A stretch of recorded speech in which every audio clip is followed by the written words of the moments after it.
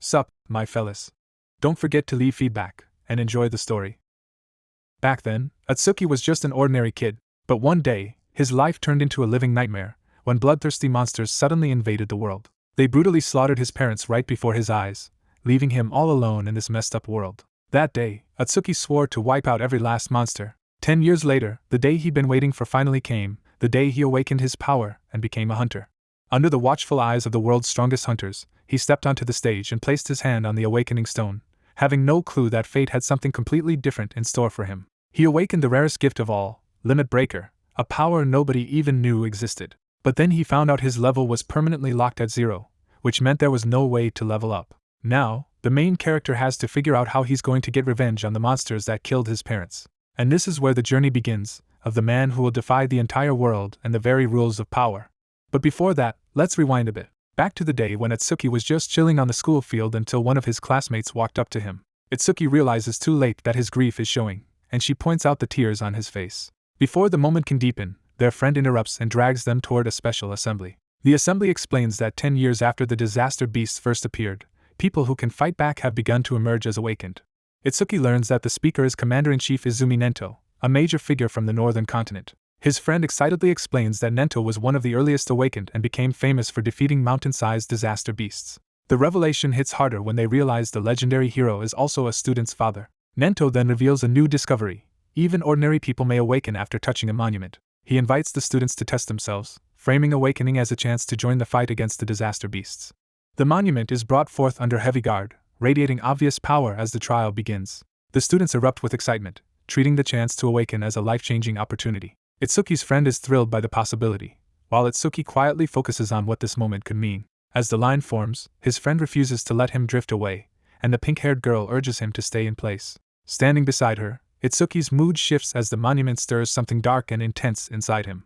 He welcomes the moment as if he has been waiting for it all his life. One student after another fails to awaken, and the officials move the process along without ceremony. Watching the failures pile up, the crowd starts doubting whether talent or physical ability has anything to do with awakening. Still, the testing continues relentlessly with each new name called forward. The students grow anxious, joking and worrying as the chance of failure becomes more real. Then Oishi Hikaru is called. Some students immediately object because Oishi is already known as a bully, and they fear giving him power. Their fears prove justified when Oishi awakens dramatically, lightning erupting as he is lifted into the air. His status is announced as an elementalist with lightning abilities, making him the first successful awakening of the day. Observers confirm that his measured power is still modest, but the breakthrough matters. Oishi basks in the attention and starts imagining himself elevated above everyone else, especially in Nento's eyes. Before he can enjoy it for long, Itsuki steps past him and heads straight for the monument. Oishi lashes out at him for touching it, trying to reassert dominance through intimidation. The crowd recognizes Itsuki and assumes he has just ruined his chances by provoking the newly awakened bully. But from above, Nento senses something far more important than the confrontation: overwhelming emotion pouring out of Itsuki. As Itsuki places his hand on the monument, his hatred for the disaster beast surges forth, rooted in the day they destroyed his life. Nento instantly realizes this response is unlike anything shown by the other students. Itsuki's awakening manifests as a colossal spectral figure behind him, signaling a power on an entirely different scale. The monument answers with a towering pillar of light, as if his awakening is breaking past normal limits. That power spreads across the campus, engulfing the surroundings in a vast magical phenomenon. The students can only stare as they realize this awakening dwarfs Oishi's and exceeds anything they expected. Itsuki's friends are stunned but also vindicated, seeing proof that he was never ordinary. Nento identifies the phenomenon as the sign of the rarest class, Order Breaker, and becomes eager to see how far Itsuki can go. Oishi's triumph collapses into shock and resentment as he understands he has been completely overshadowed. At the center of it all, Itsuki himself is left disoriented, only just realizing that he has awakened and entered somewhere beyond normal understanding. Tenma drifts in a strange awakening space as a new power begins to take shape within him. A status screen reveals that although he is still level 0, his special gift Nirvana massively boosts him whenever he acquires a skill, cleansing debuffs and healing injuries. He learns that his newly gained Z-rank skill over Mimesis can analyze enemy attacks and copy them as counter skills, even though his base stats were originally non-existent. Nirvana immediately activates alongside that skill, raising all of his stats from 0 to an extraordinary 800 total. Tenma realizes the trick of his power: even if he cannot level normally, every copied skill can still make him stronger through Nirvana. Convinced this awakening has made him exceptional, he resolves to wipe out the disaster beasts. The awakening erupts in a blinding burst of energy that overwhelms everyone watching. Tenma emerges from the light transformed, radiating a force that feels completely different from before. The boy who had looked down on him is shaken into disbelief at Tenma's sudden rise. Even the observers are stunned that a rookie awakened could possess stats this absurd. The adults conclude that Tenma may already rank among the greatest newly awakened in history. Standing amid the fading light, Tenma is recognized as the strongest presence on the field. His public status confirms the impossible jump. Every stat has reached 200 despite his level remaining fixed at 0. The crowd erupts in celebration, seeing Tenma as a historic talent for the school. But one classmate burns with jealousy, convinced Tenma stole the glory that should have been his. Driven by spite, that student unleashes a lightning attack at Tenma in front of everyone. He declares that he will crush Tenma with his newly acquired skill, Silver Serpent. Instead of panicking, Tenma lets over mimesis engage and begins analyzing the incoming attack. As the analysis rapidly advances, he stays calm while the copied skill takes shape. The lightning strike lands, but Tenma vanishes from where he stood in a flash of electricity. The spectators are left confused, only able to grasp that Tenma disappeared the instant the attack hit. He reappears behind his attacker, analysis nearly complete, and the bully suddenly understands he has lost control of the situation. Tenma coldly reminds him that if this had been a real disaster beast, reckless weakness like his would have gotten him killed many times over. The attacker collapses in fear while the onlookers realize Tenma moved before anyone could follow him. As the analysis reaches completion, Tenma notes that lower-rank skills can be copied almost immediately.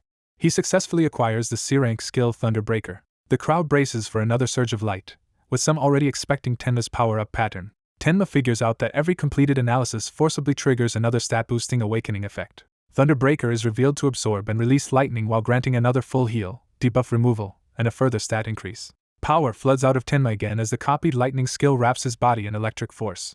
The spectators can only stare as his aura grows even more overwhelming than before. His stats rise again, climbing from 800 to 840 total, proving that each copied skill keeps stacking his strength. Then the atmosphere shifts abruptly as rain clouds gather overhead where the sky had been clear moments earlier. A massive monument descends from above, wreathed in ominous energy, signaling a disaster far beyond the school's ceremony. An official recognizes the threat at once, cancels the assembly, and orders everyone to evacuate because the grounds are now under emergency restrictions.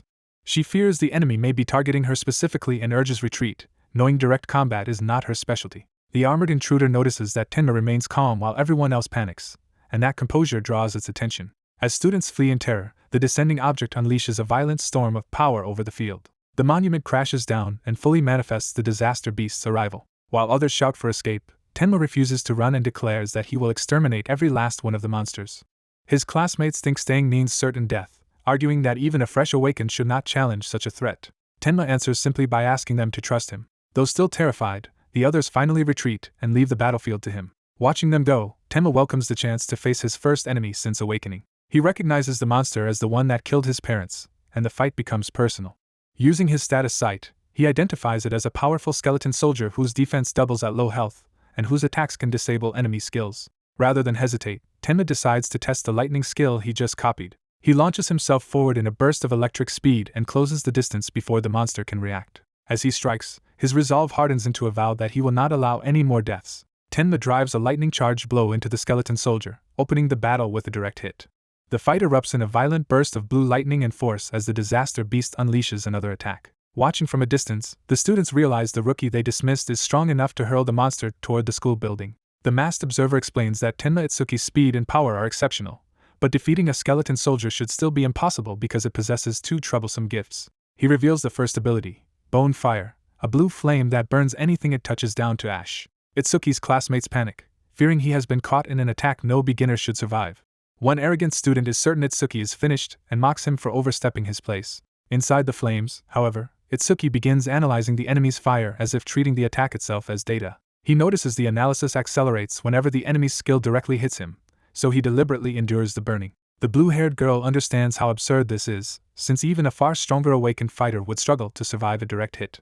As his body burns away, Itsuki coldly accepts the pain as the price of learning the skill before the beast can kill him. His self-recovery keeps rebuilding him even while half his body is reduced to bone, letting him remain conscious through the damage. Even the masked examiner is unsettled, realizing Itsuki still has not shown his full power. The analysis finally reaches completion, and Itsuki prepares to turn the enemy's own power against it. Around the field, students who had mocked him are forced to admit that the supposed weakling may be another miracle-level talent. Itsuki calmly waits to see what new ability he has gained from the completed analysis. He acquires Black Wall, an ice-based defensive skill that coats his body, blocks lower-ranked fire abilities, boosts defense, and even grants healing and status recovery. With the new skill added, his overall combat ability surges, and he judges that his body can now withstand using his full power. A vast bloom of icy blue energy spreads around him, signaling that the battle has shifted completely in his favor. Standing within that frozen aura, Itsuki appears fully restored and in complete control. The spectators erupt in relief and excitement, realizing he is not only alive but may actually win. The blue-haired girl is left trying to reconcile the impossible combination of lightning, self-healing, and now perfect resistance to the beast's flames. Itsuki himself recognizes how abnormal his regeneration is, wondering whether there is any limit to what his body can recover from. The disaster beast charges again, still wrapped in its blue fire and intent on crushing him head-on. Itsuki meets the assault without fear, his new ice armor forming over his body as he prepares a counterattack. The beast's flames engulf him once more, but this time the attack no longer decides the battle. Behind the fire, Itsuki's transformed body remains intact, his red-eyed focus showing that the enemy's advantage has vanished. He explodes forward through the flames with overwhelming speed, turning defense into a killing strike. In an instant he slips past the monster's guard and appears behind it before anyone can follow the movement. The impact drives the beast upward and leaves it exposed, unable to respond. Itsuki finishes the exchange with a decisive slash that tears through the skeleton soldier and ends the fight. The onlookers can barely comprehend it, comparing his movement to teleportation and admitting only awakened fighters could even hope to track him. Those who doubted him are shaken into silence, unable to accept that a supposed rookie can move exactly as before but now on an untouchable level. As the ice breaks away from his body, observers conclude that Itsuki can generate and shape ice freely, giving him offense and defense at once. Then he hears someone call his name, pulling him out of combat focus. A bespectacled classmate rushes in and embraces him, relieved that he survived and won. When Itsuki asks about Saya, he learns she had been watching in tears but disappeared before the fight ended. Seeing the others gathered at a distance, he worries that Saya may have left upset with him. Meanwhile, the masked examiner privately marvels that a first-year student has defeated a skeleton soldier and orders the blue-haired girl to stay behind and report everything to the principal. Itsuki's friend guesses Saya probably fled because she was overwhelmed and embarrassed after nearly touching him in the heat of the moment. Before the friend can leave, the masked examiner approaches and confirms Itsuki's identity. The two face each other directly, with the examiner now treating Itsuki as someone worth addressing seriously. The watching students immediately suspect the examiner may try to recruit Itsuki as his disciple, and they are stunned by the possibility. Sensing the gravity of the encounter, Itsuki's friend awkwardly excuses himself to go look for Saya. Left alone with him, the masked examiner tells Itsuki that he is unusually special. Itsuki does not accept the praise at face value and asks what he means. The examiner answers by pointing past his strength to the darkness inside him, saying his heart is full of anger and hatred. Rather than condemn him, the examiner asks for the reason behind that hatred. Itsuki finally opens up and says it began 10 years earlier, when his parents died protecting him from disaster beasts. The memory hits him with full force, dragging him back into the terror of that day. He recalls that he had been on the verge of death as well, and that everything changed at that moment. A boy relives the moment he watched his mother die, haunted by her final insistence that he must keep moving on his own. The memory overwhelms him, and he can only cry out for his mother as the loss hits him again. He fixes the blame for both his parents' deaths on the beings that destroyed his family. His grief hardens into hatred as he decides the demon before him is the source of everything that ruined his life. That hatred centers on a terrifying disaster beast, the embodiment of the evil he once erased. Consumed by rage, he vows that this monster, and everything like it, must be destroyed. From that day on, he turns his mourning into a lifelong oath of extermination. Even as he swears to wipe out their entire kind, the pain still breaks through him. Someone notices that despite all his hatred, he is still capable of grieving. He explains that after witnessing his mother's death, one eye stopped producing tears, and he treats that wound as a reminder never to forget his hatred for disaster beasts. A mysterious figure offers him a path to revenge by asking whether he will become his student and join the Salvation League. The figure explains that the League exists to fight disaster beasts in a systematic, government-backed way through elite awakened fighters called saviors. He is told saviors receive extensive support, training, weapons, and even generous pay. But the offer comes with a warning that this protection is earned through constant frontline combat against disaster beasts. He dismisses money and resources as irrelevant compared with his real goal. What matters to him is gaining the power to fight on the front lines, so he declares that he wants to become a savior too. The recruiter explains the national entrance exam and its ranking system, and the boy immediately asks what score history has ever produced. The answer comes with a caution that the record may be too extreme to use as a normal benchmark. He learns that Taiwajan set the all-time record at 115,000 points, far beyond the passing mark. Recognizing the name, he realizes the record holder is the legendary Awaken known as the Light of Humanity. The recruiter tells him not to measure himself against that exception and urges him to believe he can still stand among the best. Instead of backing down, he raises his ambition and declares that he will surpass Taiwajan. That bold claim catches the recruiter's full attention. The recruiter reveals that many people are already comparing the boy to Taiwijin and says he may be the long-awaited talent capable of changing the current order. For the first time in years, the recruiter feels that the future he has been waiting for may finally be arriving. Their conversation shifts to a strange domed facility, and the boy asks what it is. He is told the monuments are remnants tied to disaster beasts, and if left alone they eventually produce new ones. The dome is explained as a containment and training facility built around such monuments so awakened fighters can control and study the outbreaks. Understanding that, he recognizes it as a training ground called a stage. The recruiter warns that Stage 1 is infamous as the rookie's graveyard because new challengers often die before they can handle the disaster beasts inside. To show what true talent looks like, he cites Jin's old record of clearing Stage 1 in just over 3 minutes. Then he sets a condition: if the boy truly wants to surpass Jin, he must beat that mark and clear it within 3 minutes. He promises that if the boy succeeds, he will personally take him on as a student. As they approach the facility, bystanders recognize the recruiter and speculate that the unknown young man beside him must be extraordinary. The boy, still unaware of the recruiter's fame, simply wonders why everyone is reacting to him. At the entrance he checks the display and sees that Stage 1 is rated only slightly above a skeleton soldier, making him question how dangerous it really is. Nearby spectators mock his confidence, assuming he is just another rookie who will drag down the famous man accompanying him. When he asks to enter the stage, the receptionist assumes he is there for some other reason and asks how many challengers are participating. He answers that he is going in alone. That answer makes the surrounding crowd stop and take notice. The receptionist panics, thinking he is a reckless amateur trying to impress her and warning that the place is too dangerous for that. The crowd joins in, laughing at the misunderstanding and expecting him to be sent home in embarrassment. He calmly clears it up, insisting he has no interest in her and only came to challenge the stage. Still unconvinced, she treats him like a stubborn show-off and tries to brush him off by offering her contact information instead. Irritated, he bluntly rejects her misunderstanding and demands that she stop talking about herself and register his entry. Startled into compliance, she finally agrees and tells him to use the registration bracelet to get permission from the gate. As she hands it over, the onlookers sneer that a rookie challenging Stage 1 alone is basically suicide and assume he will flee almost immediately. Yet even among the doubters, some sense that his confidence may be real, especially since an awakened fighter's gift often matters most at level 1. He approaches the gate, checks whether the bracelet contains his registered information, and prepares to enter if it does. The system confirms Tenma Itsuki's approval, and the gate begins to open for his challenge.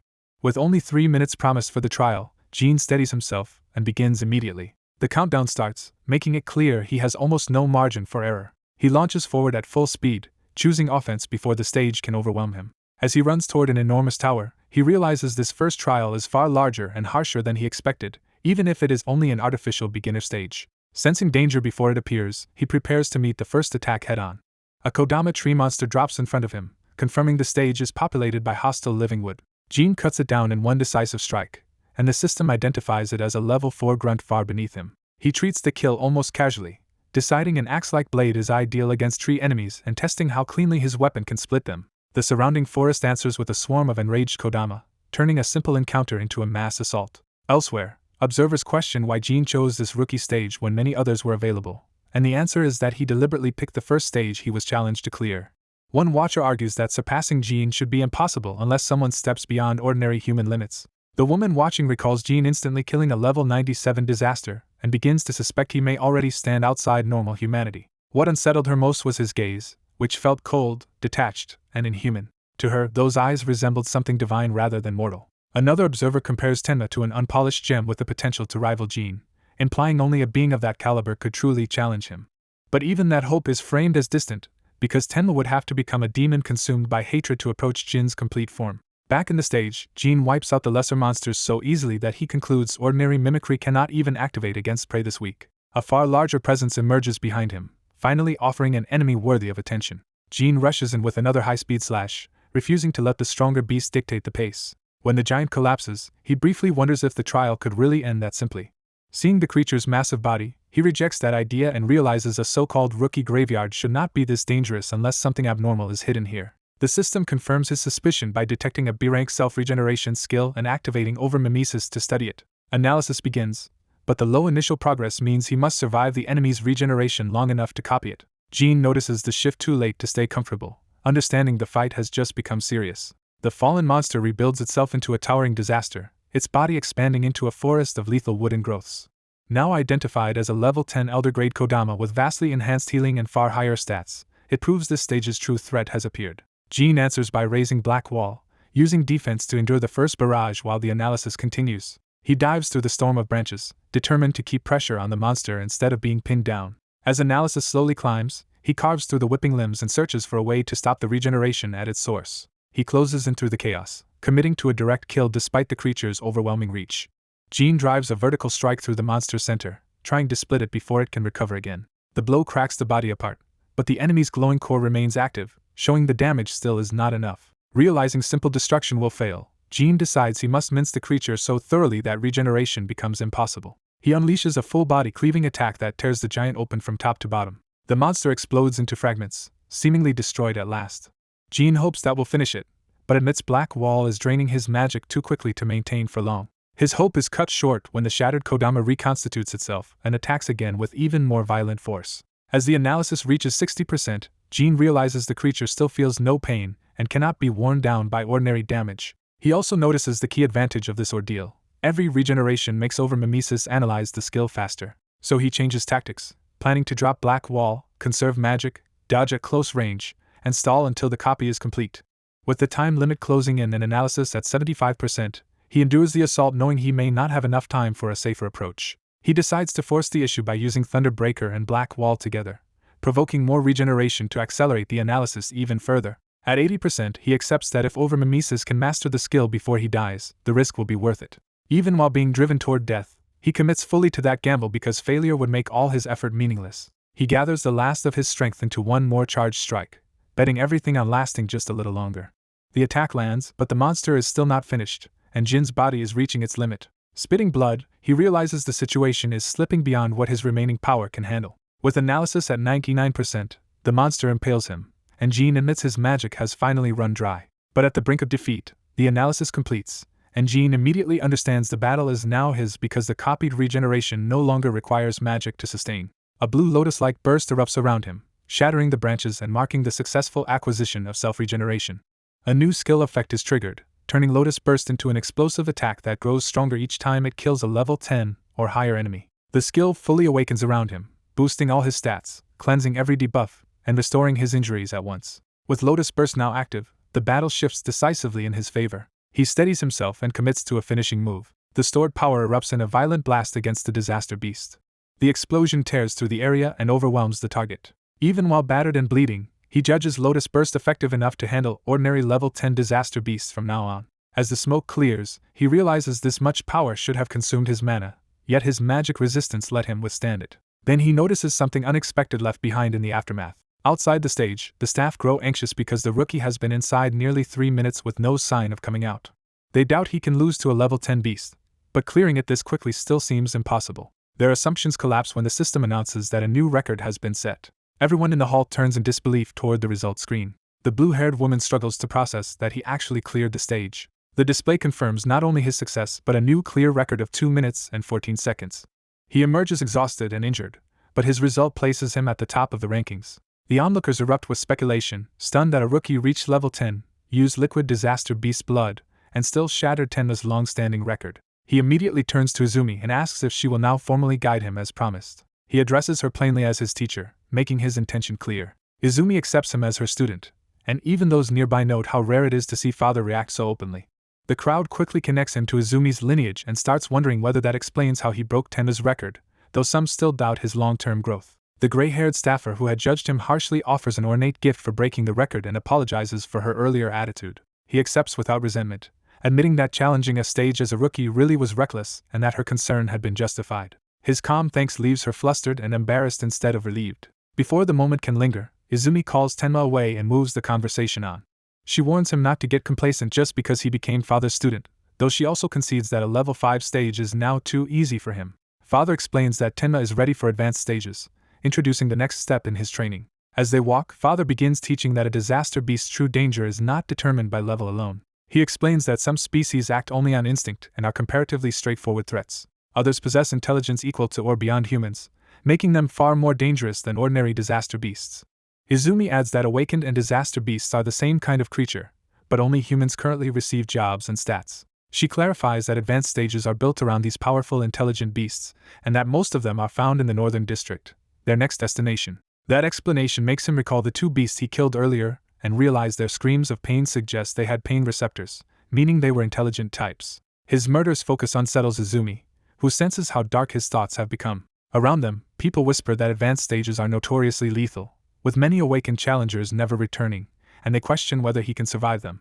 Others hush the gossip, warning that mocking someone tied to the powerful Kinoshita family is dangerous. Elsewhere, a privileged young man from the governor's family is introduced as a Reiji, someone used to being served and protected. When told he will have to wait, he makes it clear that the rules of the district bend to his convenience. He dismisses waiting as something only commoners tolerate. The gift box is opened to reveal a glowing stone hidden inside. Later, under the trees, Tenma recognizes the stone as something connected to what dropped inside the stage. Father identifies it as a karma stone and asks whether Tenma has encountered one before. Tenma explains that after killing the beast in the stage, a similar object appeared, though that one was slightly different. He notes that the one he found was green, unlike the stone now in his hand. Izumi is startled that an intermediate karma stone appeared in a beginner stage and asks what exactly he found. She then explains that karma stones, also called experience stones, are condensed forms of combat reward. After a disaster beast or awakened one dies, its body can leave behind visible or invisible karma, which functions as experience points and raises level when absorbed. Using a karma stone is one way to absorb that karma, but stones normally should not form inside the body of a karmaless creature. When Tenma asks why it happened in that stage, Izumi suspects the anomaly was caused by his gift. Father cuts in with the next command, level up. When Tenma hears the word gift, he realizes there may be another explanation for his strange growth. His teacher explains that karma from defeated disaster beasts normally becomes levels for the victor, but Tenma never absorbed it despite defeating 2 of them. She suspects the karma from the beast that attacked the school was taken instead by the awakened present. That possibility shocks them, because it would mean the gift itself claimed the reward. She adds that inside a sealed stage, unclaimed karma cannot vanish and instead condenses into a karma stone. When Tenma asks how his stats rise if he truly cannot level, she starts to answer but hesitates. Her superior cuts her off and reminds her that an awakened person's gift is classified information, forcing her into an apology. The superior leaves Tenma free to keep or sell the karma stone, then announces he must depart for a meeting and places Choha in charge of guiding him. Before going, he gives Tenma 4 rules: hide their connection, never reveal his gift, clear at least 6 advanced stages, and act on his own judgment without fear because support will remain behind him. Tenma accepts those instructions as his teacher's disciple. Later, at North District 4's Flaming Rock execution ground, 2 students are blocked from entering because the stage has been reserved for Kinoshita Reiji's son. They protest that money should not decide access and demand to be let in before the rich heir even arrives. When one of them threatens to report the abuse, a terrifying enforcer appears behind them and silences the argument. The enforcer attacks so suddenly that the students cannot even react. He reveals overwhelming physical power before they can defend themselves. One student is smashed down instantly. The other is horrified to find that his B-rank piercing skill, Earth's Spine, has no effect at all. The attacker shrugs off the technique as if it were nothing. The surviving student realizes he is facing something far beyond a normal fighter. The enforcer charges straight at him to finish the matter.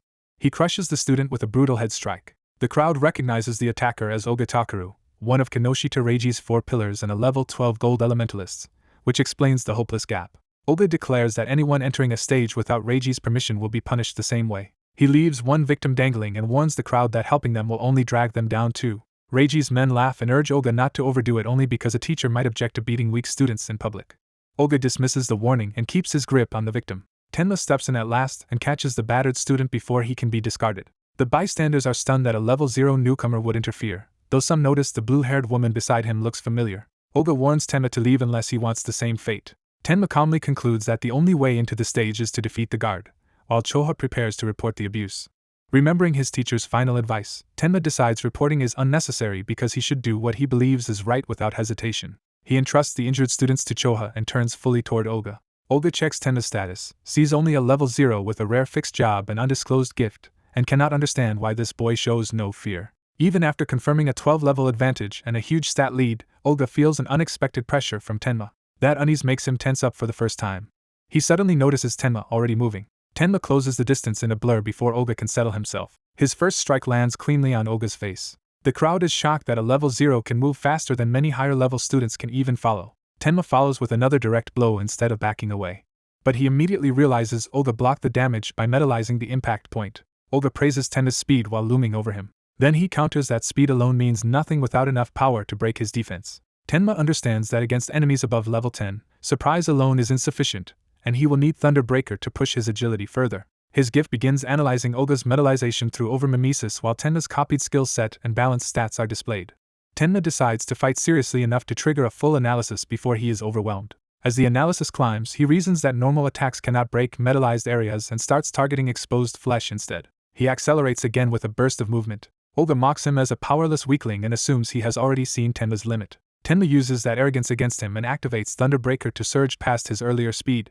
Olga is startled to discover Tenma can suddenly wield lightning element movement and deny him time to metallize. Tenma unleashes a rapid barrage while the analysis of metallization races toward completion. The spectators can barely track the exchange and begin to suspect this level 0 might actually defeat Olga. Olga panics as he realizes he cannot metallize fast enough to keep up and may truly lose. Pinned under relentless speed, he silently begs his allies to help, but none dare interfere.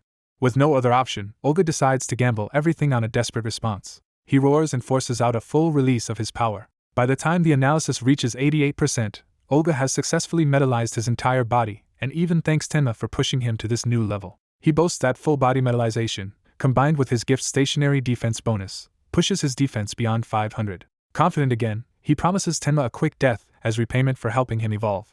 The crowd gives up hope, convinced that even peers at Olga's level could not break such monstrous defense. Tenma instead studies the weakness behind the boast and guesses that full-body metallization must consume enormous magic, especially for someone who invested so heavily in defense. Olga dismisses the theory, but Tenma's sharp intuition unsettles him again. Tenma smiles, refuses to waste time wearing him down, and waits for the analysis to finish so he can end the fight at once. Choha recognizes the familiar blue lotus forming around Tenma and realizes he is about to grow stronger again.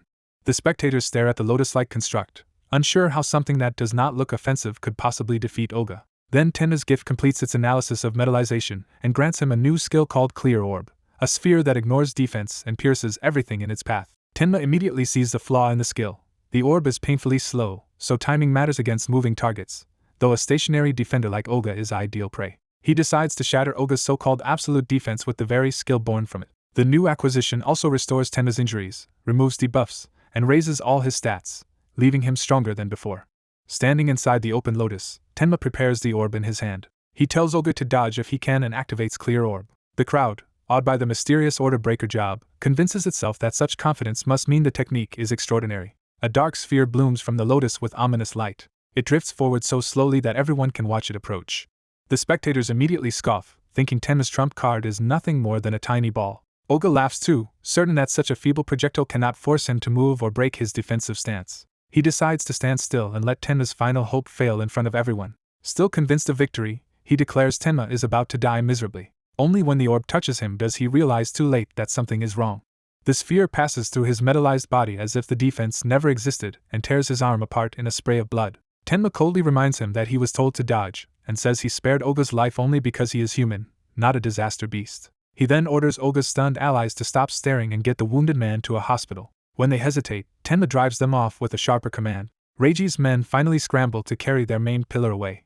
The crowd erupts in praise, amazed that Tenma truly defeated Olga. Those same onlookers immediately try to recruit Tenma, hoping to ride his strength through the stage. They argue that with a healer restoring his magic, his defense-piercing orbs could clear the entire advanced stage quickly. That suggestion gives Tenma a better idea, because the beasts inside have defenses comparable to Olga's and can feed Clear Orb's passive growth. The hopeful recruits ask him to choose a team. Tenma refuses them all and decides to go in alone. The crowd is stunned that he would challenge a level 15 advanced stage solo and starts calling him arrogant. Even those who respect his strength conclude he has gone too far and withdraw their offers. Choha privately questions whether his magic can endure a whole stage of enemies with Olga-level defense, but Tenma reassures her. Embarrassed by her own concern, she insists she only asked because her father would blame her if Tenma died, then goes to treat the injured. Even while turning away, she warns him that the Stone Tribe fights in groups and that his magic consumption will be the real danger. Tenma acknowledges the warning and receives approval to enter the stage. Inside, he immediately sees more enemies than he expected. As stone beasts rush him, he notes that this advanced stage's monsters are far stronger in level and stats than the earlier ones. His skin confirms a level 9 stone statue whose gift converts all magic into defense, giving it nearly 300 defense. Tenma decides to test whether such monsters satisfy Clear Orb's passive condition for higher defense targets. He activates Clear Orb against the charging statue. The orb glides toward the beast along its fixed path. It pierces straight through and instantly defeats the statue. As Tenma expected, the kill doubles Clear Orb's flight speed, and he immediately uses the faster orb to shred more stone enemies. More statues converge on him from every side, trying to overwhelm him before he can build momentum. Tenma realizes their slow movement and poor evasion make them perfect prey for a skill that grows stronger by killing durable targets. One after another, the statues fall and each defeat further increases Clear Orb's speed. After several kills, Tenma checks his remaining magic and sees that each orb costs 50, leaving him only 2 shots. With 2 ordinary enemies still charging and the unseen boss remaining, he concludes he must eliminate 2 targets with a single orb. He prepares another shot with that exact plan in mind. The orb slices through both charging statues in one line. Tenma immediately moves to capitalize on the opening. With a fierce grin, he commits to the follow-up. He drives the orb downward in a lotus burst to finish the pair cleanly. Both statues are defeated, and Clear Orb's speed rises again from the double kill. The victory leaves Tenma nearly drained, and he bitterly wishes for a magic recovery skill as exhaustion hits. Still, he notes with satisfaction that the orb now flies at 5 meters per second, fast enough to catch running enemies. His status confirms Clear Orb's current speed boost has reached 500%. Before he can rest, something massive crashes down nearby. The impact tears through the ground and announces the boss's arrival. Tenma scans a giant stone man, level 15, with a defense-focused gift and nearly 500 defense, making it far tougher than the smaller statues. He is struck by the boss's sheer size and immediately boosts his agility with Thunderbreaker. As he races up the giant's body, he wonders whether one clear orb can bring down something this large. He considers aiming for the head as the most efficient kill point. But the giant's movements create only a narrow opening, and Tenma sees that even a perfect penetration may not inflict enough total damage because the orb is too small. He realizes too late that the current orb cannot finish a target of this scale. The giant swats back with overwhelming force while Tenma is still in the air. Unable to dodge midair, Tenma recognizes the danger instantly. He barely survives by activating Black Wall to block the crushing blow. Even so, the collision blasts him away across the rocky field. Bruised and bloodied, Tenma admits the boss is tougher than he expected. At that moment, his gift detects the boss's B-rank skill, Gigantification, and begins analyzing it through overmimesis. Tenma immediately sees the advantage. If the boss's size comes from a skill, then copying or understanding it should solve his damage problem. Elsewhere, one of Reiji's subordinates receives alarming news and blurts out in surprise. Reiji coldly rebukes him for making noise in his presence. The shaken subordinate apologizes and reports that something unexpected has happened. He reveals that someone defeated Olga and forced entry into the stage. Reiji's camp is baffled, because Olga always boasted that no one below level 30 could break his defense, and they wonder if a high-level awakened intervened. Another man argues that level 30 fighters are occupied elsewhere, and that this stage is usually only challenged by level 10 rookies. Even so, he cannot explain how any rookie could possibly beat Olga and asks for time to investigate. Reiji rejects caution, decides to head to the Flaming Rock execution ground immediately, and treats the unknown intruder as a problem to be crushed in person. When his subordinate hesitates, Reiji shuts him down with a direct order. The man can only obey despite his unease. Reiji rises in anger, vowing to make anyone who opposed the Kinoshita family regret it. Back in the stage, Tenma's analysis finally completes, and he is relieved that he no longer has to keep running like prey. A new blue lotus forms above the giant stone boss, signaling another change in Tenma's power. The system confirms that Gigantification has been fully analyzed. Instead of granting a separate new skill, the analysis upgrades Clear Orb to level 2 and adds the ability to enlarge the orb by spending extra magic. Tenma immediately grasps the breakthrough. The passive speed gain per kill has doubled, and more importantly, he can now adjust the orb's size to match larger targets.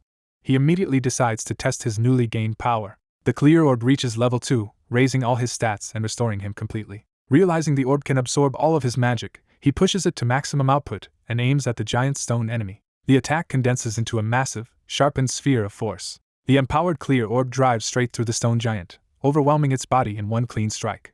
Even while attacking, he worries he may have overcommit and braces for the result.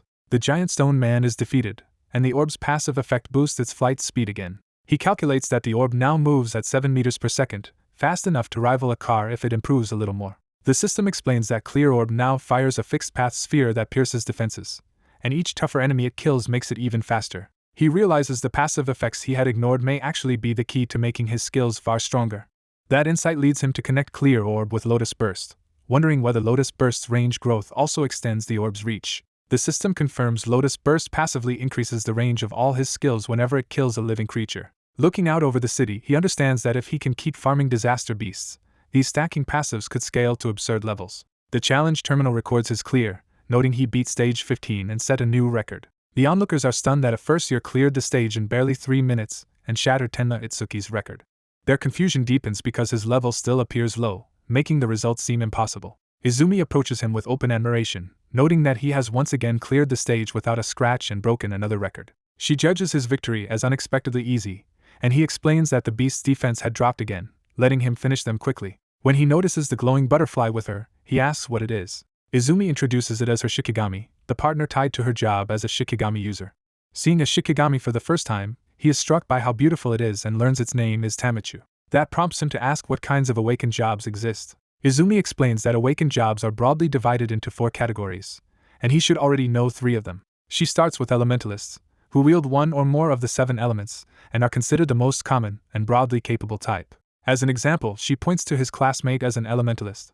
She adds that the Oga they fought earlier also belonged to that same category. The second category is Shikigami users, who fight alongside summoned familiars bound to them. Using herself and Tamachu as the example, she explains that Shikigami stay with their masters from birth. She pauses to see whether he is following so far. Instead, he bluntly notices that her Shikigami is a higher level than she is and questions whether she is really a veteran awakened. His tactless honesty hits hard enough to leave her visibly shaken. Recovering, she explains that Shikigami grow by absorbing experience too, so they are usually higher level than their masters. He instantly turns that into a combat conclusion. Against a Shikigami user, killing the master first is more efficient. His cold practicality unsettles Izumi, who is once again disturbed by the ominous edge in his thinking. He cuts past that and asks her to continue with the remaining job types. Izumi says the third category is the most mysterious and least documented of all. She reveals that his own job, Order Breaker, belongs to that third category. Order Breakers are mysterious because each one manifests different abilities, like his Blue Lotus. She describes how some can create clones while others transform their bodies in bizarre ways, showing how varied the class can be. Unlike normal jobs, which follow the standard C to S skill hierarchy, Order Breakers possess exclusive Z-rank skills outside that system. Because those unique skills are their greatest advantage, Order Breakers are taught to keep them secret. She notes that Order Breakers are rare to begin with, and from what she has seen, he already seems to have at least 3 skills, 2 of which even elementalists could use. He grows uneasy, realizing she is revealing too much about him while no teacher is present to stop her. To shift the conversation, he asks about the 4th and final job type. Izumi refuses for now, teasing that he can learn it himself later as payback for how little he has shared. He gives in, and she changes the subject by asking what he plans to do next. He says he is thinking about climbing this stage a few more times, but she warns him that challenge stages impose a cooldown before re-entry. That restriction ruins his plan to rapidly stack Clear Orb's speed and Lotus Burst's range, and he realizes it also explains why top climbers cannot monopolize stages. So he immediately looks for another workaround and asks whether there is a stage packed with disaster beasts. Izumi catches on to his intent at once, and he decisively chooses that option. The mission briefing explains that this stage is overrun by locust-type disaster beasts, individually weak but present in overwhelming numbers. When warned that wide area attacks are the obvious answer, the black-haired awakener immediately decides to go in himself. Others question that choice, pointing out that without area of effect skills he will struggle badly, but he brushes the concern aside. The onlookers realize he is heading into the locust wasteland despite not understanding how dangerous it is, and they worry most because he knows almost nothing about the place. Elsewhere, a search is underway, and the hunters are frustrated that the target has vanished without leaving a single trace. Their leader confirms the man disappeared only half an hour after entering the execution grounds, making the failure impossible to ignore. Humiliated by being outplayed, he demands an immediate answer for how the fugitive escaped. He concludes that any skill used should have left magical traces and orders Hound to track the target down. Consumed by anger, he commands that the fugitive be captured alive so he can be tortured personally. Meanwhile, the fugitive hides in an alley and bitterly regrets accepting an assassination job tied to such a dangerous superior. He admits he would have died already if not for his Earth-based escape technique. Even so, he tries to reassure himself that surviving this long means he may still get away. That hope ends when a monstrous wolf suddenly lunges at him from behind. The beast pins him down and tears into him before he can resist. A calm voice reins the wolf in slightly, making it clear the hunter wants the man alive long enough to speak. Crushed in the wolf's jaws, the fugitive can only ask how they found him. The hunter reveals that his beast, Death, can smell the scent of death clinging to prey. Introducing himself as Hound Charles, he explains that the wolf tracks those who are close to dying. Terrified, the fugitive begs for mercy. Charles refuses, noting that his employer Kinoshita expects results, and that the wolf has gone too long without human flesh. With a predatory grin, he gives Death permission to feed. The wolf surges forward to finish the kill. As the beast stands over its prey, a system notice shows Death has leveled up and details its tracking and resurrection-related abilities. The status display confirms the Hound's combat stats have risen across the board. A phone call interrupts the aftermath, and Charles answers by reporting that the job at this location is done. When told another victim was badly injured, Charles immediately guesses someone exploited that person's weakness and agrees to move out. He redirects Death toward this new prey, treating the next hunt as just another meal. At the Locust Wasteland, the Awakener arrives before a dome-like structure surrounded by endless wheat fields and asks if this is the place. Seeing the vast fields, he wonders whether there could really be enough locusts here to match the warning. His guide explains that disaster beasts reshape invaded areas to suit themselves, so understanding the environment is crucial for awakened fighters. She notes there is not even a reception desk here and confirms this stage is considered highly dangerous because of the sheer difficulty of clearing it. She adds that it is a level 13 combat stage under strict execution ground supervision, far beyond what would normally be assigned to someone who cannot rely on area attacks. To make the danger clear, she describes how the locusts here are unusually aggressive and abnormally numerous. If he lets his guard down for even a moment, she warns, he will be swallowed by a countless swarm. The result would be total consumption, leaving nothing but bones.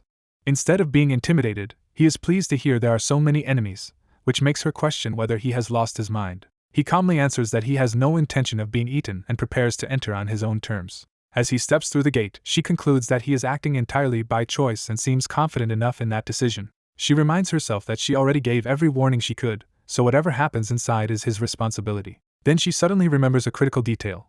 The locusts will keep spawning endlessly unless the boss is defeated, and she decides she must report that to Tenma. Before she can leave, she senses something behind her and freezes. Turning back, she finds Charles and his death hound waiting at the gate, cutting off her escape. Charles addresses her with a threatening familiarity, making it clear he is searching for someone and expects answers. Inside the wasteland, the Awakener surveys the dry fields and dismisses the situation as manageable. He deliberately calls the pests out, intending to wipe them out rather than wait to be surrounded. As the field stirs, he judges that each locust is individually weak and should meet the conditions for his Lotus Burst technique. System readouts confirm the insects are only level 1, reinforcing that none of them are dangerous alone. When the sky fills with an enormous swarm, he recognizes that their sheer numbers are the real threat. Rather than retreat, he forms a flaming lotus and realizes the swarm's density actually makes his job easier. He decides to let the locusts enter Lotus Burst's range so he can crush huge numbers of them at once. At his command, he triggers Lotus Burst in the middle of the swarm. The skill ignites, releasing a concentrated explosive surge. The blast wipes out nearby evil locusts, and each kill increases the range of all his skills. As the smoke clears around him, the notifications stack up and confirm the swarm is feeding his growth. He realizes Lotus Burst now scales by spending magic for area damage, and its passive has already expanded his effective range significantly.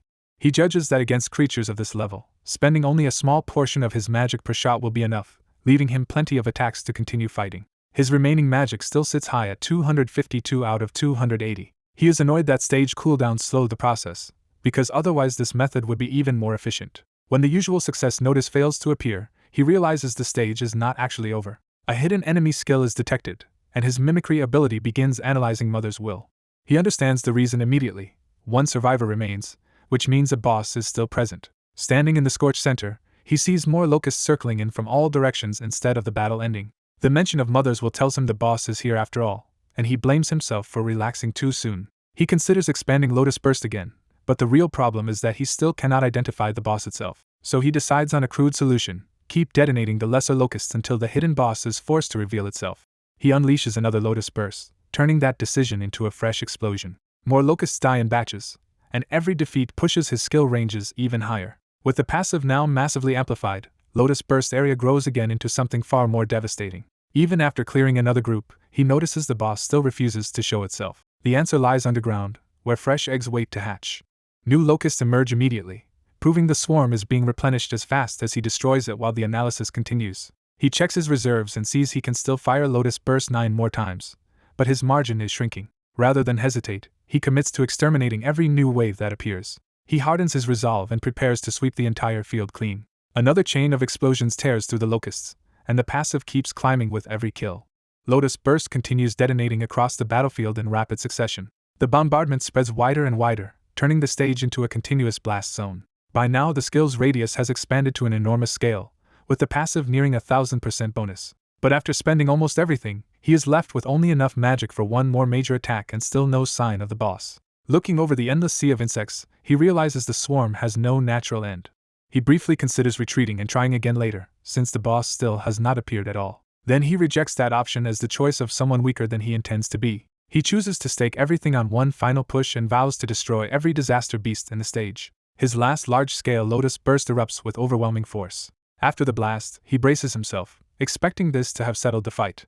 Instead, he sees the numbers have not dropped at all, meaning the swarm is still being replenished. As the analysis nears completion, he notices the newly appearing locusts look like they were just hatched, and the pattern finally starts to make sense. The hidden mechanism is revealed as infinite reproduction. The boss is identified as a queen locust whose gift lays huge numbers of eggs and whose mothers will remotely controls the hatched locusts. He understands that killing the endless offspring is pointless unless he can find and defeat the queen, but his magic is nearly exhausted.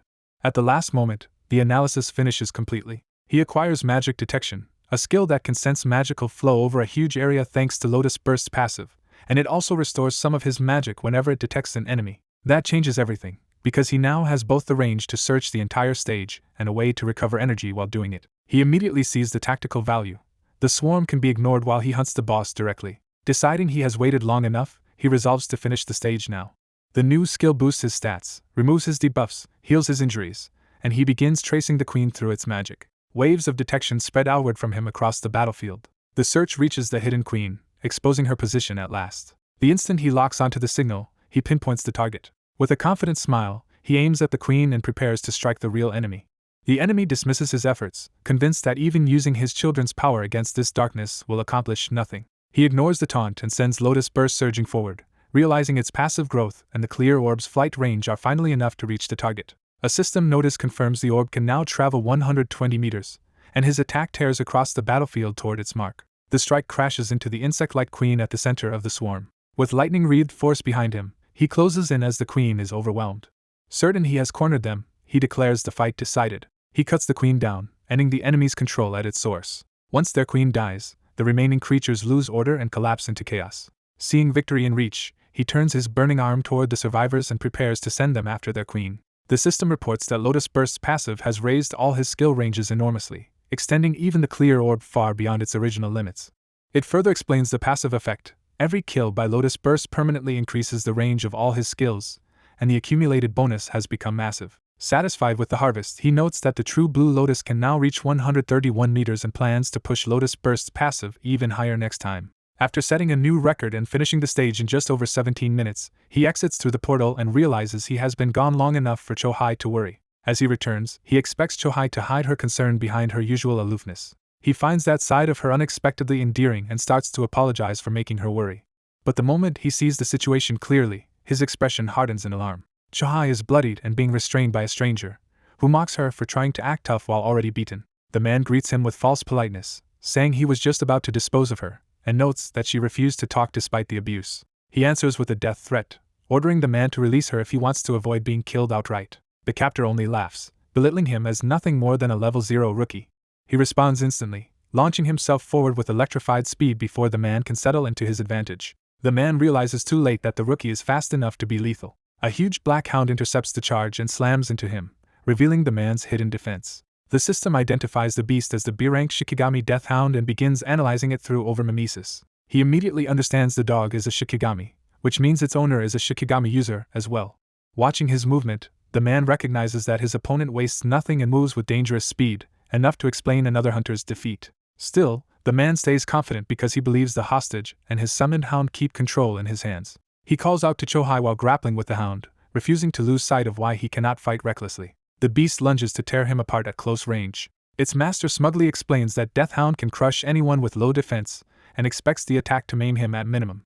His confidence breaks the instant the attack fails to go as planned. Instead of being overwhelmed, the rookie endures the assault and calmly forms a clear orb at point-blank range. He fires the orb straight through the hound's mouth, blasting it apart from the inside. As the analysis races toward completion, he concludes that without its Shikigami, the user himself is basically helpless. He faces the man directly now, making it clear the balance of power has shifted. The man reveals his backup plan. Death Hound can respawn quickly thanks to its B-rank respawn skill. He tries to regain control by warning the rookie not to relax, because the revived hound will strike again at any opening. In response, the system activates magic detection to track the creature's return. He uses that detection to read the hound's reappearance, and evade its surprise attack while the analysis nears completion. With the analysis almost done, he realizes the Blue Lotus from overmimesis may emerge on its own if he waits any longer. The captor also realizes the danger.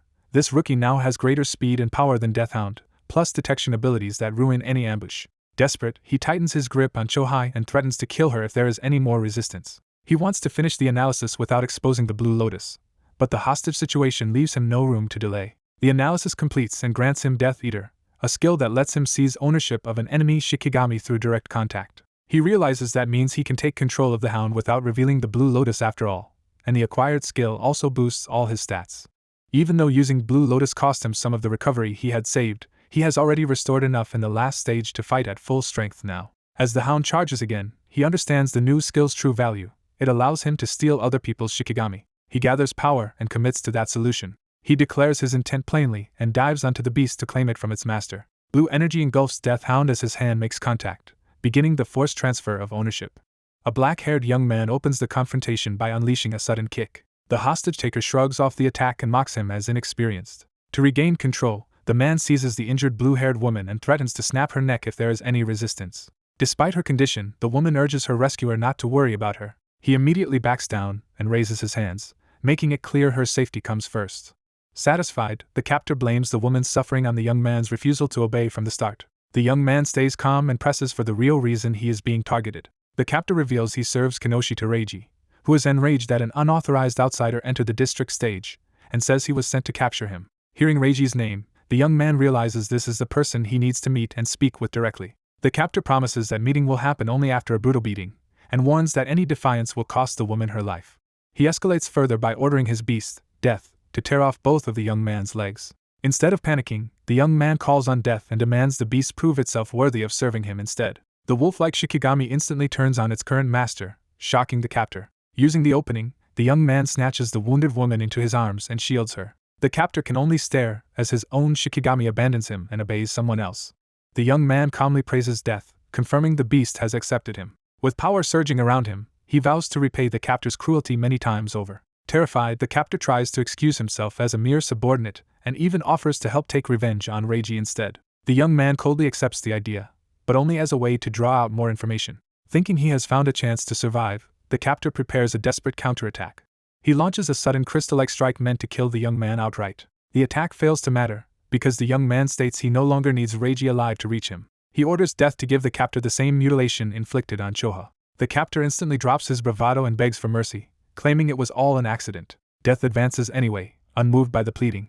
The man desperately reminds the beast that he fed and raised it, hoping loyalty will return. Instead, Death lunges to devour him. While carrying the woman away, the young man addresses a hidden observer who has been watching since the stage. He challenges the spy to stop hiding and show himself. The unseen watcher finally approaches across the field toward him. A hooded blonde youth reveals himself and admits he has been caught. Still wary, the young man asks whether this newcomer is connected to the earlier enemy. The blonde quickly denies being an enemy and asks not to be attacked. The young man makes clear he has no patience left, tells Death to follow after finishing its meal, and prepares to deal with the newcomer if necessary. Watching Death obey so completely, the blonde realizes this dangerous stranger might still be useful.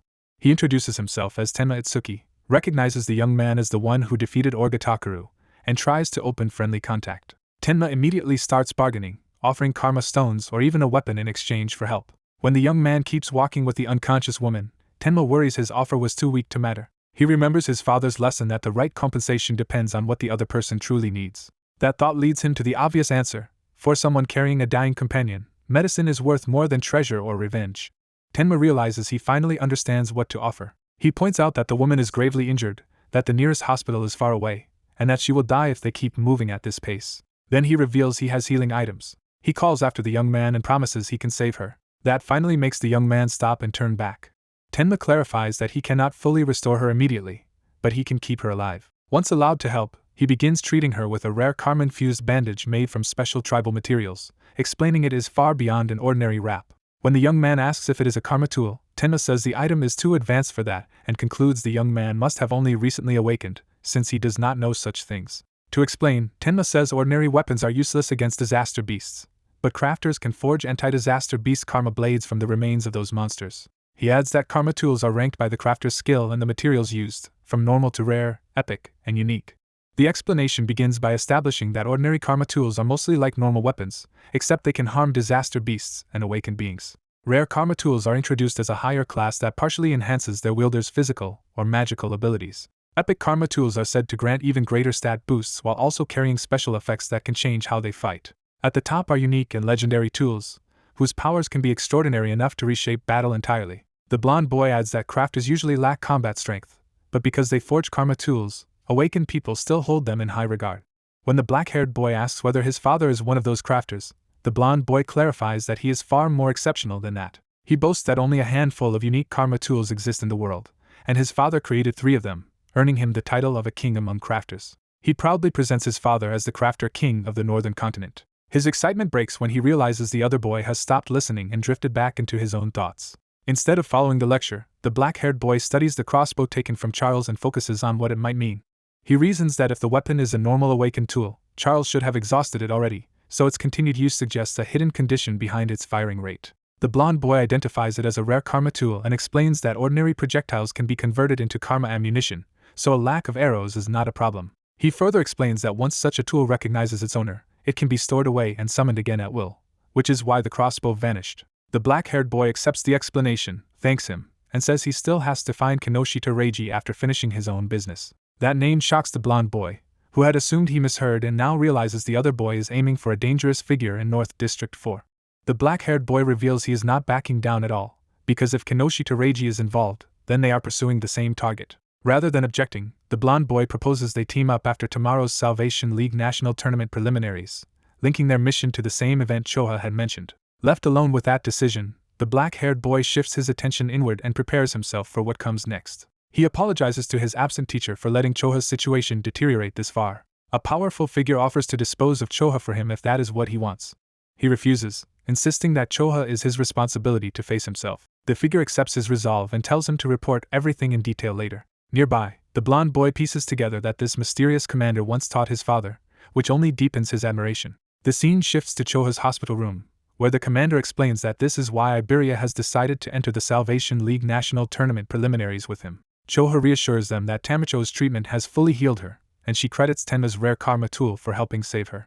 Recognizing the Kodama bandage, the commander asks whether the blonde boy must be Aiden's son. The blonde boy is thrilled that someone so important knows both karma tools and his father, and he becomes determined to prove himself worthy. He confidently declares himself to be Aiden's father's son, only to expose that he has gotten the relationship completely wrong. An awkward silence follows before the others bluntly correct him. Embarrassed, he admits that Aiden is actually his father.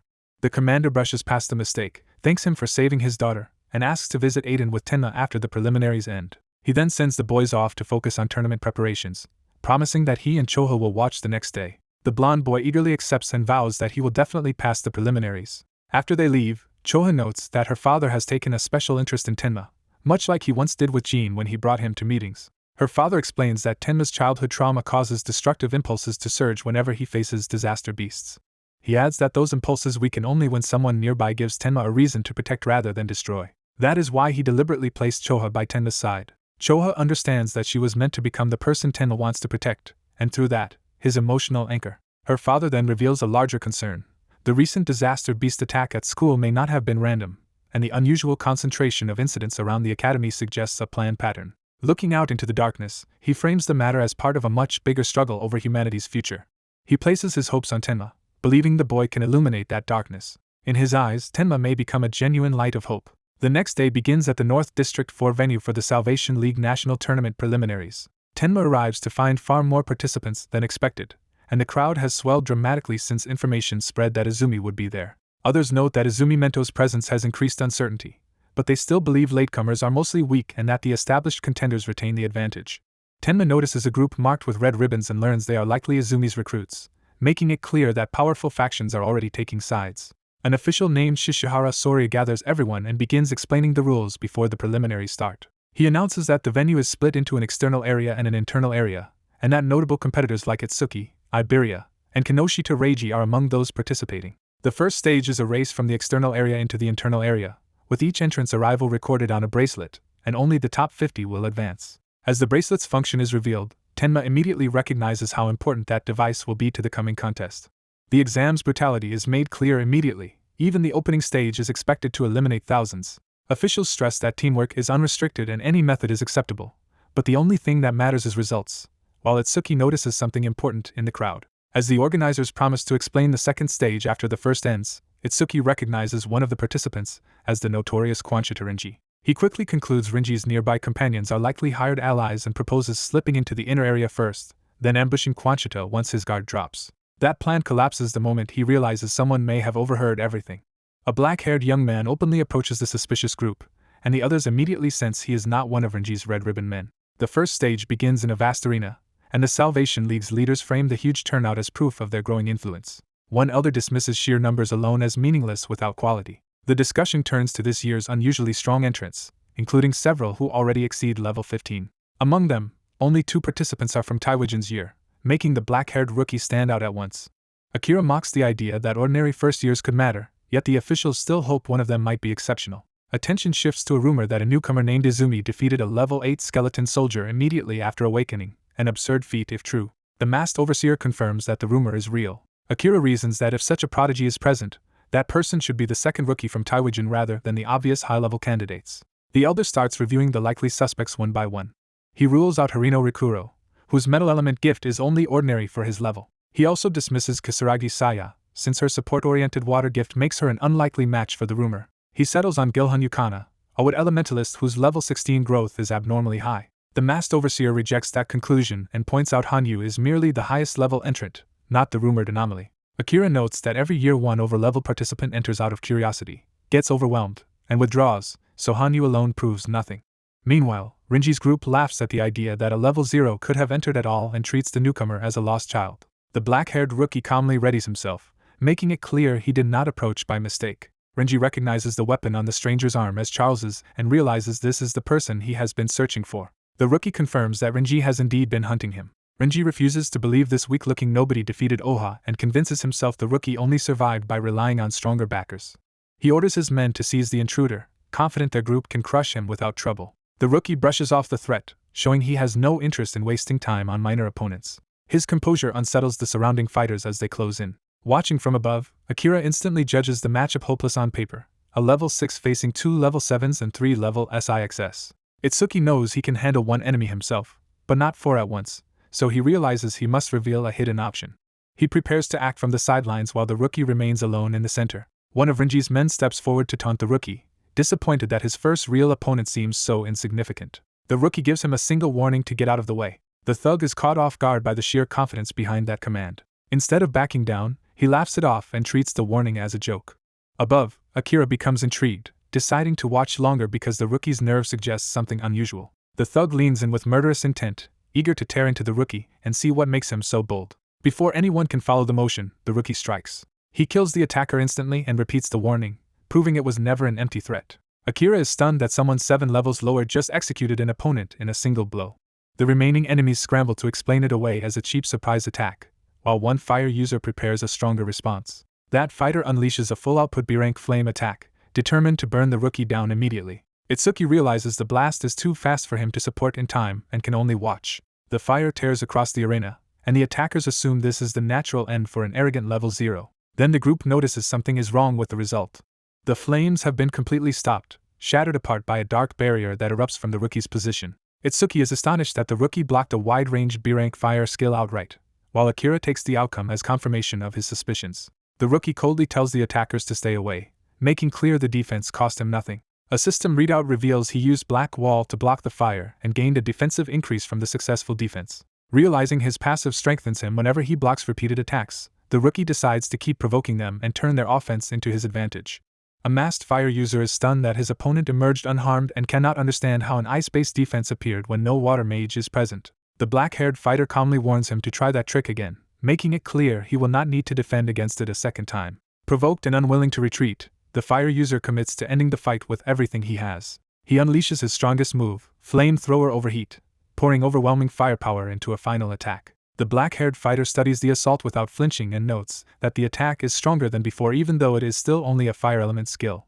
The flames crash over him in a massive blast meant to consume him completely. As the attack burns out, the enemy side realizes he treated the battle seriously enough to spend power far beyond what a level 8 opponent should warrant. The masked caster reveals he exhausted his magic in a single instant on what he considered his ultimate technique, expecting that to settle the fight.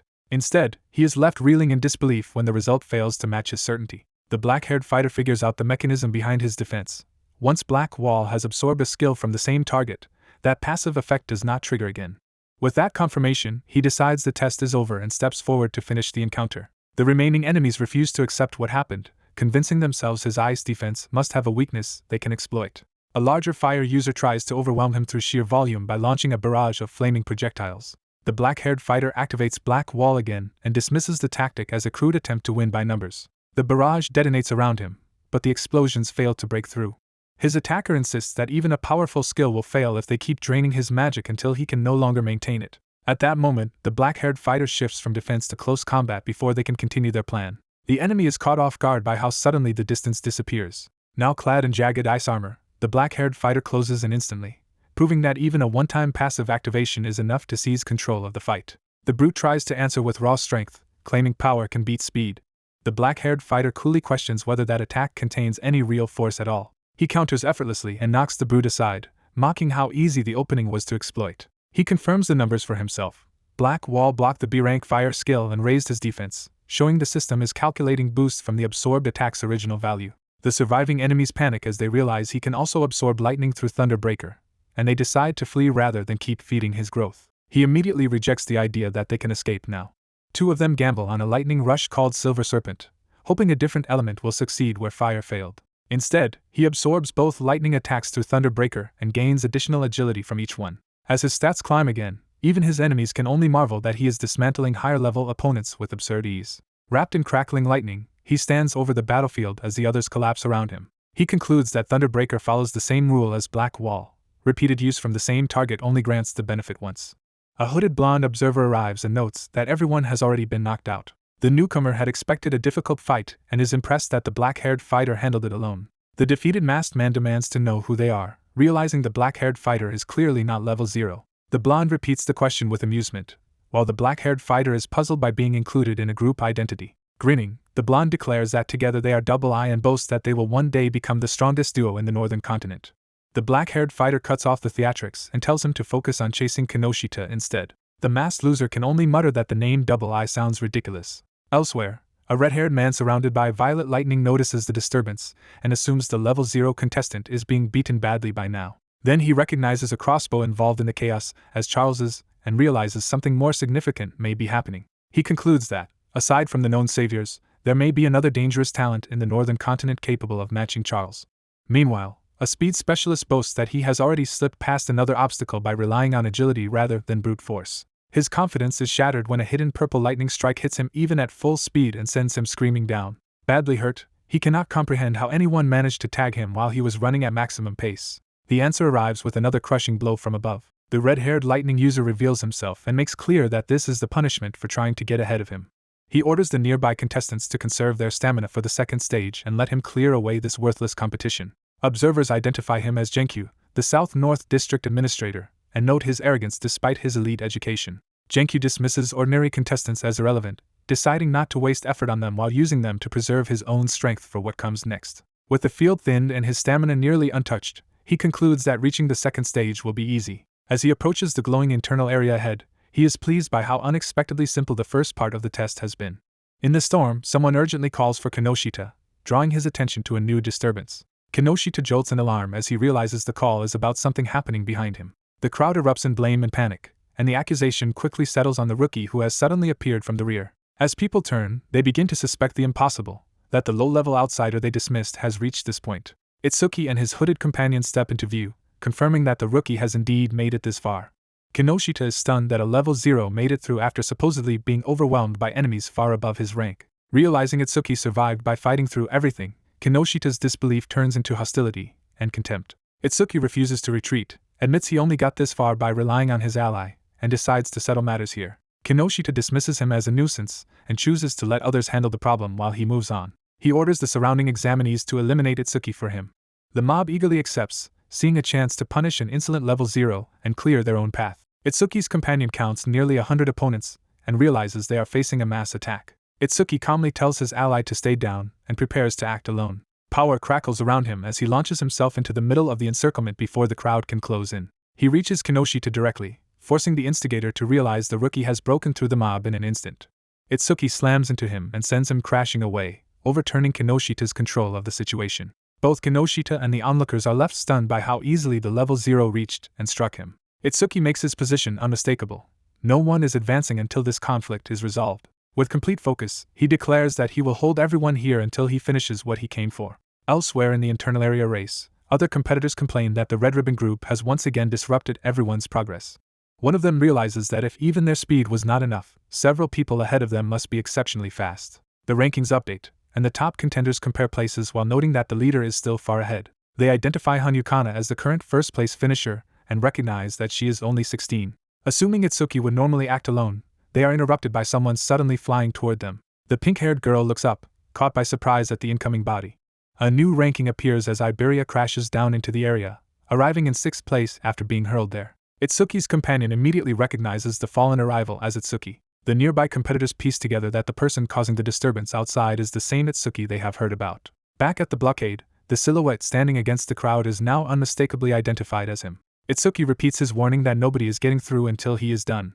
Observers are baffled that a rookie one step from the internal area is so fixated on Kinoshita Reiji. The tension spreads to the officials, who can only watch uneasily. One superior quietly orders Hiten to pull Itsuki out if the situation turns dangerous. Hiten recognizes the name and realizes the young man's speed is extraordinary, though he cannot tell whether Itsuki reached this point by his own power. Humiliated and furious, Kinoshita decides to escalate instead of backing down.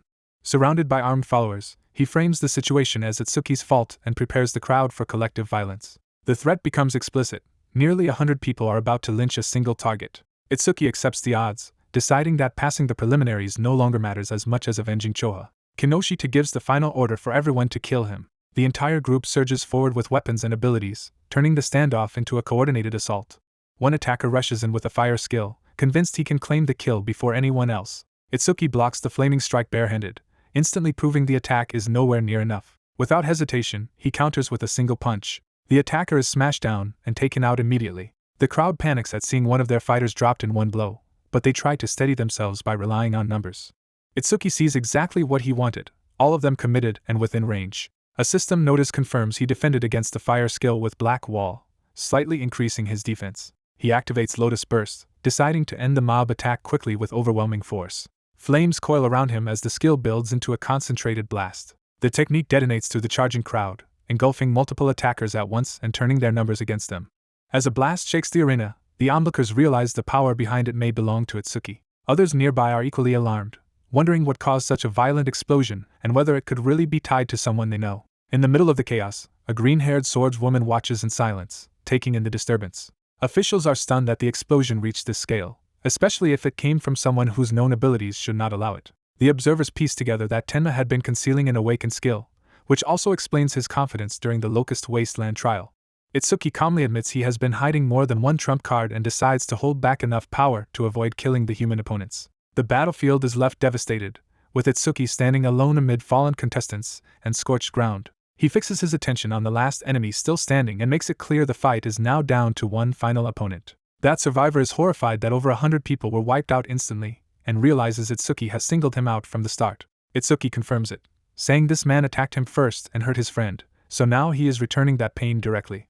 The noble opponent tries to reassert control by boasting of his status, his family's influence, and the authority he holds over the region. Convinced of his superiority, he unleashes a B-rank lightning attack and declares that Itsuki has no chance against him. Itsuki's system immediately identifies the skill and begins analyzing it even as the attack rushes toward him. Before the lightning can decide the fight, Itsuki slips past it and closes the distance in an instant. The noble is thrown into panic as he realizes Itsuki dodged everything and that the gap between them is overwhelming. Desperate, he screams for 40 to come save him. 40 answers despite the risk of exposing himself, deciding appearances no longer matter. Clinging to that hope, the noble orders 40, a level 35 awakened fighter, to tear Itsuki apart. Elsewhere, Hiten sends his ally in at once, and the man eagerly accepts the command. Itsuki senses the incoming threat before it arrives, with his magic detection warning him that something fast is closing in. Even while preparing for the new attack, the system's analysis of the lightning skill continues to advance. Itsuki quickly realizes more than one person is rushing him. The attackers strike the ground around him at high speed, but he remains composed instead of being caught off guard. He reads the situation calmly, already seeing through the ambush. One of the assailants is effortlessly pinned beneath a long-haired powerhouse, who treats the interception as routine and tells the others to continue. With blue lightning gathering around him, Itsuki informs the noble that his backup has failed and no one is coming to save him now. The noble immediately abandons his arrogance and tries to survive by pleading through his family's political ties and his brother's position in the Salvation League. Itsuki ignores the threats and leaves the man broken on the ground as he walks away. To himself, he frames the victory as settling the debt for Choha. Watching from nearby, a blue-haired woman is quietly moved by what she has seen. An older observer notes that this is the same man who defeated Kinoshita Reiji, and wonders why the woman is reacting so strongly to him. Itsuki considers stopping the skill analysis at 99% so he can reset the condition later, and he pauses it before completion. Then a familiar voice calls out his name from across the rain-soaked arena. The sound catches him off guard, and he immediately recognizes who it belongs to. He turns and sees Saya approaching. Saya greets him gently, and urges him to get inside out of the rain. Her concern is simple and personal. She does not want him getting sick. The reunion is warm and awkwardly intimate, while the system quietly records Itsuki's arrival rank in the internal area as 7th place. Their moment is interrupted when Itsuki's friends rush in, overjoyed to find him alive and immediately clinging to him. The two start bickering over who is being emotional over Itsuki, turning relief into familiar banter. The blonde boy loudly claims the title of Itsuki's partner, trying to establish his place at Itsuki's side. That only sparks more teasing and suspicion, while Saya notices how unusual it is for Itsuki to have formed bonds at all. The argument spirals into questions about whether their duo even has a proper name, exposing how unprepared they are for something so basic. Pressed to prove they really are a team, they scramble to answer. The blonde proudly reveals the name he invented for them, Double T. Instead of admiration, he gets mocked for how childish it sounds, though he stubbornly insists it is a good name. Their joking is cut short when an announcement declares that only the first 500 to reach the internal area remain, and everyone else has been eliminated. The official explains that the second stage will begin soon and that each surviving participant must fight disaster beasts alone for 1 hour. The group reacts in different ways, from nervous surprise to eager anticipation, as the next trial is laid out. For at least one battle-hungry contestant, the second stage is exactly what he has been waiting for. The first stage top rankers gather with confidence, and Hanyu Kana steps forward as if ready to test everyone else. The competitors are brought to a vast industrial arena prepared for the next phase of the preliminaries. As they enter, the group confirms that this ominous structure is the venue for the second stage. The atmosphere unsettles some of them, while Itsuki quietly confirms that his level has finally been restored. When asked how he became stronger, Itsuki refuses to explain, keeping his method secret even from his allies. The others note that order breakers are supposed to be stage secret level threats, but Kana cuts off the concern and tells Itsuki not to worry about him. Above them, the officials and elite figures overseeing the trial assemble and ask if everyone is ready. One of the participants immediately recognizes the gravity of the people watching over the event. The crowd realizes that the examiners include famous veterans and legendary figures, making the trial feel far more serious. A senior official begins explaining the second stage rules and demands everyone pay close attention. He reveals that contestants will fight disaster beasts in sequence, earning more kill points as the difficulty rises from beginner to nightmare class. After each victory, they get only a 1-minute break before being forced into the next, harder battle. Oigaku boldly declares that he intends to skip straight to nightmare class, showing off before the trial even starts. His status is displayed, identifying him as a level 13 human elemental user with an earth-based gift. Itsuki interrupts with a question, drawing attention because his displayed level is absurdly low. Some of the other contestants mock him for being level 0 and doubt he even deserved to pass the first stage. Instead of dismissing him, the examiner invites him to ask whatever he wants. Itsuki calmly asks whether nightmare class is the highest possible difficulty. The question catches even the officials off guard, while one powerful observer grins at Itsuki's nerve. Most of the other participants treat the question as empty bravado, and assume he would fail even the easiest fight. The examiner answers that, in theory, Disaster Beast difficulty has no upper limit, though that only matters after someone can actually beat nightmare class. Itsuki dismisses the idea as irrelevant for now, while his companion notes that even nightmare class usually appears around level 10, making hard class impressive enough. The officials add that points earned in these preliminaries will carry into the main tournament and affect future entry into the Salvation League. That revelation raises the stakes for the contestants, who realize today's performance will shape their standing later. Itsuki immediately decides he has to use this chance to overtake Toein's massive preliminary score. With the briefing over, the officials order everyone into the trial grounds. The second stage begins, and Itsuki enters the arena thinking it looks ordinary despite the pressure surrounding it. That calm ends when hostile presences emerge from the darkness around him. 2 beginner-class mad dogs of calamity appear, and Itsuki is excited that he can finally fight real disaster beasts. He activates Black Wall at once, deciding to end the opening fight quickly since these enemies are too weak to help him grow. From the control room, the examiner starts monitoring Itsuki again, but the larger man beside him is more interested in watching Kana. The muscular observer changes his mind almost immediately, deciding that Itsuki is the more interesting one. He points out the screen just as Itsuki's battle takes a sudden turn. Itsuki wipes out the beginner-class beasts in a single second, instantly earning 100 points. The examiner is stunned because that round normally takes minutes, while the observer smugly insists he was right about Itsuki. The examiner warns that the next enemy is level 8 and cannot be dispatched so easily, even if beginner-class beasts were trivial. A normal-class salamander appears before Itsuki, worth 500 points and towering over him in flames. The examiner expects this 8-level gap to finally slow Itsuki down, but the observer still sees no real danger. When asked about the others, the staff switch to a multi-screen view so they can compare the top participants at once. The examiner reports that most contestants are still stuck fighting beginner-class opponents.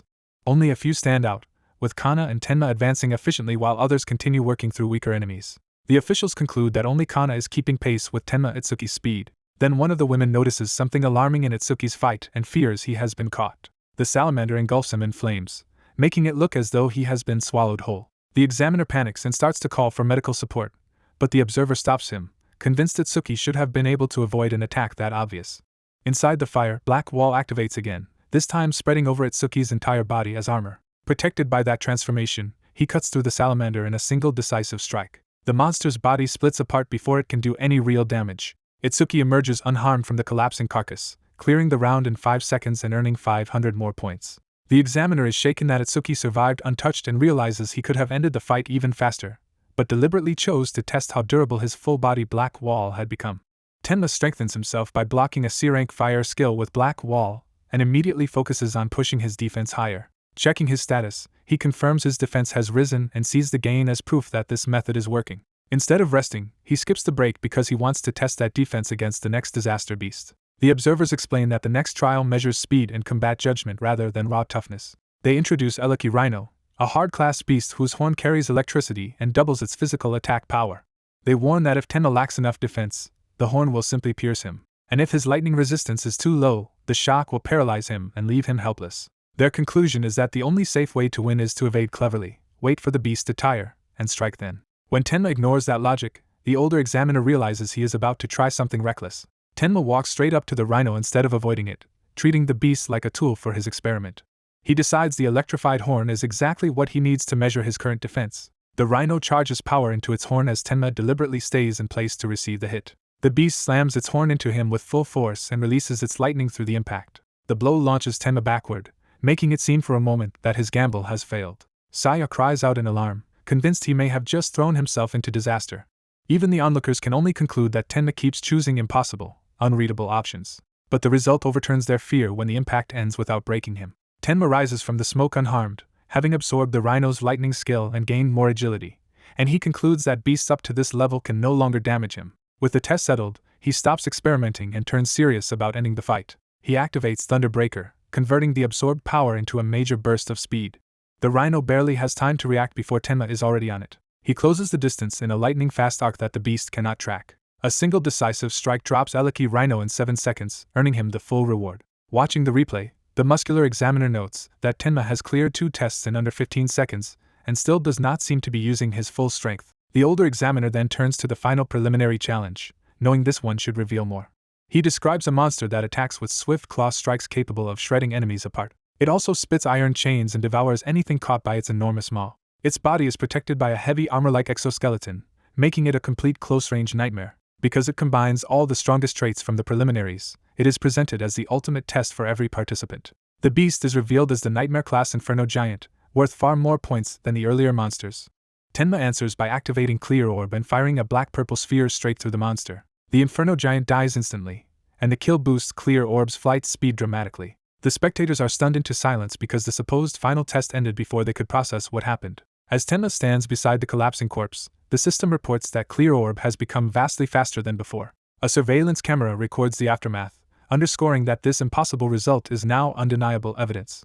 Back in the control room, the replay confirms he killed the Nightmare-class beast in 3 seconds, and the room erupts in disbelief. Elsewhere, another participant, Saya, is still fighting normally with a water attack, showing how far ahead Tenma has moved. Saya pushes forward, believing that if she defeats the remaining 2 beasts she can still reach normal class status. Another examinee, Oigaku, realizes Tenma skipped every break and is now certain Tenma will reach normal class before anyone else. Hanyu Kana also continues her own battle and resolves to finish quickly, unaware the benchmark has already been shattered. The system then officially confirms Tenma's Nightmare class clear in 21 seconds overall, placing him first. The other candidates can only guess who achieved it, with some assuming it must be Itsuki and struggling to believe anyone could outpace them so completely. Unbothered by the shock he has caused, Tenma simply prepares to continue as if this result were routine. The examiners are still trying to understand how a level 15 Inferno Giant was pierced so easily, and what kind of limitless weapon that black sphere might be. Rather than stopping the test, the muscular examiner becomes excited and orders the difficulty raised to see Tenma's true limit. Tenma is presented with a second-phase nightmare trial featuring 2 Inferno Giants, and he is almost disappointed that the challenge is only a numerical increase. The pair rush him together, trying to overwhelm him through sheer pressure and coordination. Tenma calmly decides that while one is still roaring, he may as well remove the other first. He fires Clear Orb again and instantly kills 1 Inferno Giant, pushing the skill's flight speed even higher. Seeing the same impossible one-shot repeated, The older examiner is shaken by the thought that clear orb may have no real limit at all.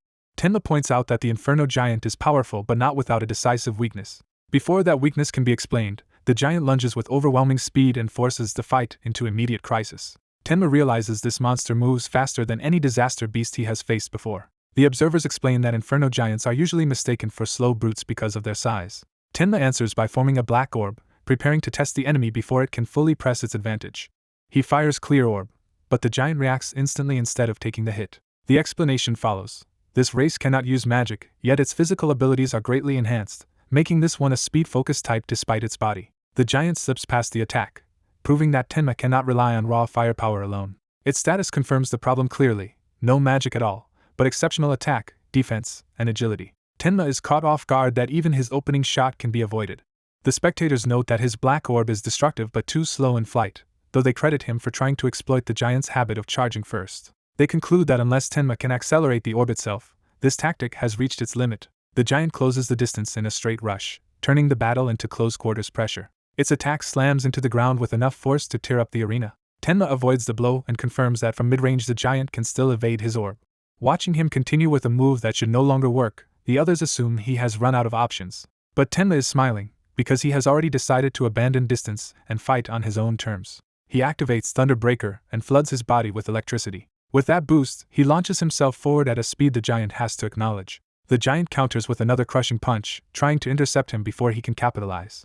The collision devastates the ground, making it seem for a moment that Tenma may have been caught. One of the observers can only watch in alarm, unsure whether he survived the exchange. The older examiner warns that this attack is far deadlier than the earlier rhino-like beast and orders rescue preparations. He is stopped before acting, as the others sense the fight is not over yet. The black-haired man calmly judges that the giant's strength means nothing if it cannot land a hit. That assessment proves true as the giant's fist comes down on empty space. The monster is left crouched in the crater, having missed Tenma completely. Tenma reveals himself from the giant's blind spot, already inside its reach. The giant finally notices too late and turns toward the new threat at its side. Tenma drives a black orb directly into the giant at point-blank range, removing the need for projectile speed. Still charged with lightning, he follows through without hesitation, turning his speed into finishing pressure. The blast tears through the giant and collapses its defense from within. The system declares the Inferno Giant defeated and records that Clear Orb's flight speed has increased as a reward. The result is confirmed with a strong score and a fast clear time, proving Tenma handled the phase efficiently. Choha breaks into open excitement and celebrates Tenma's success. Her reaction surprises the others, who are not used to seeing her this animated. She awkwardly insists she was only worried about everyone's safety and definitely not cheering for Tenma in particular. That flustered excuse only makes her sudden enthusiasm more obvious to the group. The examiner then asks the black-haired man how he knew Tenma would avoid the giant's attack. He explains that Tenma's normal speed is already close to the giant's, which was the key to the outcome. He recalls that when electricity courses through Tenma's body, his movement speed rises dramatically. Once Thunder Breaker is active, the Inferno Giant simply cannot connect with its attacks. The examiner notes that Tenma has already beaten 2 enemies and earned enough points to stop safely, even if the process was dangerous. But Tenma is aiming far beyond a safe result, towards surpassing Taiwijin, humanity's strongest. Knowing he cannot pause even for a moment, Tenma immediately prepares another clear orb and commits to continuing. The next phase begins with 3 Inferno Giants at once, sharply raising both the danger and the reward. Tenma fires at once and decides to reduce the numbers first, dropping 1 giant before the others can surround him. Watching this, the black-haired man approves of Tenma's choice to keep pushing forward. When the examiner compares it to his own run, the man admits he only reached Phase 4 by clearing Phase 1 in a single leap. The examiner reflects that even that monstrous physique only made it to Phase 3 normally, and turns his attention back to what Tenma will do next. Tenma faces another charging Inferno Giant and braces as the monster bears down on him. He drives lightning into the ground to launch himself and shift position instead of meeting the attack head-on. While closing in, he decides to use Thunder Breaker to boost his agility and slip behind the creature. After killing a second Inferno Giant, he realizes each clear orb dramatically increases his flight speed and confirms the stacking effect. Even as he tracks the next target, he identifies a third threat before he can recover. That third monster lunges from above and nearly swallows him whole. The beast presses the attack with savage intent, giving him no room to breathe. A larger, more imposing enemy emerges, and Tenma immediately understands this is the real danger now. He answers by forcing Lotus Burst to full output, deciding to overwhelm it before it can dominate the fight. His flaming power detonates through the giant at point-blank range. The blast tears the Inferno Giant apart and secures another kill. The system records the victory, noting he cleared it in seconds and earned more points as he lands amid the aftermath. Watching from outside, an observer recognizes the attack as the same devastating skill from the first stage. They recall that this technique had already eliminated large numbers of participants earlier in the trial, but Tenma admits the cost is severe, because his magic reserves have been completely drained. He steadies himself by relying on magic detection, knowing nearby enemies will slowly refill his mana. As more Inferno Giants appear, the passive recovery triggers at once, restoring a significant portion of his magic. The observers announce that Phase 4 has begun and realize Tenma is on pace to surpass every previous challenger, including one of their own past records. Back in the arena, Tenma keeps moving faster, understanding that every clear orb keeps accelerating him further. He notices the speed increase is sharpening his aim as well, making his attacks more reliable. With enough speed, he concludes he will no longer need to fight at point-blank range, which matters because his magic is too limited to waste even a single clear orb. He commits to that plan and prepares a precise ranged strike while racing through the battlefield. Before he can capitalize, the giant suddenly fires iron chains from its mouth. The chains lock onto him and threaten to pin him in place right in front of the monster. Tenma is caught off guard by the unexpected restraint and realizes too late what kind of ability he is dealing with. The chain giant yanks violently, disrupting his movement and control. He tries to counterattack while being dragged, but the position ruins his leverage. His attempted response fails, and the opening disappears. Tenma understands he cannot put real force into his attack from inside the bind. The monster capitalizes immediately, and slams him hard. The impact is so brutal that it feels like his body is breaking apart from within. He is hurled across the arena, and crashes down in a shattered trail. Tenma lies bloodied in the crater, badly injured and momentarily unable to rise. Seeing how badly he was hit, one observer urgently orders He-Ten to go help him. He-Ten looks on grimly and recognizes that Tenma may have reached his limit. The sight reminds He-Ten of his own past collapse, making the danger feel personal. He decides to intervene despite the rules and starts to move. Choha stops him, insisting Tenma still has not given up. When the others protest that Tenma will die if they delay, Choha argues that desperation is exactly when his resolve matters most. Choha insists Tenma still has a hidden answer left to play. Asked how he can be so sure, Choha points to Tenma's expression rather than any visible advantage. He explains that Tenma's eyes are not those of someone who has accepted defeat. Inside the arena, Tenma confirms that he has pushed himself to the brink solely to kill this enemy, and a dormant skill begins to stir. The system resumes its analysis and reveals that Mimesis had been studying the B-rank skill Lightning Cannon Purple from his earlier battle. Tenma had intentionally halted that analysis at 99%, saving the final step for an emergency like this. Now he completes it, having prepared this exact contingency in advance. The copied skill finishes analyzing, Thunderbreaker evolves to level 2, and the observers notice a blue lotus-like aura forming around him. Choha's sudden excitement makes the others realize he expected this turnaround before anyone else did. The upgraded Thunderbreaker is revealed to absorb B-rank and lower lightning into Tenma's body, boosting his agility each time and even more when he releases the stored energy. Blue lightning gathers into his outstretched hand, signaling that Tenma is ready to turn the battle around. Itsuki clenches down on his resolve as a new power settles into him. He acquires Thunderbreaker at level 2, gaining a broad stat boost along with full healing and the removal of all debuffs. Reinvigorated, he slams back into the fight with explosive force. He declares the warm-up over and commits to fighting at full power from here on. His combat ability rises into a far higher range across attack, agility, defense, and magic. Watching from outside, the examiner is shaken that Itsuki recovered from severe injuries in seconds and keeps revealing one abnormal skill after another. Itsuki cuts down another Inferno Giant, and the clear orb grows dramatically faster with each kill. After clearing Nightmare Class Phase 4 in only 31 seconds, he becomes certain that no number of Inferno Giants can beat him now. He keeps carving through the giants before they can overwhelm him, turning the trial into a one-sided slaughter. Another giant falls, Phase 5 is cleared in under a minute, and the clear orb's speed climbs to a terrifying level. His attacks continue piercing straight through the monster's cores without slowing. By the time Phase 6 ends, he has already pushed far beyond what the trial was meant to contain. The staff and observers can only stare as his impossible run keeps escalating. To them, the battlefield has become so brutal that they can no longer tell whether the real monster is Itsuki or the giants. Itsuki ends up buried amid the corpses of the enemies he has butchered through sheer persistence.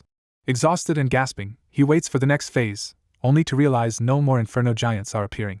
The examiner admits in disbelief that he never expected this outcome. He presses the emergency stop to end the trial. Over the speaker, he tells Itsuki the challenge is over. He explains that Itsuki has already defeated every Inferno Giant they had prepared. The mountain of corpses confirms there was, in fact, a limit to the supposedly limitless difficulty. Itsuki questions that contradiction, reminding them they claimed the difficulty had no upper bound. Even so, he starts calculating that if he truly hit the ceiling, the gap between himself and Taiwajin may not be as hopeless as he feared. He also counts the run as a success because he achieved his other goal of greatly increasing the clear orb's flight speed. The final tally shows he killed 11 Inferno Giants and pushed the clear orb to 38 meters per second. He notes that the orb is now moving faster than an ordinary car. When the orb stirs behind him, his battle instincts flare before he remembers what it is. For a split second, he mistakes the motion for another enemy. He relaxes and remembers that the orb is now his own upgraded weapon. Since he cannot level up normally, he reflects that all the experience from Disaster Beasts is converted into Karma Stones instead. The observers realize a blue Karma Stone has appeared in the trial grounds, meaning a huge amount of experience has condensed there. They finally understand that Itsuki's fixed level was not a bluff at all, and that anyone who teamed with him could monopolize the dropped experience. One of them shudders at how dangerous Itsuki would be if he had been born a disaster beast instead of a human. Satisfied with what he came to accomplish, Itsuki decides to leave the trial grounds. He opens the exit and heads out. The staff announce that he has emerged. The system records Tenma Itsuki as clearing the second stage in first place with 106,600 points in just 3 minutes and 55 seconds. The examiner rushes to praise him as pure potential and tries to recruit him by promising a mentor worthy of his talent. Itsuki politely refuses, saying he already has a teacher, but the man keeps pressing and insists only someone with his influence can properly guide such talent. A larger man cuts in, warning the examiner that pushing harder will only make Itsuki dislike him, but the examiner still refuses to give up. The large man reveals he remembers Itsuki from the incident with Kinoshita's men and says he only judged someone who broke the rules. He adds that he would naturally help Itsuki because the boy is Izumi's disciple, shocking the examiner. Itsuki thanks him again for helping back then, confirming the connection. The large man openly affirms that Itsuki truly is tied to Izumi. The examiner is left reeling that this absurd newcomer is actually Izumi's pupil. Choha offers healing, but another observer points out Itsuki was so eager to challenge Phase 7 that he probably would not admit weakness anyway. Itsuki says he is not injured, only worn out, and expects a short rest to be enough. The examiner decides that if Itsuki is Izumi's disciple, then his overwhelming performance at least makes sense, and notes that Izumi's other student also wiped out every beast prepared for Stage 2. When Itsuki asks whether Taiwa reached Phase 6 too, the examiner explains Phase 4 used to be the maximum, and admits even Phase 6 is now insufficient. He tells Itsuki to watch the rest, because for everyone else the second stage is still ongoing. Another participant reaches the end of hard class and collapses, realizing nightmare class is beyond him. Harino Rikuru's run ends with only 1,600 points after more than 17 minutes. Elsewhere, Kisaragi Saya also maxes out at hard class and struggles to finish by using water magic to slowly suffocate her target. Her challenge ends as well with 1,600 points. Itsuki is surprised those two stopped at hard class, but the examiner reminds him not to judge others by his own standard and says their speed still guarantees them top 10 finishes. When Itsuki asks why failed challengers have not come out yet, he learns that unless they are badly injured or something unusual happens, participants must remain inside until the trial ends. The large man notices that someone else has now reached nightmare class. He expects Oigaku, armed with a rare karma tool, to at least be able to kill one inferno giant. He also praises the Shikigami user Akagami Cheyenne for surviving this far, just as Cheyenne urgently calls to her companion Michan. In response, her Shikigami shifts into a complete form. The transformed beast towers over the battlefield, revealing a far more dangerous combat body. It immediately launches a savage attack. Itsuki asks whether Shikigami can really change forms, and Choha says this is the first transforming one she has ever seen, warning him that Shikigami users remain full of unknowns. That makes Itsuki reconsider the black dog Shikigami he stole from Charles, and he decides to start feeding all future dropped experience into it. Since Saya and Rikura have already retired, he sees no reason to stay much longer and prepares to leave. Then something catches his attention. He recognizes Iberia entering the fight in strange armor, and immediately questions where he got it. Iberia proudly explains that it is the strongest epic karma tool his father ever made for him. The dragon gear grants huge base boosts to attack and agility, then keeps increasing both the longer it is worn. Iberia adds that the tool has a will of its own and only accepted him after great effort. But the armor comes with a harsh limit, so he must finish the battle within 15 minutes before the penalty triggers. As the gear ramps up, his current attack and agility bonuses keep climbing. While charging in, Iberia guesses the Nightmare class clear announcement belonged to Itsuki, and vows not to drag him down. He throws himself at the enemy with the determination of someone fighting for both himself and his team. Watching him, Itsuki quietly admits the armor suits him. At last, the second stage is declared finished. The officials announce that only the top 10 point earners advance to the national tournament main event, and the top 2 will receive special rewards there. Lying there exhausted, Oigaku assumes that aside from Hanyu, no one could possibly have scored above him and starts claiming the special rewards for himself. The examiner prepares to reveal the rankings. The results place Itsuki first by an absurd margin, Hanyu second, Oi third, Iberia fourth, and Akagami Cheyenne fifth despite failing Nightmare class. The other participants are stunned that Itsuki scored over 100,000 points, far beyond even Taiwijin's old mark, and realize he must have killed an unbelievable number of giants. Aoi is horrified to discover he only placed third and has never even heard of the man who crushed everyone. Another competitor immediately decides he wants to cross swords with Tenma Itsuki someday. Saya, by contrast, is shaken by how enormous the gap between herself and Itsuki really is and starts doubting whether she belongs in combat at all. The staff announce that the preliminaries are over and that Itsuki finished first in the nation by a staggering 65,000-point lead. The robed overseer senses his father's satisfaction and takes this result as proof that humanity's future is growing brighter. Even Iberia, collapsed on the ground, accepts that if the winner was Itsuki, first place was never in doubt. Still, he takes pride in having done enough not to disgrace the name of EE. Itsuki praises Iberia sincerely and admits he exceeded expectations. Dazed but delighted, Iberia clings to that praise like a lifeline. With the rankings settled, the 21st Salvation League National Tournament preliminaries are formally brought to a close. Itsuki leaves the battlefield carrying Iberia out with him. Far away in the South Continent's 1st District, attention shifts to a revered elder. An old man sits in meditation as others gather around him. Some complain about being summoned at dawn, only to be reminded that this elder is the South Continent's commander-in-chief and a man said to see the future. He is introduced as Balgar, a prophet and one of humanity's great leaders. A skeptic questions why such foresight never warns them before barriers are deployed or impact points are set. Another explains that Balgar can only glimpse tiny fragments of the future, yet that limited gift is still enough to place him beside Izumi as a pillar of humanity. Balgar suddenly reacts as if struck by a vision. He erupts with the absurd confession that his prophecies are only right 10% of the time. Then, collapsing from the strain, he urgently warns that the North Continent is in danger. He foresees a massive disaster beast assault on the North, including monsters whose levels exceed 100. That ominous warning gives way to a quiet night elsewhere. Back in private, Itsuki reviews his growth and notes that his total stats have finally surpassed 1500. His current spread shows especially high defense and agility thanks to the passive boosts from Black Wall and Thunderbreaker. He reflects that ordinary awakened people gain 50 stat points per level, unlike him. That means his present total is roughly equivalent to a normal awakened person at level 30. He reasons that agility and defense can keep scaling through passive effects, making them effectively limitless for him. Magic can also recover endlessly through magic detection, but he still lacks a reliable way to keep increasing raw attack power. His thoughts are interrupted when dinner is announced. Rikuru and Saya greet him warmly and reveal they prepared a feast full of his favorite foods. Itsuki sets aside his theory for later, thinking he may eventually solve the attack problem through overmimesis anyway. The group gathers around an extravagant meal, and Itsuki is glad to have Rikuru's home cooking again. He notices Iberia is missing and asks whether he is still asleep. Choha says she fully healed Iberia's wounds, but he remains deeply exhausted and has not woken up yet. Rikuru marvels that a level 7 like Iberia managed to clear the Nightmare class challenge that even he and Saya could not beat. Saya suddenly panics and warns that something is behind Rikuru. A shadowy, starving figure has silently appeared at his back. The intruder turns out to be Iberia, half delirious and driven by a single demand for food. He lunges straight for the table, startling everyone. Rikuru scolds him for sneaking up like that and stealing someone else's seat, but Iberia is already too hungry to care. He devours the meal with desperate intensity. Rikuru is baffled that Iberia seems offended by being yelled at. Iberia ignores the complaint and simply declares the food delicious. Rikuru instantly takes the praise as proof of his own culinary greatness. Iberia fires back that Rikuru should quit being an awakened fighter and become a chef instead, because that is clearly where his real talent lies.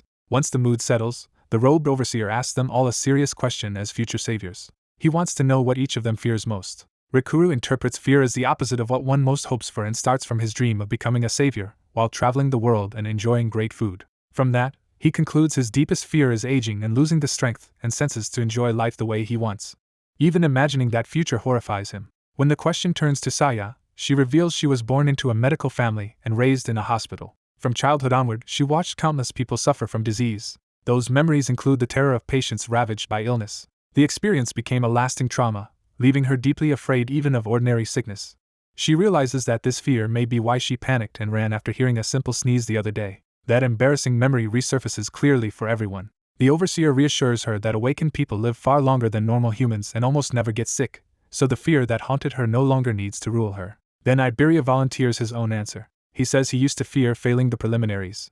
Now his real fear is being too weak to fight alongside Itsuki. He immediately turns the question back on Itsuki and asks what he fears most. The others realize they have never even imagined Itsuki being afraid of anything.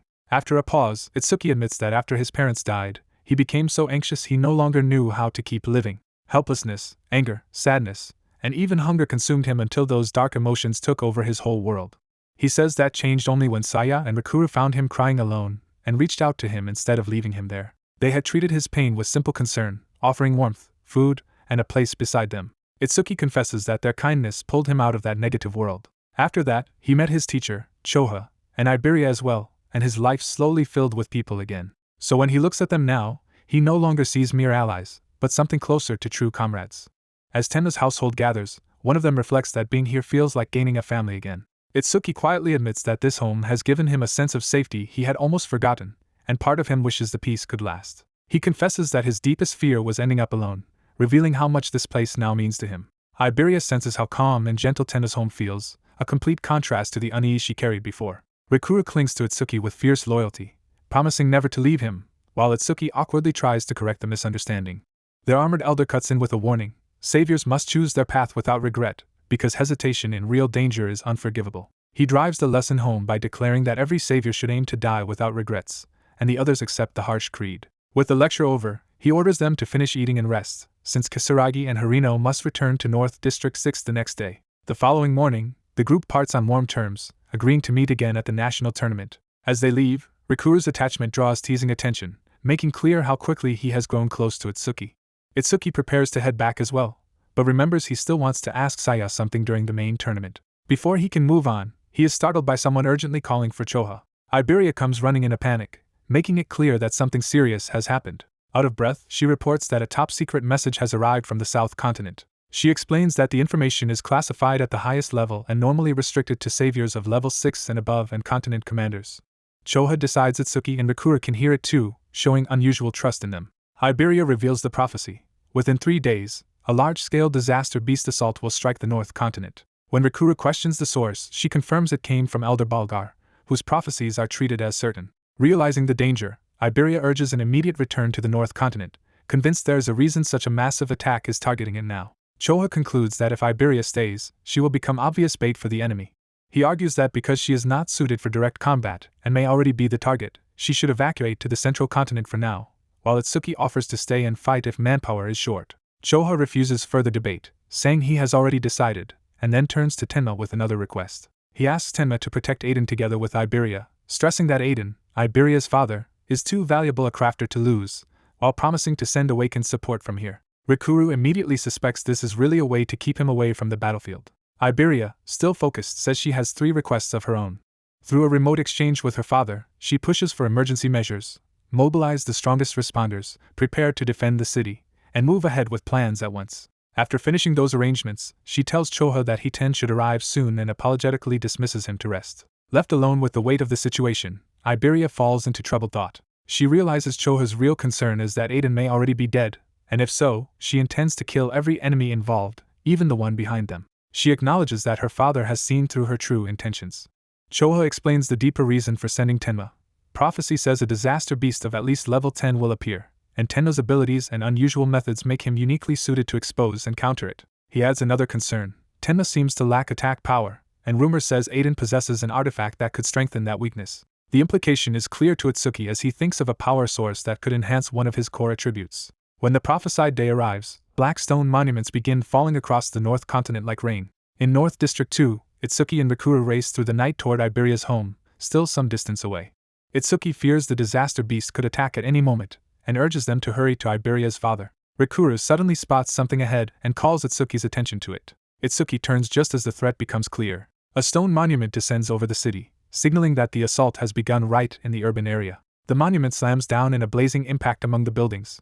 Itsuki realizes the warning came too recently for a full evacuation, meaning civilians are likely still trapped in the middle of fleeing.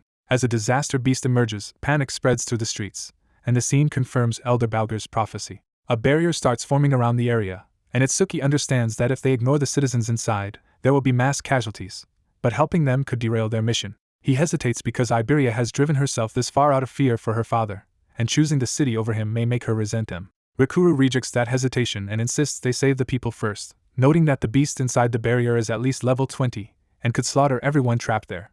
Itsuki immediately changes course, deciding they will deal with the disaster beast and protect the city before anything else. Another stone pillar crashes down as the battle zone destabilizes. From the impact emerges a flame golem, identified as level 21. Itsuki judges that 3 level 19 fighters and 1 level 16 fighter should normally be enough to beat a level 20 disaster beast, so this enemy is still within reach if they hold together. As the defenders form up, One of them raises a rock shield and orders everyone not to break formation while he absorbs the incoming attacks. As the fire disaster beast bears down on them, one fighter desperately searches for any opening to counterattack. The creature crashes into the street with overwhelming force, scattering the hunters and proving it can dominate the battlefield at will. Seeing their strongest defender killed instantly, one of the men realizes their situation has become nearly hopeless. Panic spreads through the group as they admit they may have no chance and start asking what they can possibly do next. While the others think about retreat, the headband hunter rejects running as cowardice and charges in any way, forcing a warning from behind him.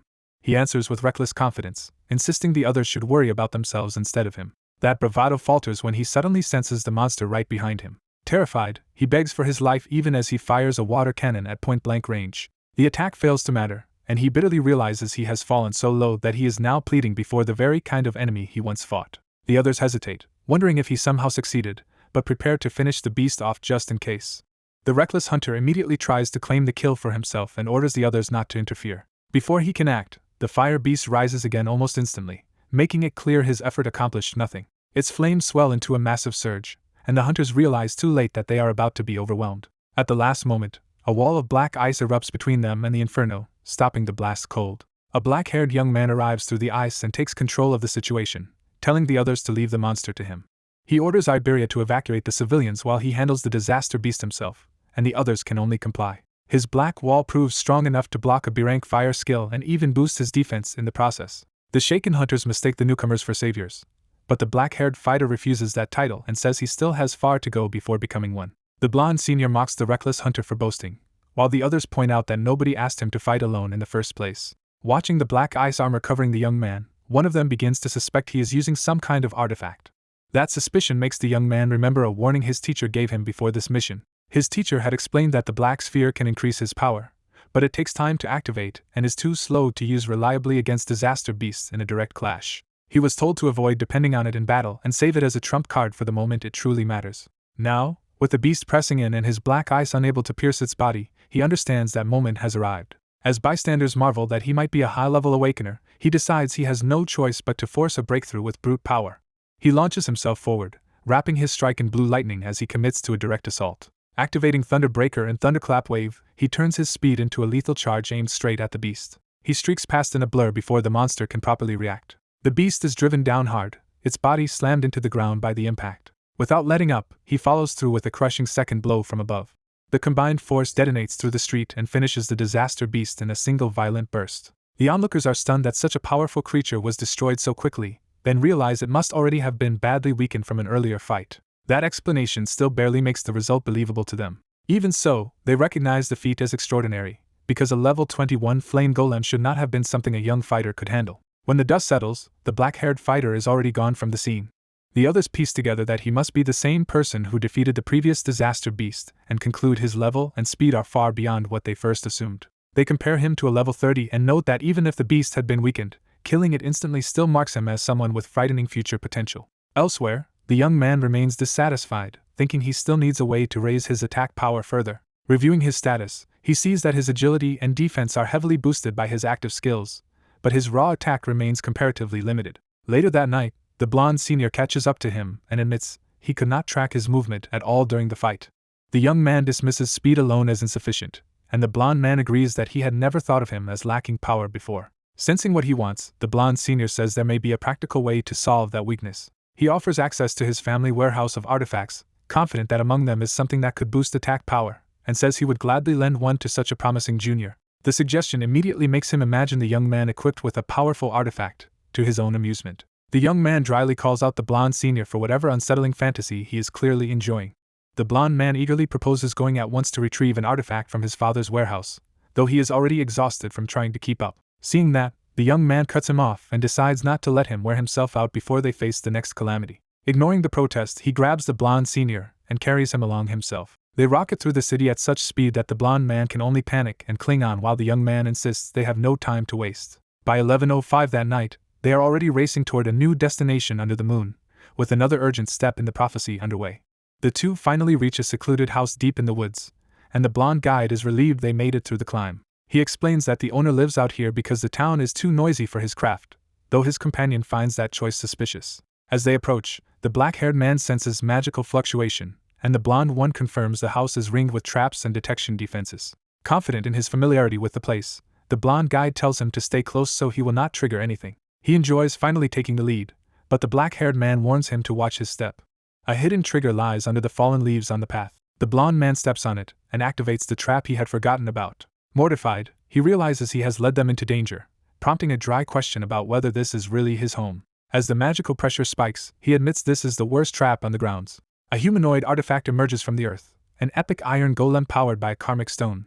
The black-haired man is startled that the recluse possesses even humanoid artifacts. The golem immediately swings at the blonde intruder before he can recover. The black-haired man lunges in and intercepts the attack, pulling the fight onto himself. Even so, the golem's blow sends him skidding back with overwhelming force. He quickly judges that the artifact outclasses him in raw power, but also identifies it as an iron protect model whose chest core is its weakness. While retreating, he asks Iberia how to stop it. Iberia tells him the green karmic stone in its chest is the power source, and destroying it will shut the construct down. With the weak point confirmed, the black-haired man activates Thunder Wave and decides to win through speed instead of strength. He darts in under crackling lightning and drives straight toward the golem's core. The golem counters by crossing its massive arms and blocking his approach. He slips through the barrage anyway, forcing his way into the narrow opening near its chest. His strike lands on the karmic stone and cracks it. The golem's eyes go dark as the damage disables it. Standing before the collapsing threat, the black-haired man signals that the fight is over. Iberia suddenly panics and shouts for Jasuk to stop. Before the black-haired man can react, another fighter appears behind him with killing intent. The newcomer, Bakuto Jasuk, attacks so fast that Iberia can barely process where he came from. Jasuk reveals himself as a heavily armed guardian wielding a strange sword. The black-haired man is unsettled that he sensed no magic before the attack, while Iberia rushes in and tries to explain. He then realizes Jasuk's sword has vanished from sight, making the threat even harder to read. Iberia hurriedly introduces the black-haired man as Itsuki Tenma, his new partner, then cuts to the real issue by asking where Jasuk's father is. Jasuk says his master is in the back and warns them to be careful, while the old man himself approaches. The father arrives already radiating displeasure. Oblivious to the mood, Iberia excitedly announces that he passed the qualifiers. He proudly adds that he placed fourth on Nightmare difficulty and now wants to claim the promised right to choose any artifact. Instead of congratulating him, his father strikes him across the face. Stunned and hurt, Iberia can only ask why he was hit. The old man accuses him of stealing the dragon gear and demands it back immediately. Iberia insists he only borrowed the epic artifact to survive the exam, but his father warns that prolonged use could irreversibly damage it. Realizing he will get nowhere, Iberia drops the gear and runs off in frustration, swearing never to touch his father's artifacts again.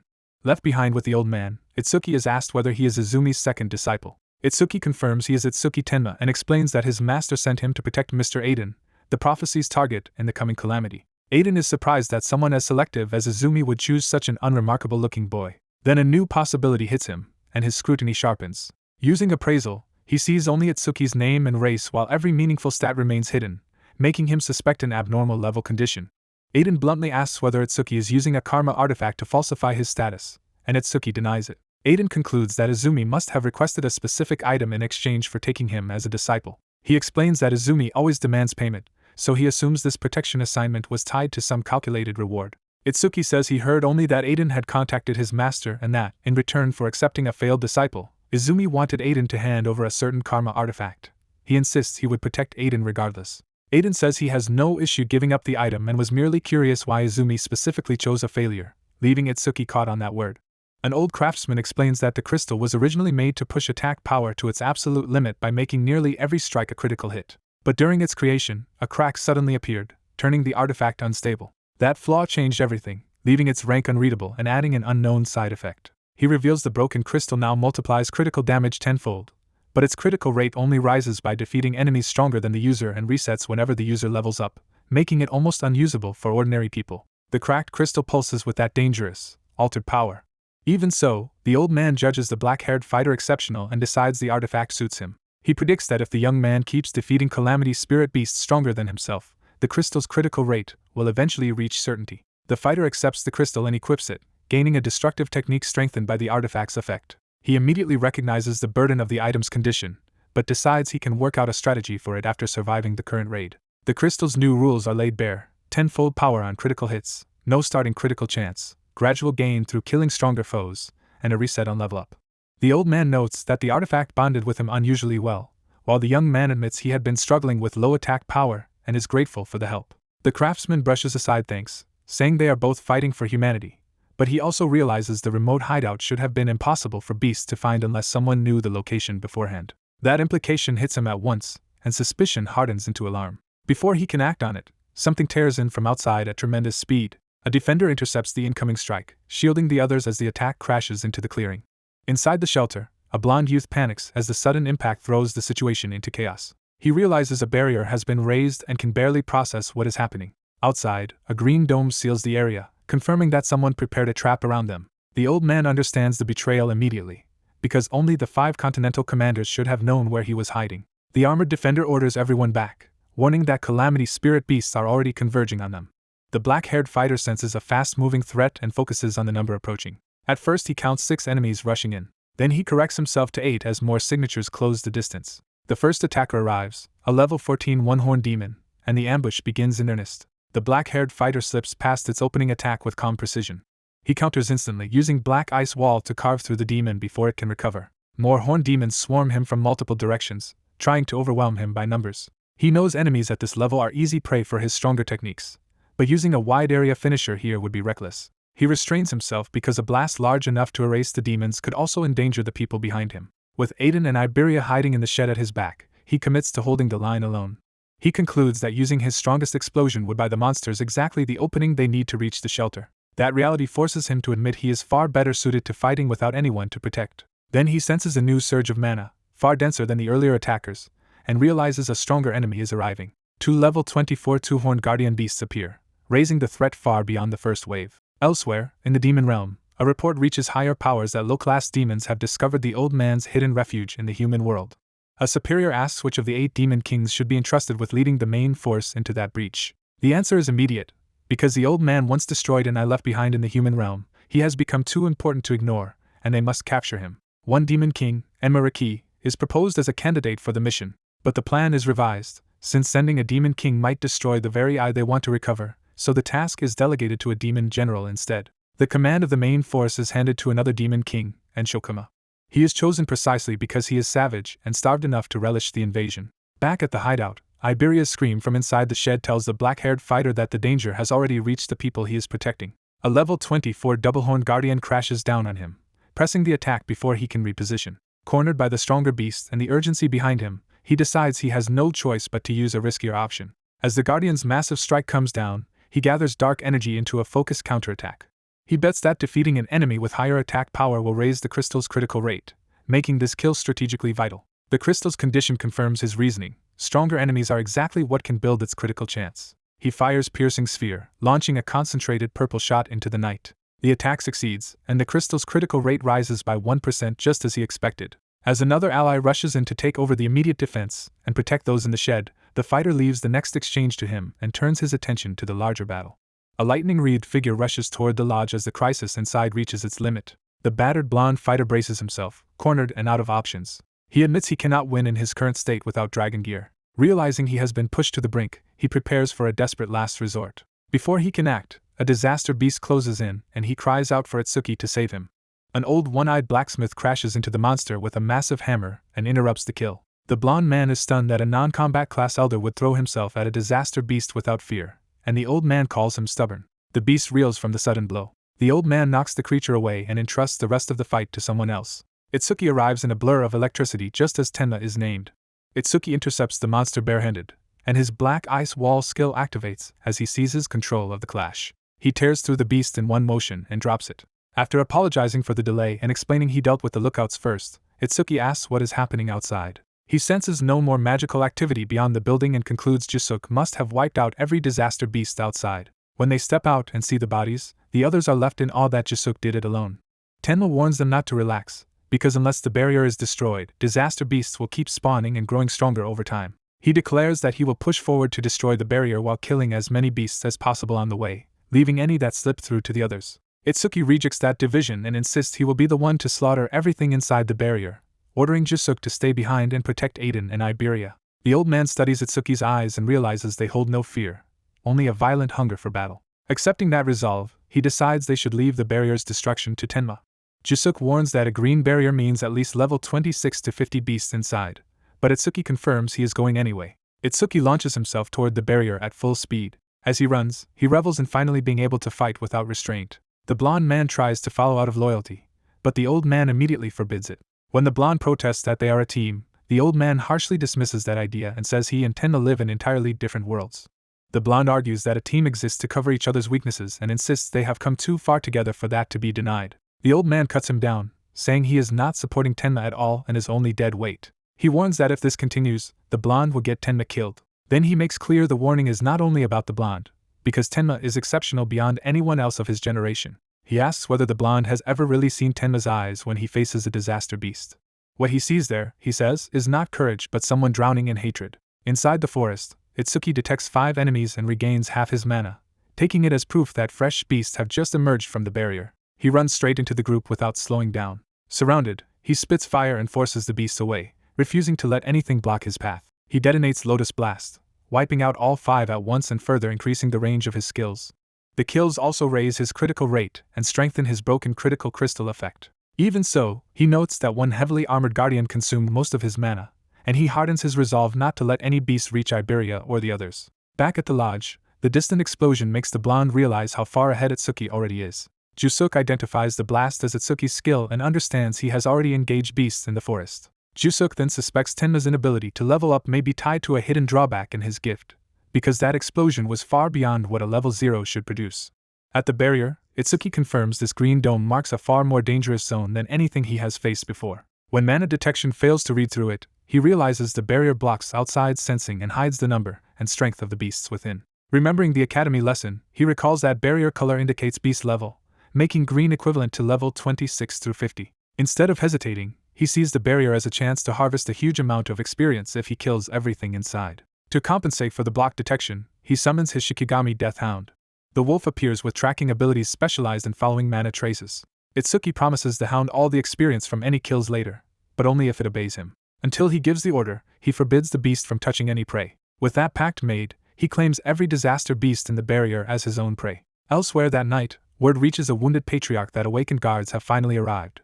A blue-haired first-class savior, Kei Kurijima, formally introduces himself as Ms. Izumi's protector. He reports that several second- and third-class saviors have also arrived, then asks whether Akira Hiten has shown up yet. A blue-haired woman explains that Hiten said he was already on his way hours ago, but later became unreachable. She worries he may have run into trouble amid the falling steels, though she admits ordinary disaster beasts should not threaten one of the 6 special-class saviors. Even so, she urges them to keep trying to contact him because only a special-class savior can truly stand against what is appearing here.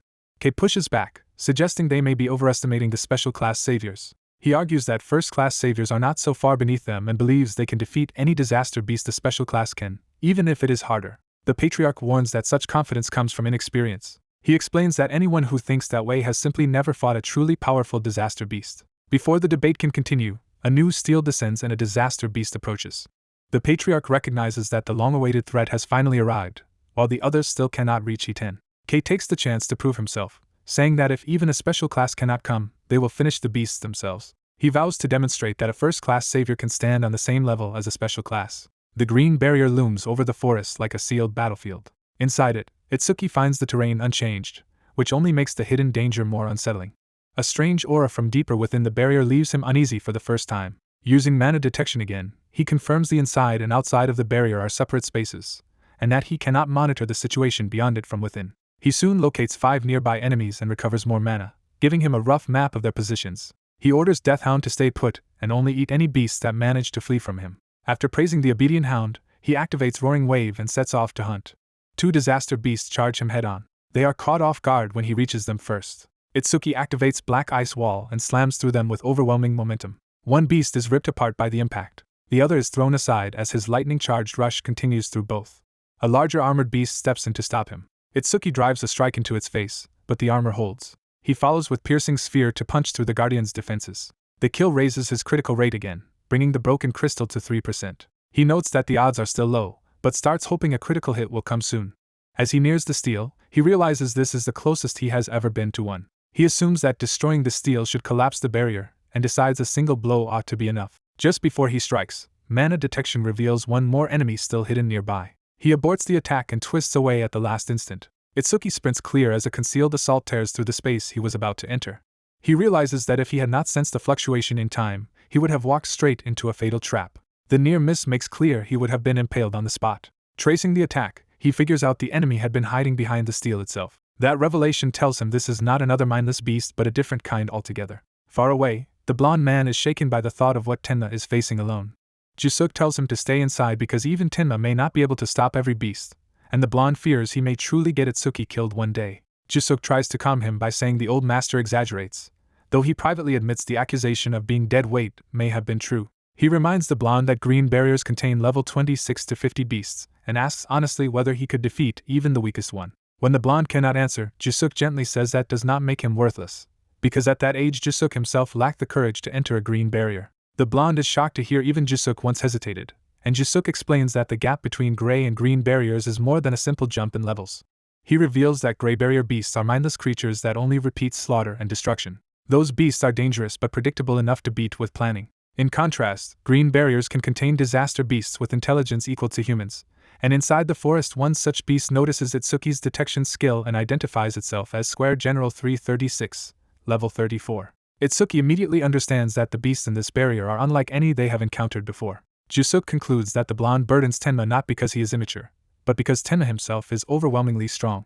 Inside the barrier, the intelligent beast is astonished that Itsuki saw through its ambush so quickly and can speak with it, while Itsuki is thrilled to finally meet the rumored intelligent disaster beasts. The general mocks him and assumes he is muttering in fear. It ridicules him as a mere level 0 coward trembling before a stronger being. Itsuki answers that he is not afraid at all, only excited, because he has long wanted to ask their kind something. Amused, the general agrees to indulge what it thinks are his final words.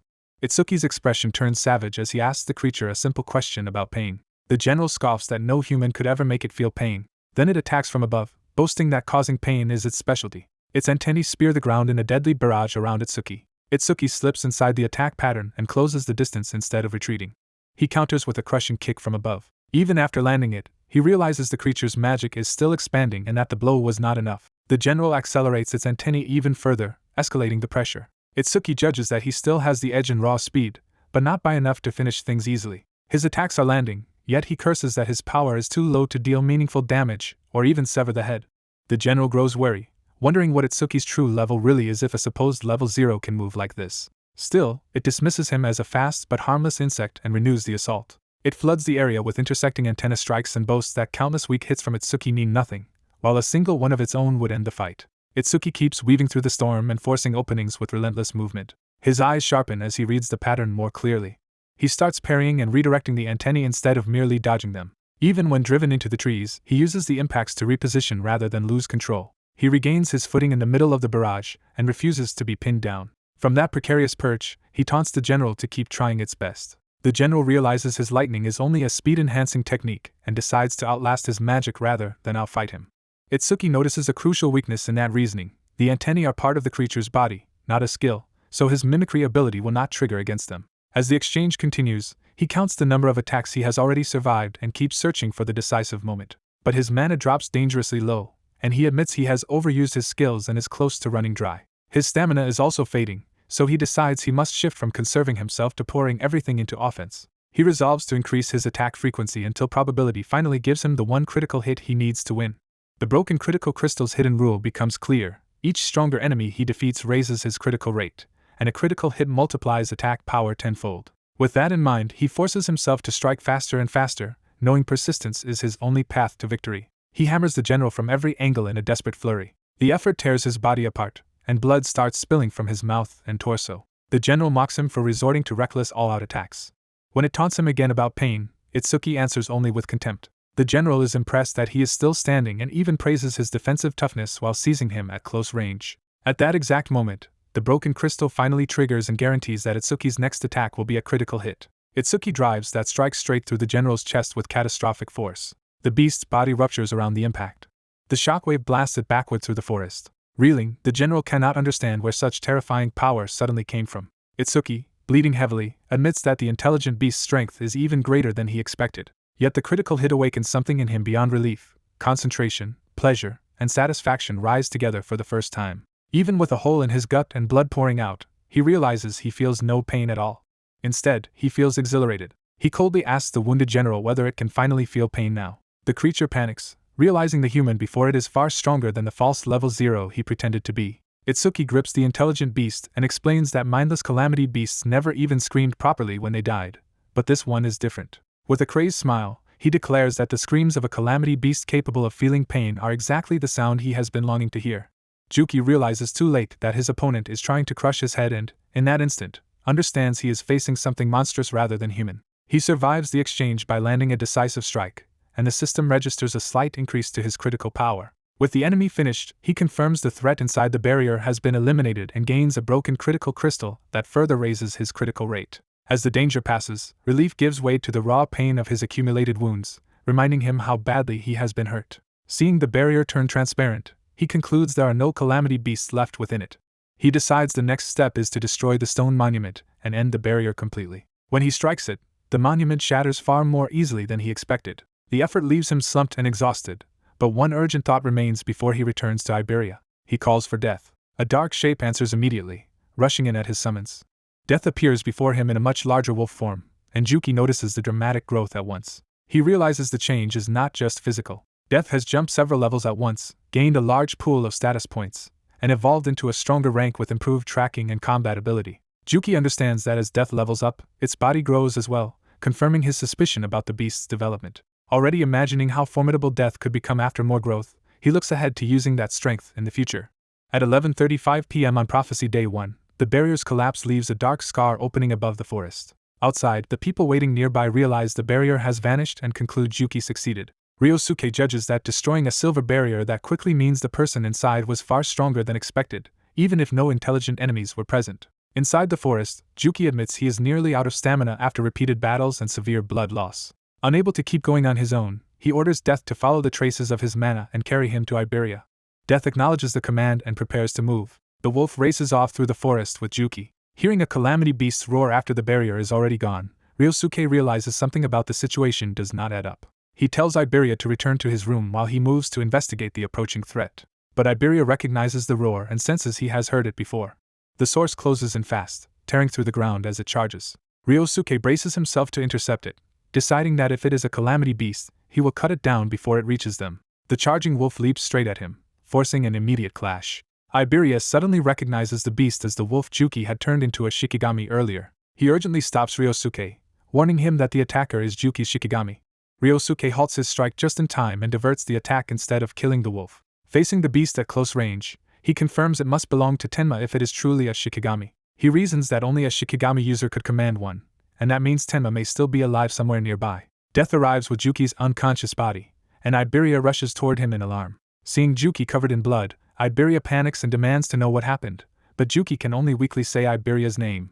Barely conscious, Juki asks only to rest for a while. Taking that for a final farewell, Iberia breaks down in terror and grief beside him. Ryosuke cuts through the panic by pointing out that Juki is not dead at all. Iberia clings to that hope and asks if Juki is really still alive. Ryosuke shows him that Juki is breathing normally, proving he has not died. Once Juki rouses enough to speak, he tells Iberia to bring him to his room immediately because the wound in his abdomen needs treatment. Later, as Juki lies recovering, Iberia admits he may never match Juki in combat, but resolves to help in the one way he can. He recalls Juki's Wind Elementalist gift and realizes his own wind-based talent can support him differently. Iberia reveals that his gift is Heal Focus, a low-grade ability that strengthens wind healing at the cost of wind attack power. Though he once despised the gift and never used it, he decides he will rely on it as many times as necessary for Juki's sake. He activates a healing skill and surrounds himself with restorative wind. Pouring that power into Juki, Iberia begs him to recover quickly for both his own sake and the future of their partnership. As the healing takes effect, Juki stirs under the strain and Iberia calls out to him anxiously. Elsewhere, the event is recorded. At 11:35 p.m., a purple barrier was deployed from a stone monument that fell near the Tenma residence. At the same time, another violent impact strikes nearby, signaling that the night's disturbances are not over yet. As smoke clears, Izumi spots the fallen Kurajima and realizes the situation has already turned disastrous. Badly hurt, Izumi urges the fairy-like Kurajima to flee and save himself, even as she struggles to understand what lies beyond this place. Her father stares at the looming beast and understands at once that its body, defense, speed, and raw power are on an entirely different level. The monster reveals itself as Cow Warrior 14 of the Ashi tribe, a level 81 enemy so overwhelming that even a special-grade savior should not have been able to stop it. Seeing no path to victory, the armored figure tells Izumi to run while her wounded father can barely remain upright beside her. The Cow Warrior mocks that order, recognizing the armored being as a newly born outsider and questioning whether it can truly fight. As the beast swings to crush them, the armored figure realizes it has become the target and takes grim comfort that this may spare the others. A sudden blast interrupts the attack before the killing blow can land. Izumi reaches out in alarm for her father as the shock of the intervention sweeps through the battlefield. Her father, certain they were finished, can hardly process that anything has changed. The armored figure calmly notes that the one they were waiting for has finally arrived. A red-eyed man named Hiten emerges, carrying a presence fierce enough to shift the balance of the fight. Hiten immediately takes responsibility for the battle and launches himself at the giant beast. The cow warrior laughs off the challenge, dismissing Hiten as an unknown fool with more confidence than sense. From the sidelines, Izumi's father warns that this new arrival is far stronger than he looks. Hiten meets the monster's force head-on instead of retreating. With a single brutal strike, he tears through the cow warrior's body and kills it outright. Izumi's father is left stunned by how effortlessly the impossible enemy was destroyed. Watching Hiten stand over the corpse, he begins to grasp what the power of a true special-grade savior really means. He realizes this strength has already crossed beyond ordinary humanity into something monstrous. Izumi briefly thinks the crisis is over, but Hiten warns that the real danger is only beginning now. At 11:40 p.m., the barrier near Izumi and Nito's residence shifts from purple to red, signaling a far worse phase of the prophecy. Inside the red barrier, a greater disaster beast named Sarashokuma prepares to unleash suffering on humanity. A level 37 Crimson Flame Demon King appears, eager to watch the coming destruction from close by. A level 49 White Oni joins him, agreeing to the plan as the red barrier swells around them. They are ordered not to waste effort fighting needlessly, because their true mission is to capture a specific target. Their commander, the level 87 Demon General Grudge King of Frost, explains that if all three remain inside the same barrier, it will turn purple and expose them. He intends to use Sarashokuma's rampage as cover, since the red barrier generated by that beast conceals nearby demon traces. With Soki Shokima drawing attention, the group moves toward its destination while trusting their commander's guidance. The masked general reveals that Ringo will lead them through a demon eye left behind in the human world. That demon eye can show not only coordinates, but the surrounding scene, and it is fixed on the exact place where their target lies sleeping. The sleeping young man suddenly jolts as if some buried instinct or hostile presence has reached him. The story rewinds to 11:35 p.m., moments before the barrier changed, while he still lies in bed. In a dreamlike void, a younger Itsuki proudly tells his mother he has finally found a disaster beast that can feel pain like humans do. Believing he has avenged his father, the boy excitedly says he crushed the beast's head and thinks her revenge should now be satisfied. His mother gently stops him and rejects the idea that revenge is what truly matters. She tells him there is something far more important than vengeance, or even exterminating every disaster beast. She teaches him that power should not exist for revenge, but to protect the people he loves. Itsuki cannot accept that lesson, because his grief and hatred are still stronger than her words. He declares that he will never forgive the disaster beast that killed his father, or even his mother for opposing him. Consumed by rage, he vows to wipe them all out no matter what. His mother faces that hatred with quiet sorrow rather than anger. Realizing she can no longer stay, she prepares to leave him behind. Itsuki panics and begs her not to go, desperate to keep speaking before she disappears. As her body begins to dissolve, she warns him not to let that hatred take control of him. He reaches for her in desperation, calling for his mother as she slips away. Their fingertips almost meet, but the distance remains unclosed. Left reaching into emptiness, Itsuki can only watch her vanish. He remains alone in the void, crying as grief settles over him. Then a sinister presence intrudes on his mourning, contemptuously mocking tears for the dead as weakness. As he lies unconscious, Itsuki's mind is consumed by rage and grief. In that haze, he recognizes the being before him as the source of his suffering. The devil of destruction appears and taunts him, implying that losing someone precious has finally driven him into the same despair. Itsuki gives in to murderous fury and vows revenge. He throws himself at the devil, determined to kill him outright. The devil easily controls the encounter, and promises to let him feel this pain again soon. What the devil wants from him is not death, but a deeper collapse into despair. Even so, Itsuki clings to one thought in the dreamlike torment: he will kill Linga no matter what. Itsuki suddenly wakes in bed as his blonde companion tries to shield him from imagined danger. Itsuki immediately realizes the attack was harmless, and that he is no longer in immediate combat. The blonde healer is overjoyed that Itsuki has finally regained consciousness. Relieved that his healing worked, the healer clings to him, while Itsuki focuses on how long he has been out. He learns he was unconscious for about 3 hours, that it is now around 3 a.m. on the second day of the prophecy, and his first concern is whether Yosuke and Aiden are safe. The healer reassures him that no disaster beasts attacked after the battle. Itsuki keeps the nightmare to himself, but the devil's words feel too real for him to dismiss, convincing him that the disaster beasts are planning something. He notes that his awakening matches the prophecy exactly and decides he cannot afford to lower his guard. Once dressed, he is told his body appears fully recovered. Backup is expected soon, but Itsuki chooses to check on Yosuke first. On the way outside, he casually asks about Yuki-san's dog Shikigami, trying to confirm a detail. The healer cheerfully explains that Shikigami users can name their summons however they like, only for Itsuki to reveal that he is not a Shikigami user at all. The healer is disappointed he will not get to name the creature, while Itsuki quietly confirms his suspicion. Outside, they find Yosuke already healed far faster than expected, suggesting Iberia used her true power. Itsuki is surprised to learn the healer can fight as well, though the healer downplays his offensive ability. Itsuki presses Yosuke on whether any awakened enemies appeared while he was unconscious, and Yosuke says none did. Yosuke immediately senses that Itsuki's question is driven by more than caution and asks why. Itsuki points out that nearby awakened should have arrived by now, and that reaching this remote place so quickly would have required guidance from Iberia. Even with that explanation, he cannot shake his unease. His instincts sharpen into certainty that something evil is drawing near. Elsewhere in the forest, a group rapidly converges on the same location. The pursuing team races through the woods, asking how much farther remains to their target. One of them pushes himself with thoughts of promotion, even while complaining that such monsters should not be living this far north. A red-haired woman suddenly orders the group to stop. The team skids to a halt, instantly shifting from pursuit to alert. She confirms they are sensing an abnormal presence approaching from ahead. At the same time, the enemy realizes they have been detected. The hunters prepare for battle against the disaster beast. The threat reveals itself as a flame-headed awakened accompanied by a towering white oni, and the awakened mocks the humans for heading somewhere they will never reach. He makes it clear that their path ends here. A skeletal fire spirit manifests at his side, adding another layer to the ambush. The awakened treats that deadly fire as trivial and sneers at how fragile humans are. The white oni casually asks whether the fire user has finished, as if slaughter is routine. An instant later, the oni crushes someone with overwhelming force. The fire user remarks on the flattened corpse with cruel amusement, showing how little the victims matter to them. The red-haired woman demands to know how the monsters appeared without any nearby barrier, realizing this attack should have been impossible. The flame-headed awakened answers that they came from far away, implying deliberate infiltration rather than a local breach. The woman is shaken by how badly the situation has turned. Before the monsters can continue, a dark, imposing figure arrives and orders them not to kill the humans. The fire user resists the interruption, but ice suddenly erupts around him and halts his advance. The newcomer warns that if he disobeys again, he will not survive the consequences. Faced with that overwhelming authority, the fire user immediately submits and begs to be released from the spell.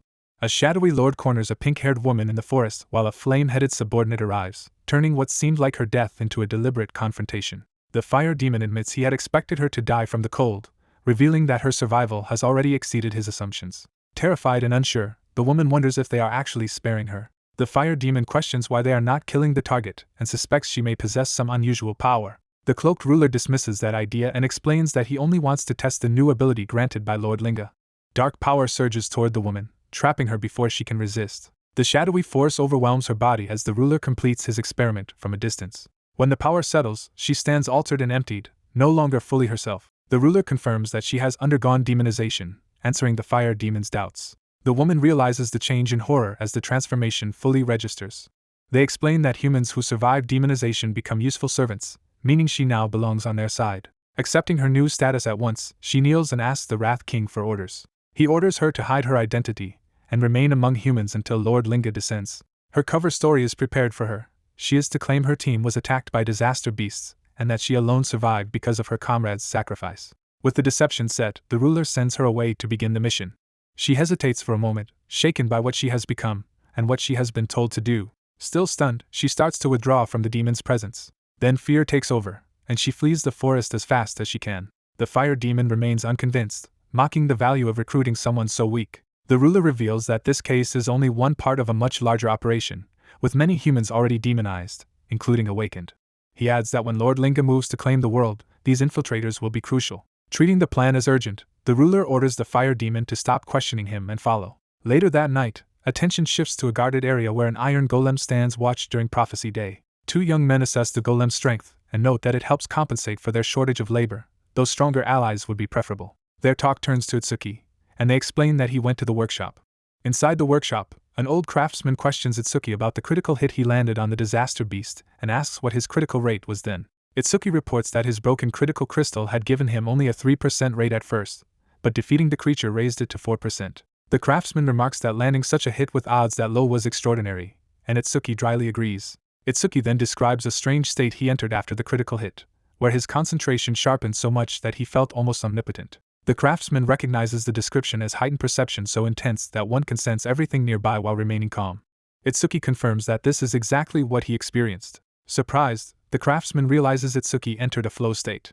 He explains that a flow state happens when someone is completely immersed in a task, losing normal awareness of time while concentration and excitement peak together. Seeing Itsuki's confusion, he simplifies it as being in the zone. He compares it to an artist becoming absorbed in painting or an athlete moving on instinct during competition. He adds that even a student losing track of time while solving a difficult problem is showing the same phenomenon. For an awakened, however, flow state does more than sharpen focus. It also heightens the senses to an unnatural degree. At the same time, it boosts all stats and skill effects to 120% of their normal values. Itsuki is astonished because he has never heard of this from teachers or other awakened, and the craftsman says only a handful of people can do it at all. The craftsman explains that entering flow state demands talent, a clear mind, and considerable luck, making it impossible if even one condition is missing.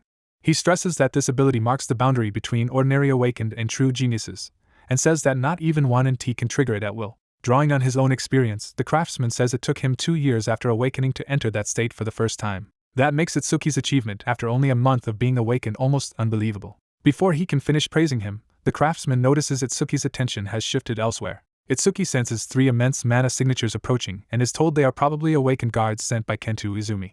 But the mana feels wrong to him, rough, stagnant, and more like disaster beasts than humans. Realizing the danger may be immediate, Itsuki decides to investigate at once. As he moves, he recalls that he already cleared the barrier of disaster beasts, so the presence of new ones nearby should be impossible. He rushes out of the workshop to confirm whether his instincts are right. Outside, 2 allies greet him casually, unaware that he has come out because something about the situation feels deeply wrong.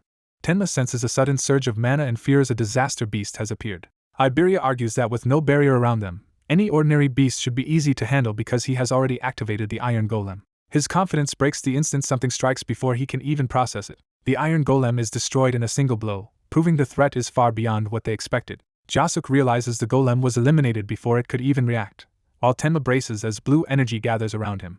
3 disaster beasts reveal themselves at once: the Red Flame Demon King, the Frostbite Wraith King, and a White Oni, with the strongest dark figure taking command. A timestamp marks the moment as Prophecy Day at 2:31 a.m., confirming this is the foretold crisis. Tenma immediately understands these monsters are stronger than the ones contained inside the barrier. What alarms him most is the Horned Leader, whose overwhelming magical pressure surpasses anything he has ever felt. That leader assigns the others to handle the defenders while he personally goes after the target. He adds one crucial order: the demon eye must not be destroyed. The Red Flame Demon King accepts the command without concern, ready to fight under that restriction. Tenma and Iberia are stunned to hear Disaster Beast speaking and to realize their target is Aiden. Jasuk steps in to block the leader's path, refusing to let him reach Aiden. The leader vanishes from sight so suddenly that the defenders lose track of him mid-confrontation. Jasuk is caught off guard by how completely the enemy slipped past his awareness. Tenma can only register that the creature's speed is absurd. Even so, Jasuk charges after him and swears he will keep him away from Aiden. The leader answers by raising a hand and releasing cold power. A wall of ice forms instantly to cut off the pursuit. Jasuk crashes into the sudden barrier, and realizes too late what the attack was. His blade cannot break through, confirming the ice is far tougher than expected. Before he can recover, the White Oni drops in behind him to pin him down. Jasuk barely catches the Oni's crushing strike overhead, forced into a direct power struggle. The impact overwhelms him and drives him backward across the ground. Tenma calls out to Jasuk, seeing him get isolated. The Red Flame Demon King cuts Tenma off, warning him that he has no time to worry about anyone else. He launches a red flame bullet straight at Tenma. Tenma throws up black wall to shield Iberia and orders him to get clear. The fire attack detonates against the defense and blasts the area apart. The flames still burn through the barrier's protection and scorch Tenma's arms. As his ability begins analyzing the attack, Tenma identifies the red flame bullet as an A-rank skill and realizes he misjudged Black Wall. He admits that Thunderbreaker could have let him evade, but his wrong red left him taking the hit instead. The demon mocks him, certain that weak ice-based defense could never stop his flames. Then the demon hesitates, worrying he may have gone too far if this human is actually the demon eye bearer. A closer look reveals Tenma is just a fixed level 0 human, badly burned but still standing. Relieved by that, the demon decides Tenma cannot be the demon eye bearer and feels free to kill him. Tenma responds by summoning Deathhound, bringing out a Shikigami despite his injuries. The demon dismisses the threat, ridiculing the idea that Tenma can challenge him with a mere 2-on-1. To prove it, he sends a sweeping torrent of fire and boasts that even more Shikigami would not change the outcome. Tenma quietly entrusts the real objective to Aiden, showing that his own fight is only buying time. The fire crashes down, but the demon is shocked when the target avoids it. He realizes the Shikigami is not defending Tenma at all. Deathhound is racing past the flames toward the true target instead. Facing the demon alone, Tenma notices his opponent is watching him closely and decides to exploit that attention by acting weak. While he stalls, His combat analysis advances to 36%. He tells himself he can buy time for the analysis, but he refuses to cower before a disaster beast. That defiance turns into a grin as he prepares to answer the demon's contempt. Crackling with power despite his battered state, Tenma reveals that his pitiful appearance is deliberate. The red flame demon king bristles at being mocked by someone he still sees as a lowly race acting far too boldly. The fire demon abandons his plan to toy with his opponent and decides to end the fight immediately. Seeing the demon grow more serious, the young fighter realizes he is a long-range specialist and decides the only chance is to rush into close combat. He commits fully to that opening and claims the demon as his target. The demon is caught off guard for a moment by the sudden approach. The fighter closes the gap almost instantly, moving faster than the demon expected. Even so, the demon remains composed rather than panicked. His confidence hides a counter the fighter has not anticipated. Just as the attack comes down, the demon raises a wall of fire to intercept it. The fighter immediately realizes he has run into a flame shield. The demon reveals he had already accounted for his own weakness and prepared around it. Using that trap, he detonates a blast of fire at point-blank range and catches the fighter head-on. The hit lands cleanly, burning through the fighter's chest as the demon confirms the bait worked. The force of the explosion hurls the fighter away and leaves him badly damaged. While reeling, he admits he was completely deceived. He recognizes the demon as both powerful and cunning, while the demon mocks him as someone not truly on his level. Despite severe burns and a ruined body, the fighter forces himself back to his feet. The demon openly praises the deception, pleased that he fooled him so thoroughly. Then he coldly advises the wounded fighter to stop resisting and die quietly. The fighter stalls for time, wondering if the delay is because the demon's power is still being analyzed. That hidden analysis continues to advance, inching closer to completion. Elsewhere, later that night, Aiden hurries through a building under the weight of a prophecy and an urgent situation. A dark-armored captor reviews the old craftsman's achievements, noting the many karma tools he has created. He identifies the elderly smith as humanity's greatest craftsman and the true prize of the raid. The smith understands the implication and asks if this grand summary means he is about to be killed, but the captor makes clear he will be kept alive as long as he remains useful. The old man refuses to submit meekly and rejects being ordered around.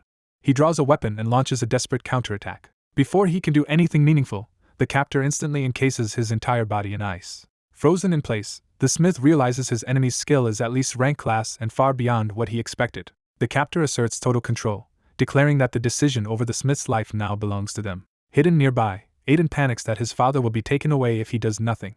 A sudden blur rushes into the room before he can act. Aiden recognizes the newcomer as Itsuki's Shikigami. The beast immediately lunges at the captor in a direct rescue attempt. The captor meets the charge without flinching. With a single response, he freezes the Shikigami solid mid-attack.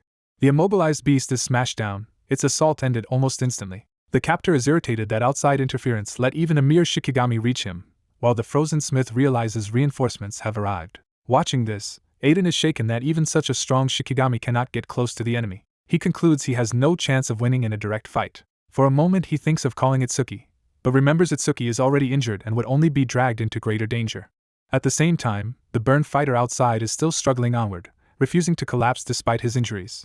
Aiden reasons that if Itsuki were truly able to come himself, he would have done so instead of sending only his Shikigami, so asking for help now would just worsen things. He rejects that option and resolves to save his father on his own.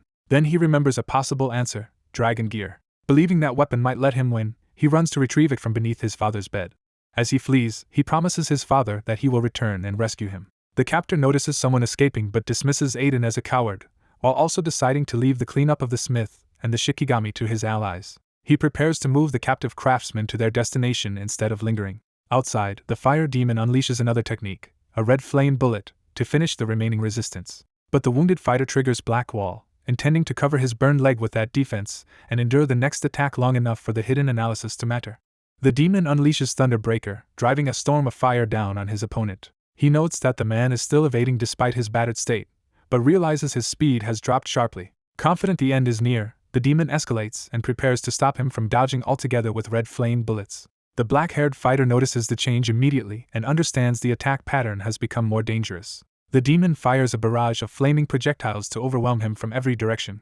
Already strained, the fighter sees he may not have the speed left to slip through this volley cleanly. He pushes forward through a narrowing gap as the fire closes around him. The barrage catches him and hurls him through the assault. He realizes that in normal condition he could avoid this, but his current state leaves him exposed. As another shot bears down, he knows he is about to be hit again. Even while being driven back, his ability continues analyzing the attack and nears completion. He endures more impacts as the analysis climbs past the final threshold. The punishment continues, but each hit brings him closer to fully understanding the technique. By the time the flames engulf him, the analysis is effectively complete, and he recognizes the attack for what it is. A surge of blue power answers that realization, signaling a defensive evolution. Unaware of what has changed, the demon gathers another concentrated flame attack with a vicious grin. He launches a piercing red flame bullet, intending to finish the fight in one decisive strike. This time the fighter meets it with a newly formed blue barrier, arriving just in time to stop the shot. The analysis reaches 100%, and the clash confirms he has fully adapted to the technique. The demon is thrown off by the sudden defense and demands to know what just appeared. The fighter acquires Black Wall, a defensive skill that continuously creates ice and sharply reduces fire damage while boosting defense. The upgrade also strips away his debuffs, heals his wounds, and raises all of his core stats at once. Restored and strengthened, he decides the red flame bullets are no longer a serious threat as long as he closes the distance. The demon quickly deduces that the bullets cannot pierce this new defense, and that maintaining them would only waste mana. The blue shield settles around the fighter like a stable lotus of ice, proving the defense is real. Seeing his judgment confirmed, the demon abandons the old tactic. He declares the testing phase over and prepares to end the battle with a different approach. A flicker of unease crosses the demon's face as he senses the momentum shifting. The fighter stands fully restored inside the icy aura, his killing intent now unmistakable. He reveals that he meant to leave this enemy for later and rescue Aiden first, but the demon's flames have forced a change of priorities. Now disgusted by what he has seen, he decides this enemy must be crushed before anything else. He makes that decision absolute, fixing the demon with a cold promise to destroy him first. Elsewhere in the forest, another battle rages as a shockwave tears through the trees. A swordsman braces against a monstrous blow, and realizes the enemy's raw power is overwhelming. He understands that without his special gear absorbing the impact, the attack would have killed him instantly. Even with that protection, he is blasted backward across the ground. As he struggles to recover, he worries about how far the force has thrown him from the others. He remembers that his companions urgently need backup and resolves to get back to them fast. He launches himself forward at full speed despite the damage. Then he realizes someone from the earlier encounter has followed him. The pursuer is revealed as a hulking monster closing in behind him. Recognizing an opportunity, the swordsman decides this is the perfect test for the weapon Tenma gave him. He steels himself, focusing completely on the fight ahead. Believing this may be the only way to survive and return to the others, he resolves to beat the monster here and now. At the same time, a blonde ally searches frantically indoors, begging the others to hold out until he can help. Pinned low to the floor, he reaches beneath furniture toward the place he thinks the item should be. His hand finally touches a hidden box. The moment he feels it, hope surges and he realizes he has found what he was looking for. He identifies it as dragon gear and understands that with it, he can rejoin the fight. Inside the box lies an epic dragon-themed armor piece that grants a major boost to attack and agility, with additional power building the longer it is worn. As Itsuki Tenma forces himself into a dangerous red battle form, he is reminded to stop hesitating and face the enemy in front of him. He steels himself with the resolve that this time he will fight without becoming a burden. The armor fully closes around him, and he recalls a warning that if dragon gear is worn too long, severe side effects will begin. Even so, he launches forward immediately, knowing he has only minutes before the cost becomes fatal. Elsewhere in the forest, a black-armored enemy moves calmly with an elderly man trapped in ice, and the captive worries that pursuers will soon catch up. The captor dismisses that concern, convinced that among humans only a special-class savior could threaten him. He further reasons that humanity is too occupied with the demon lord crisis to focus on him right now. The old man realizes the enemy is trying to lure people out, and asks if this whole operation was meant to capture him. The black-armored figure confirms the old man matters, but only as part of a larger plan. That answer makes the captive suspect who these enemies really are. The captor senses pursuit closing in and mocks the humans for refusing to give up. He slips away in a blur before they can pin him down. The old man urgently wonders whether Jisuk or Tenma has come, while fearing that either one alone has little chance of winning. His answer arrives as Tenma charges into the scene at full speed. Tenma attacks in fury, demanding the return of his father as his power continues to rise. The black-armored enemy recognizes this new human interference as another nuisance after Shigami, while elsewhere someone notices unusual movement from their side. At the same time, a fire demon confronts a black-haired young man whose body is already recovering inside a cold, blue aura. The demon is shaken because the man had been burned black all over moments earlier. Seeing that damage almost gone, the demon cannot understand how such rapid recovery is possible. He decides it does not matter and unleashes another overwhelming wave of flames, convinced the result will be the same. The inferno closes in as the demon presses his advantage without restraint. The young man answers by activating Black Ice Wall, meeting the fire head-on instead of retreating. The flames crash down in a sustained barrage meant to incinerate him where he stands. Certain of victory, the demon ridicules him for not running and expects to roast him alive. But when the smoke clears, the young man walks out unharmed and reveals that this level of flame no longer affects him.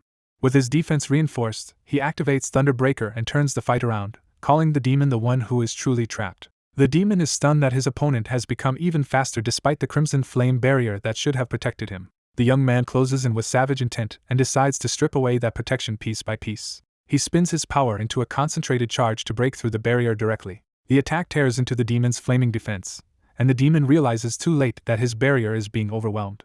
Cracks spread through the crimson flame barrier under the pressure. The young man smashes through completely and drives the attack down toward the demon. As he roars through the assault, his defense continues to harden from enduring the demon's fire. For the first time, the demon's confidence gives way to visible fear. The young man shifts from breaking the defense to finishing the enemy, deciding it is time to cook him instead. The demon instantly understands the danger and thinks only of escape. Certain death awaits if he is caught. In desperation, he lunges while invoking the White Ogre Grudge King, trying to seize control of the fight before he is overwhelmed. A sudden interruption catches him off guard mid-charge. Panicking, the demon cries out for help as the pressure bearing down on him becomes unbearable. He is knocked off balance and driven low, losing the initiative completely. Refusing to accept defeat by a human, he erupts with one last violent surge of flame. The young man remains calm and lets the attack pass without flinching. The demon tries to reassure himself that his opponent is only a mere leveler and should not be able to kill him. Then a demonic presence manifests behind the young man, and a warning makes clear that his next strike will land as a guaranteed critical blow. The demon finally recognizes the truth in horror. He is facing something demonic, not merely human. That realization comes too late, and he can only gasp as death rushes toward him. Wrapped in violent red and blue power, the young man surges forward like a monster unleashed. His strike caves through the demon's torso in one decisive hit. The impact detonates through the demon's body and the ground beneath him. When the dust settles, the black-haired fighter stands over the fallen demon, having ended the battle outright. At the worst possible moment, the young fighter realizes he has entered the flow state again, driven by a renewed desire to make his enemy suffer. He recognizes the pattern immediately. Another critical hit has pushed him back into that heightened condition. As he steadies himself, he suspects that suffering a critical hit may automatically trigger the flow state. A status window confirms a massive surge in his combat power, with his total abilities now far beyond normal limits. Seeing his stats exceed 2,000, he also notices the defeated disaster beast condensing into a green karma orb and wonders if that reward came from the monster he just killed. The orb shoots away through the forest instead of coming to him, forcing him to track where it is headed. He immediately fears it may be flying toward Josuk and turns his attention deeper into the woods. When he spots the workshop ahead, he realizes something is wrong. With both Death and Aiden present, the orb should have split between two life signs, but it has not. Concluding that something has happened to Aiden, he bursts forward at full speed to reach Josuk before it is too late. He crashes into the workshop area just as the battle there reaches a deadly turning point. The red-armored fighter is stunned that even his strongest dragon-enhanced strike cannot break the black monster's defense. Instead of retreating, he decides to keep attacking until brute force finally gets through. The black creature taunts the old man, claiming his final breath will make him understand the gulf between them. Josuk refuses help and desperately orders Aberta to remove the dragon gear at once, insisting its side effects are too dangerous. He threatens to bring Aberta down himself if the armor is not removed immediately. Even while falling toward them in dragon gear, Aberta refuses to abandon him and vows to save his father no matter what. He steels himself with the belief that Suki Tenma would have chosen the same path and commits to that sacrifice. Josuk panics and tries to stop him before he can intervene. The black creature dismisses human attachment as a weakness and mocks Josuk's emotional desperation. It then turns coldly toward Aberta and makes clear it is done toying with them. A massive ice attack descends from above, interrupting the creature's control of the fight. The blast drives the monster back and forces it to acknowledge a superior presence. Josuk, trapped in ice and barely conscious, can only watch in shock. The newcomer lands amid a burst of ice, and a system notice reveals the dragon gear can only be maintained for 3 minutes. At 3:20 a.m., as green karma energy pours into the frozen area, the protagonist levels up from 19 to 20. That absorbed power manifests as a black wolf-like summon bursting free from the ice. The beast immediately lunges at the protagonist with murderous intent. He remains calm, realizing the level up came from death absorbing the karma and that his suspicion was correct. Still, he urgently asks what happened to Aiden and the disaster beast. The answer hits him before words do, and he understands something terrible has occurred. Inside the workshop, he sees a shattered opening in the ice and demands to know what happened. A swirling mass of dark energy forms there, and he identifies it as an intense wave of magic power. With no time to wait for Josuk's explanation, he charges straight at the threat. A swordsman intercepts the emerging monster first, carving into it with a red energy slash. The creature answers with overwhelming physical force, smashing down on him before he can finish it. The swordsman skids back across the floor but keeps his footing and his blade ready. The disaster beast reveals a grotesque humanoid form with rapid regeneration and relentless aggression. Recognizing that the wound he made has already healed, the swordsman identifies it as the regeneration type he hates most. When green karma energy appears around it, he realizes this monster has also taken in a karma orb. He quickly analyzes its pattern. It is a two-armed regeneration type that always attacks with its hands and leaves the head and neck less protected. Testing that theory, he forces the creature to defend with its arms and exposes the upper body. His next slash bites into the neck area, confirming that this is the monster's weak point. Now that he understands its structure, he knows he can control the fight. He presses the advantage with another sweeping strike, driving the beast further off balance. His plan becomes clear: sever both arms first, and strip away its main means of attack and defense.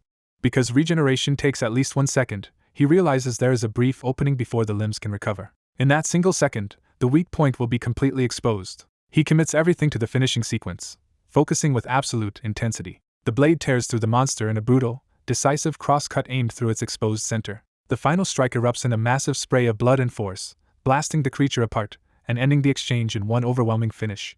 A warrior trapped against a mindless disaster beast realizes the fight is pointless, and that he needs to regroup with Tenma as fast as possible. He breaks away through the smoke, prioritizing reunion over victory. As he retreats, he judges the ice-controlling beast to be a serious obstacle that could complicate everything. Elsewhere, an elderly man frozen in ice is pressed by a dark-armored figure to finally speak his terms. Desperate to save his son, the old man offers unconditional surrender if the captor will release him. The captor refuses, explaining that the ice beast is already beyond his control and that the old man will soon fall under their control anyway. He reveals he recognized the boy's armor at a glance, and identifies it as something made from the demon dragon tribe. He explains that the demon dragon tribe possesses such overwhelming life force that even its blood, flesh, organs, and scales can develop a will of their own. Because of that, equipment forged from their remains still carries that will, which gradually devours the wearer's consciousness. If left unchecked, the process ends with the user's body being completely overtaken. That takeover is no longer theoretical as the transformation continues to consume its host. The result is a complete dragonization, turning the wearer into a true monster. The story shifts back to the day of the previous incident, when Iberia and his companion were heading toward the Green Barrier. On the way, his companion notices how deeply Iberia admires Tenma and asks why he wants to become someone like him. The question catches Iberia off guard because he has never examined that feeling closely.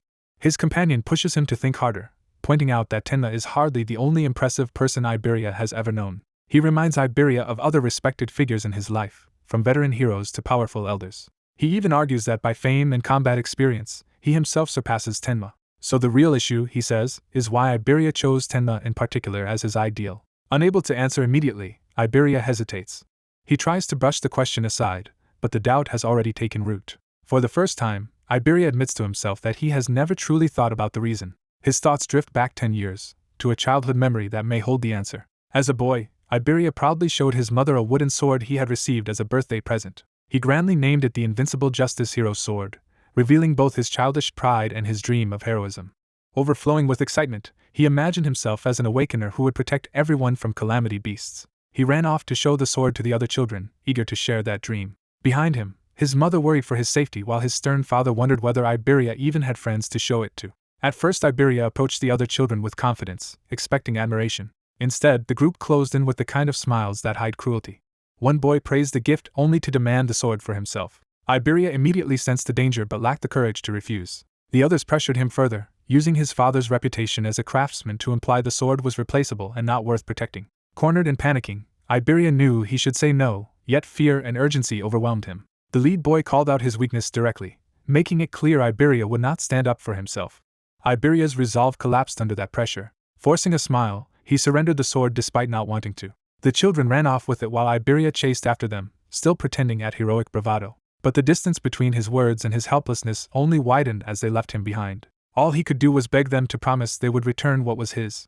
He came back home without the sword, already bracing for what would follow. His mother gently welcomed him back and asked whether he had enjoyed himself. Iberia lied that he had fun, hiding his humiliation behind a shaky smile. His mother immediately sensed that something was wrong. His father noticed the missing sword at once and guessed that other children had taken it again.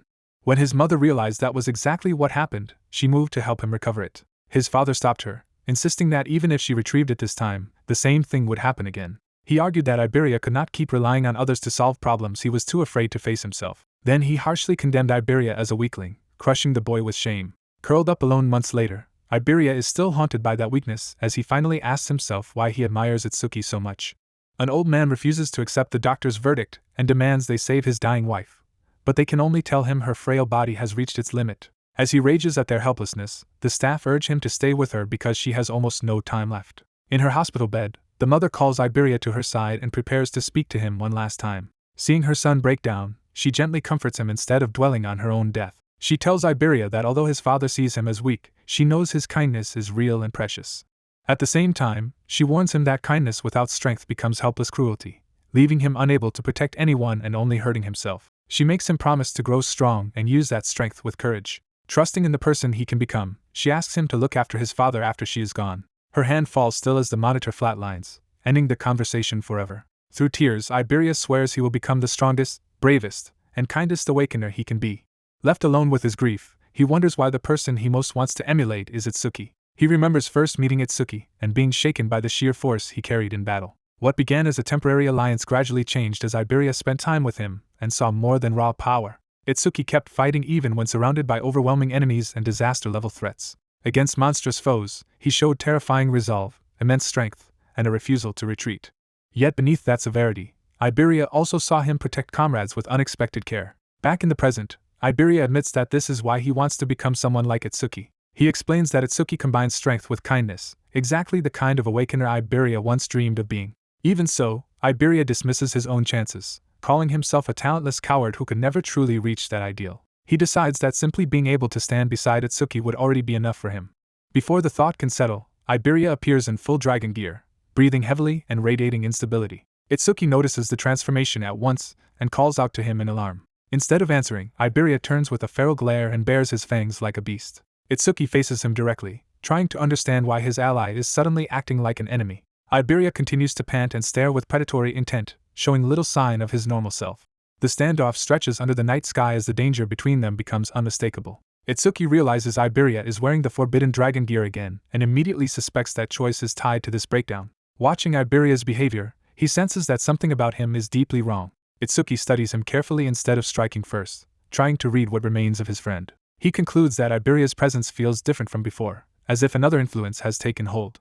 The transformed Iberia mutters in a distorted, inhuman way, confirming that his mind is no longer stable. Itsuki tries to speak to him and asks about Aiden, hoping a familiar name might break through whatever is controlling him. The attempt fails, and Iberia lunges with a savage roar. His attack slams into the ground with enough force to tear up the earth. Itsuki evades at the last instant, staying calm even as the strike passes close enough to kill him. From behind Iberia, he keeps talking rather than counterattacking, still trying to reach the person inside the armor. When that fails too, Itsuki shouts for Iberia to wake up and fight whatever has seized him. Iberia answers only by charging again, fully committed to the assault. His snarling, broken speech makes it clear that reason is slipping further away. He activates Wind Blade through the dragon gear, turning his claws into a deadly spell focus. A sweeping ring of compressed wind tears outward, expanding the threat beyond a simple melee attack. Itsuki responds by activating mana detection, sharpening his senses to read the attack precisely. Recognizing the technique as a wind elementalist's skill, he tracks its path instead of meeting it head-on. He slips aside as the blade of wind carves into a tree behind him, proving how lethal Iberia has become. Itsuki concludes that this is either a side effect of the dragon gear, or the result of Iberia being controlled by a sub-beast. Deciding he can no longer stay passive, he orders Iberia to hold still and unleashes Thunderbreaker. Wrapped in lightning, Itsuki closes the distance in an instant, and crashes down on Iberia before another spell can form. Iberia reels under the impact, his monstrous body thrown off balance by the sudden counterattack. Even while fighting back, Itsuki confirms the mana is unquestionably Iberia's, which makes the attack feel even more unnatural. Then a new shock hits him as his own eyes flare with an ominous glow, and he realizes something is going wrong inside himself as well. Consumed by the dragon gear, Iberia begs Itsuki to end his life before he loses himself completely. Itsuki freezes in shock, unable to accept what Iberia is asking of him. Before anyone can decide, Iberia's transformed body lunges forward as the beast takes control. The monster's attack tears into Itsuki's torso and leaves him exposed to a killing blow. An armored ally intercepts the strike at the last instant and knocks Iberia away from Itsuki. He follows through immediately, spinning into a counterattack to create distance. His descending blow slams Iberia into the ground and briefly halts the rampage. Regaining his footing, he tells Jusuk that the worst possibility has come true. Iberia bursts back into motion before they can recover. His speed and sweeping reach force both men to evade a wide, circling assault. Jusuk explains that Iberia has completely lost control and has been swallowed by the dragon gear. Itsuki realizes this is the side effect he feared and insists they must remove the gear immediately. The armored man crushes that hope, saying the gear has already fused fully with Iberia's body. He reveals he has seen another awakened warrior stolen by dragon gear before. That earlier case taught him the same grim rule: the gear cannot be removed unless the user dies. Itsuki is shaken by the realization that saving Iberia may no longer be possible. The armored man accepts the conclusion and says they have no choice but to kill Iberia. He offers to carry out the execution himself if Itsuki cannot bear it. Itsuki refuses to let someone else shoulder that burden and decides to do it himself. Remembering that Aiden was once saved from a disaster beast by breaking its tracks, he clings to the possibility that Iberia can still be brought back. He summons Deathhound, determined to try because there are still things he needs to say to Iberia. The armored man reluctantly entrusts the attempt to him. Even so, he warns that if Iberia slips away any further and grows more violent, he will end him on the spot. Iberia answers with another savage dive, driving down at them with overwhelming force. He lands like a predator and immediately presses the attack. A blazing wind blade tears outward from the transformed Iberia. Itsuki notices the attack failed to trigger properly because it overshot its target. The near miss still grazes him and draws blood. Instead of retaliating in anger, Itsuki appeals to the person still inside the monster and shows he does not want to hurt Iberia. Iberia only roars back, with no sign that reason is reaching him. The beast escalates by unleashing 1,000 wind blades. A storm of cutting arcs floods the battlefield and closes in on Itsuki from every direction. Itsuki endures the barrage head-on, letting the blades carve into him rather than strike back. Bleeding heavily, he keeps advancing through the pain toward Iberia. Iberia meets that approach with another furious roar, still trapped in pure violence. Elsewhere, a hooded subordinate reports to Lady Ringa that they captured Aiden, though the Red Flame Demon King and White One were killed by humans. Ringa dismisses those losses as acceptable so long as Aiden was secured. She is also told Lord Sarashikuma is struggling, though the setback is blamed on an unexpected variable rather than a failed plan. The messenger adds that Sarashikuma appears to be facing only one special class opponent. Interested, Ringa asks for the name of the human capable of holding Sarashikuma alone. The answer is that this man is said to possess the strongest body among humans. As his name, Hiten Akira, is given, the battle itself erupts with another devastating impact. Akira drives forward in a clash so violent that the ground bursts apart under the force. Observers nearby stare as the same battle from the previous afternoon is somehow still raging at full intensity. One witness realizes enough time has passed for even his own wounds to nearly heal, making the scale of Akira's endurance even harder to believe. Another exchange detonates with enough power to shake the entire area. Sarashikuma, one of the 8 demon kings, charges through the destruction like a living calamity. A blue-haired woman is horrified that Akira is taking blows powerful enough to shatter the earth. Knowing no one else can stop the disaster beast if Akira falls, she resolves to act despite the danger. She starts forward, driven by the fear that waiting any longer will cost them their only chance. The masked elder restrains the healer's panic and assures her that Hiten is far too strong to die from attacks like these. A witness stares in shock as the battlefield itself is torn apart, realizing the fight has reached a monstrous level. The elder warns that special class fighters stand at the peak of humanity and must never be underestimated. Hiten answers the threat by planting himself with crushing force, signaling that he is about to escalate. His beast-like rage surfaces as he prepares to unleash something far more dangerous. Hiten's body swells into a gigantic second form, dwarfing the ruined ground around him. The healer is startled to learn this is Hiten's rarely seen second form. What emerges is not just stronger Hiten but a presence so altered that he feels like a different person. The healer explains that this state explosively boosts all his abilities, but at the cost of making him savage and cruel. Consumed by that violent state, Hiten roars and turns his killing intent loose. He slams down with devastating power, beginning a brutal assault. As the elder begins to reveal the name given to this form, the fight surges onward. Hiten launches himself like a beast of calamity, diving straight into his enemy. His charge lands hard, drawing blood and overwhelming the target with raw force. He follows through by driving the enemy into the ground, refusing to let up. The transformed Hiten tears through the battlefield in a violent rampage. After the burst of destruction, he suddenly changes direction and leaves the clash behind. The healer wonders where he is going, and the elder guesses he intends to destroy the stone pillar sustaining the barrier. She is surprised, having expected mindless destruction, but realizes he still retains his judgment. The elder notes that if Hiten had lost all distinction between ally and enemy, his increased power would have become pure disaster. Because he still has reason, he remains capable of becoming a true special class protector rather than a catastrophe. Hiten smashes onward toward the barrier's support with single-minded force. In the middle of that charge, his focus sharpens as something catches his attention. His expression changes from blind aggression to sudden awareness. As his transformation recedes, Tenma regains himself and is confused about why he is standing there. Seeing the defeated enemy beneath him, he realizes the other presence inside him had taken over again and asks whether the enemies are already handled. Even while injured, he bitterly notes that intrusive force remains as meddlesome as ever. Far away, a crimson dome-like disturbance hangs over the forest, hinting that another crisis is unfolding. Back with the observers, the healer asks whether the matter is finally settled. The elder instead turns to her earlier choice to sacrifice herself trying to heal Hiten. He points out that such reckless resolve is unlike her usual cautious nature and says she is starting to resemble Tenma. Embarrassed, she denies the comparison without conviction. Her thoughts drift anxiously to Tenma in the forest, where dangerous awakened beings are active, and she tries to reassure herself that he should be safe. That hope is immediately undercut as Iberia screams at Itsuki for not dodging. Itsuki deliberately takes the attack, believing pain can numb the mind and choosing to endure the blows for a purpose. Bloody but unshaken, Itsuki stands directly before the attacking disaster beast. He stops the beast's jaws with one hand, halting its attack through sheer strength. Calling Iberia's name, he reaches into the crisis with a dark power of his own. Itsuki activates Kaitsu Shinkyu and declares that he will end this now. A concentrated vortex of purple energy forms at his hand and bores into the beast.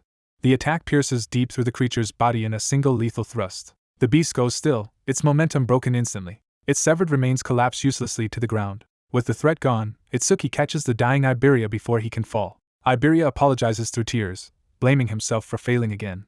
He confesses that he only acted because he did not want to become a burden to Itsuki. Itsuki answers gently that he never once saw Iberia as a burden. That reassurance gives Iberia a fragile moment of relief, and Itsuki tells him they simply excel at different things. Iberia reveals the true horror he overheard earlier. The disaster beast does not kill his father, but takes control of him. Trusting Itsuki completely, Iberia begs him to save his father from that fate, and Itsuki accepts the responsibility. Itsuki turns his gaze toward the true disaster beast behind all this tragedy. He swears with absolute resolve that he will crush it with his own hands. Beside him, Iberia's strength begins to fail for good. His body slackens as death closes in. Smiling through blood and tears, Iberia says he is glad he got to speak with Itsuki at the end. In his final moment, he entrusts Double E to Itsuki and dies in his arms. The prophecy's next minute arrives with the stark announcement that Iberia is dead. A dark vision follows, where a sinister figure tells Itsuki that this is only the beginning of his suffering. That enemy promises to erase everything precious to him one by one in an even crueler way. Elsewhere, a blue-haired swordsman reflects that defeating one disaster beast solved nothing and that he has unexpectedly ended up escorting Izumi deep into the mountains. He notes that Hiten should have been doing this, but the battle left Hiten too broken even to stand. The healer suddenly detects a strange emotional wave through Gyukuchu. She pinpoints the source just ahead in the forest. The swordsman draws his blade and braces for a possible humanoid disaster beast. Then the healer notices a familiar back and begins to suspect the truth. She recognizes Tenma and calls out to him in disbelief. Tenma, carrying Iberia's body, turns and addresses her as Chuha-sensei. Seeing his wounds and the devastation around him, she is horrified and demands to know what happened. Tenma says he will explain, while a wolf-like companion emerges at his side. The others realize there is another presence with him and tense up again. The armored newcomer identifies himself as first-class savior Jusuk Bakuto. His arrival raises immediate questions, since he serves Aiden and should not be here unless something has gone terribly wrong. Jusuk addresses Izumi with grim restraint, unable to soften what he has to say. He delivers the blunt truth that they lost the foretold battle. The aftermath is summarized mercilessly. Half of North Continent District 7 was destroyed, Aiden Hiss was kidnapped, and Iberia Biss died. After Aiden was taken, the survivors began trying to trace the enemy's path. Jusuk explains that he sent Death to follow the magical traces left by the disaster beast. But every trail led only to decoys, because the enemy had scattered clones. He concludes that the disaster beast anticipated pursuit and deliberately made itself impossible to locate. Once the report is over, attention turns to Tenma's condition. The healer says his wounds are mostly superficial and the bleeding has stopped, but he refuses proper treatment. What worries her more is the fury inside him, which burns even hotter than before. She fears that if this continues, hatred will consume his heart completely. Tenma sits alone with that rage, staring at a family photograph that reminds him what was lost. The picture shows Iberia once happy with his parents, making the loss feel painfully immediate. Tenma remembers when Iberia first introduced himself with open friendliness. He recalls how Iberia stayed close to him from the very beginning. Another memory returns of Iberia clinging to him and declaring he would never leave Itsuki's side. He also remembers Iberia's cheerful talk about naming Shikigami, a sign of how innocent he once was. Those memories harden Tenma's grief into a colder, more focused resolve. He calls his wolf companion Death and prepares to move. Death answers, and Tenma checks the beast's status as a reliable partner for the hunt ahead. He vows that together they will track down the disaster beast. His promise sharpens into a personal oath to crush it. With that decision made, he leaves the room without hesitation. The masked elder intercepts him at the doorway before he can act on impulse. Tenma asks what happened to everyone, demanding clarity from the adults who survived. The room fills with tense silence as all eyes turn to the elder for judgment. Jusuk identifies Tenma as Izumi's second disciple and notes the rumors that he alone created a green barrier and slew a disaster beast above level 30. Even so, Jusuk judges him as powerful but cold-hearted because he supposedly killed his own friend. Ignoring the insult, the elder states his own intention to find the Isa tribute disaster beast and rescue Aiden. Tenma refuses to accept being left behind and demands to know why he cannot go too. The elder answers that Tenma is not yet a savior, and this crisis has already been classified as special class danger. He explains that only at least second-class saviors are permitted to join the rescue. In other words, Tenma simply lacks the qualification, no matter how desperate he is. Tenma explodes, arguing that if being unsanctioned means abandoning Aiden, then he will defy them and go anyway because he promised Iberia. The outburst shocks the others, and the healer pleads with her father to consider Tenma's shattered mental state. Instead of scolding him, the elder asks the question that matters most: could Tenma bear it if someone died because of him? That accusation hits Tenma directly, forcing him to confront Iberia's death. The elder admits his own mistake as well, confessing that he thought the disaster beast targeted only him and neglected Aiden's protection. Still, he insists the enemy went to too much trouble to capture Aiden to kill him quickly, and that Tenma would only die meaninglessly if he rushed in now. Tenma absorbs the warning, his rage cooling into grim concentration. The elder offers a path forward, saying Tenma's potential is limitless and that surpassing special class is not impossible for him. If Tenma can reach that level, the elder promises to let him take part in Aiden's rescue. Tenma immediately asks what he must do right now to surpass special class. The answer is simple and severe. He must join Apex Camp. Tenma has never heard of it and asks what that place is. The elder explains that only those who place in the top 10 of the Savior Alliance national preliminaries are invited to the Nakasu training camp. He adds that many of humanity's strongest fighters, including Taiwajin and Hiten Akira, endured that training, and this year's camp begins in 3 days. If Tenma survives Apex Camp's trials, it will not only raise his tournament standing but also accelerate his path towards special class status. The elder makes clear that Apex Camp is effectively a shortcut to becoming a special class savior. Tenma accepts at once, deciding he will join no matter what it takes. The elder agrees, but says they must first repair Tenma's battered body. The healer begins treating him with her green restorative power. While being healed, Tenma asks Chuha whether she knows more about Apex Camp. She confirms that she does and is startled that he intends to enter, but he says his master called it the perfect place to grow stronger. She explains that only the greatest prodigies are allowed into Apex Camp. As her healing continues, she prepares him for the darker truth behind that prestige. She says lifelong geniuses go there expecting validation, only to face a reality that shatters them. Many discover they are ordinary after all, and their minds break under the pressure. To her, Apex Camp is both a proving ground for geniuses and a graveyard for them. Its training is brutally intense, the stages are absurdly difficult, and fatal accidents happen every year. Tenma hears that and decides it suits him perfectly. The healer is caught off guard by how calmly he embraces such danger. Tenma explains that over-mimicry only activates against truly committed awakened or disaster beasts, so ordinary opponents are useless to him. He believes he can only grow by fighting powerful disaster beasts at the edge of death, and sees that as the awakened's true duty. His conviction leaves the healer staring at him with a mix of alarm and admiration. When he notices her flushed face, he innocently asks whether healing exhausted her. Flustered, she blurts out a clumsy excuse that prolonged skill use simply raises body temperature. Left alone with her thoughts, she is startled by how loudly her own heartbeat is pounding. She scolds herself for being distracted at a time like this. Once his wounds are nearly healed, Tenma thanks her and starts to leave again. When she asks where he is going, he says he is going to say goodbye. He and Jusuk stand together before Iberia's grave in the quiet forest. The gravestone marks Iberia Hiss's short life, and yellow flowers rest at its base.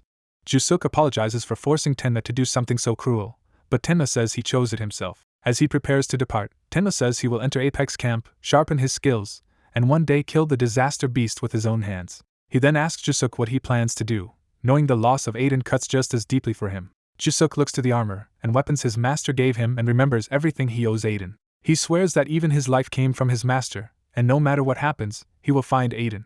Tenma stops a dying man from collapsing by thrusting out his fist in front of him, forcing one last exchange. In the forest, Tenma stands over the wounded Jusuk beside a grave, refusing to let him fade without a promise. He vows that he will become a savior, rescue Aiden together with Jusuk, and asks him to stay alive until then. Jusuk can only laugh bitterly at how pathetic he looks in front of Tenma, but the mockery hides relief. Accepting Tenma's resolve, he agrees to wait for that day.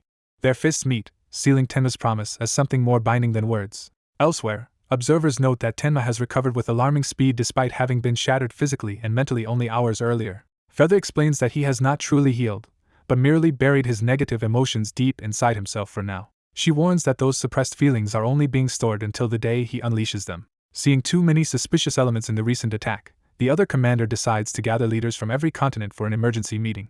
Before leaving, he entrusts Feather with watching over Tenma. Feather accepts the duty without hesitation. Later, Tenma notices that even the usually expressionless stone figure beside him seems oddly pleased, reflecting the shift in mood around him. When he asks Feather where she is going, she avoids the details and keeps the mission classified. She instead informs him that his father asked her to take care of him from now on, effectively making her his guardian, which Tenma accepts awkwardly.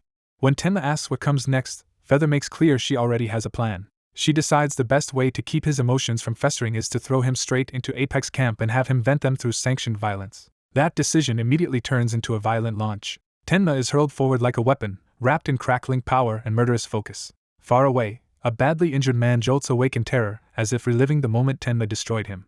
The victim, Reiji, is left kneeling and broken, still consumed by the pain of that defeat.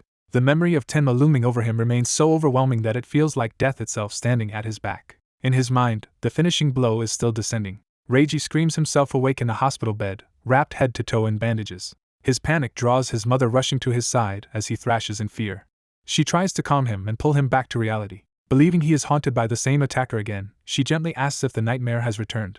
Reiji's fear hardens into hatred as he swears to repay the agony he suffered 100-fold and make his enemy live through hell. His mother's expression darkens as she assures him that his older brother has returned and will avenge him. Reiji quiets, trusting that promise. A massive man steps into the room, radiating menace before he even speaks. Reiji immediately begs his brother to punish the one who did this to him. The brother first confirms the name of the culprit, Itsuki Tenma. Once he learns Tenma is an orphan who placed first in the preliminaries, Reiji insists that none of that changes the gap between them. The brother realizes that Tenma's victory means he will certainly appear at Apex Camp, giving him the perfect place to settle this.